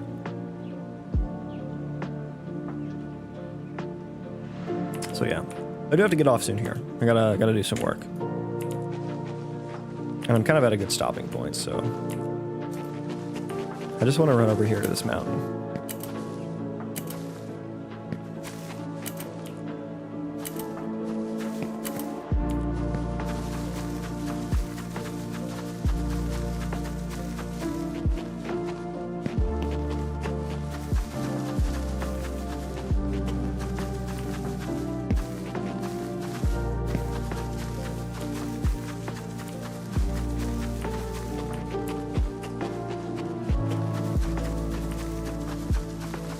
Look at this cave.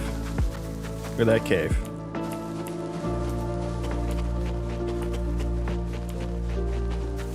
And like eventually I'll have the terrain deformation will be based on what the material is of the noise. So like I showed before, like here's all the vertex data. It matches the verts here. And you know, when you hit rock with a pickaxe, you want that to behave differently than if you hit dirt, right? So I'll need to handle that. That's going to be a big thing. And then I'll also need to handle like spawning ore and stuff. I don't know whether or not I'm going to do that with PCG or if I just need to do that with the noise. We'll see.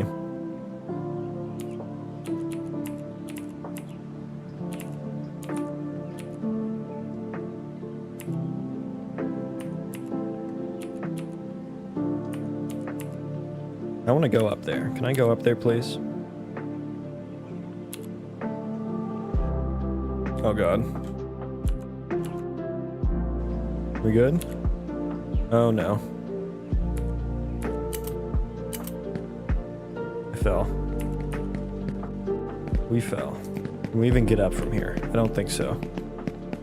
I don't think so.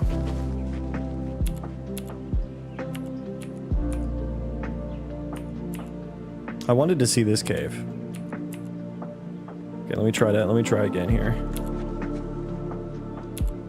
No. I'm not spawning high enough. There we go. Oh no, he fell.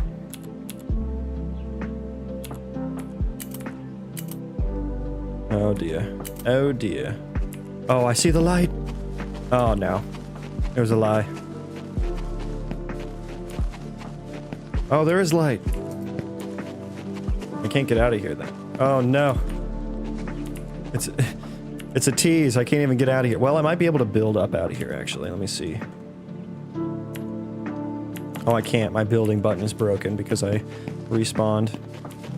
And now everything is super laggy. Oh, there we go. Okay, am I spawned now? There we go. Okay. Can I reach up there? Let's see.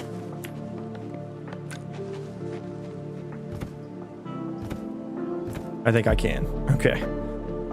Just had to build some stairs, guys.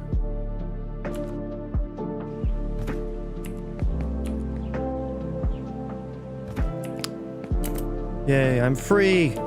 I'm free! There's no grass up here, though.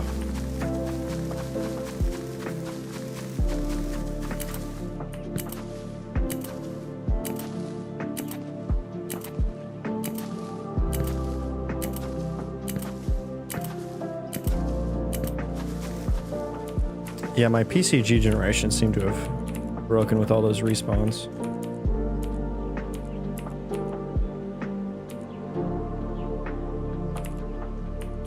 Okay, but I'm gonna get on up out of here. Thank you all for hanging out with me. It was fun. It was good. I figured out the tree issues, which is great. You love to see it. You'll love to see it. Thank you for the follow. Appreciate that. Okay, let's go raid. We're gonna do Mad Chirpy today. Mad Chirpy is doing some horror game dev, I suppose. Continue type of thing. So yeah, thanks everyone. Thanks for hanging out. Have a good one. Yes, have a good one, homies. I have to go work, but this was good. So hopefully I will be back again tomorrow for... I guess we'll work on some more of the UI. We'll basically, I think, be implementing this tomorrow. Is what I need to do. So, yeah, that's what we're doing. Bye, everyone. Bye. Racomio, bye. Turning Cock, bye. Adder, bye. Amio. Streamer Soldier, bye. Dean, yep, bye.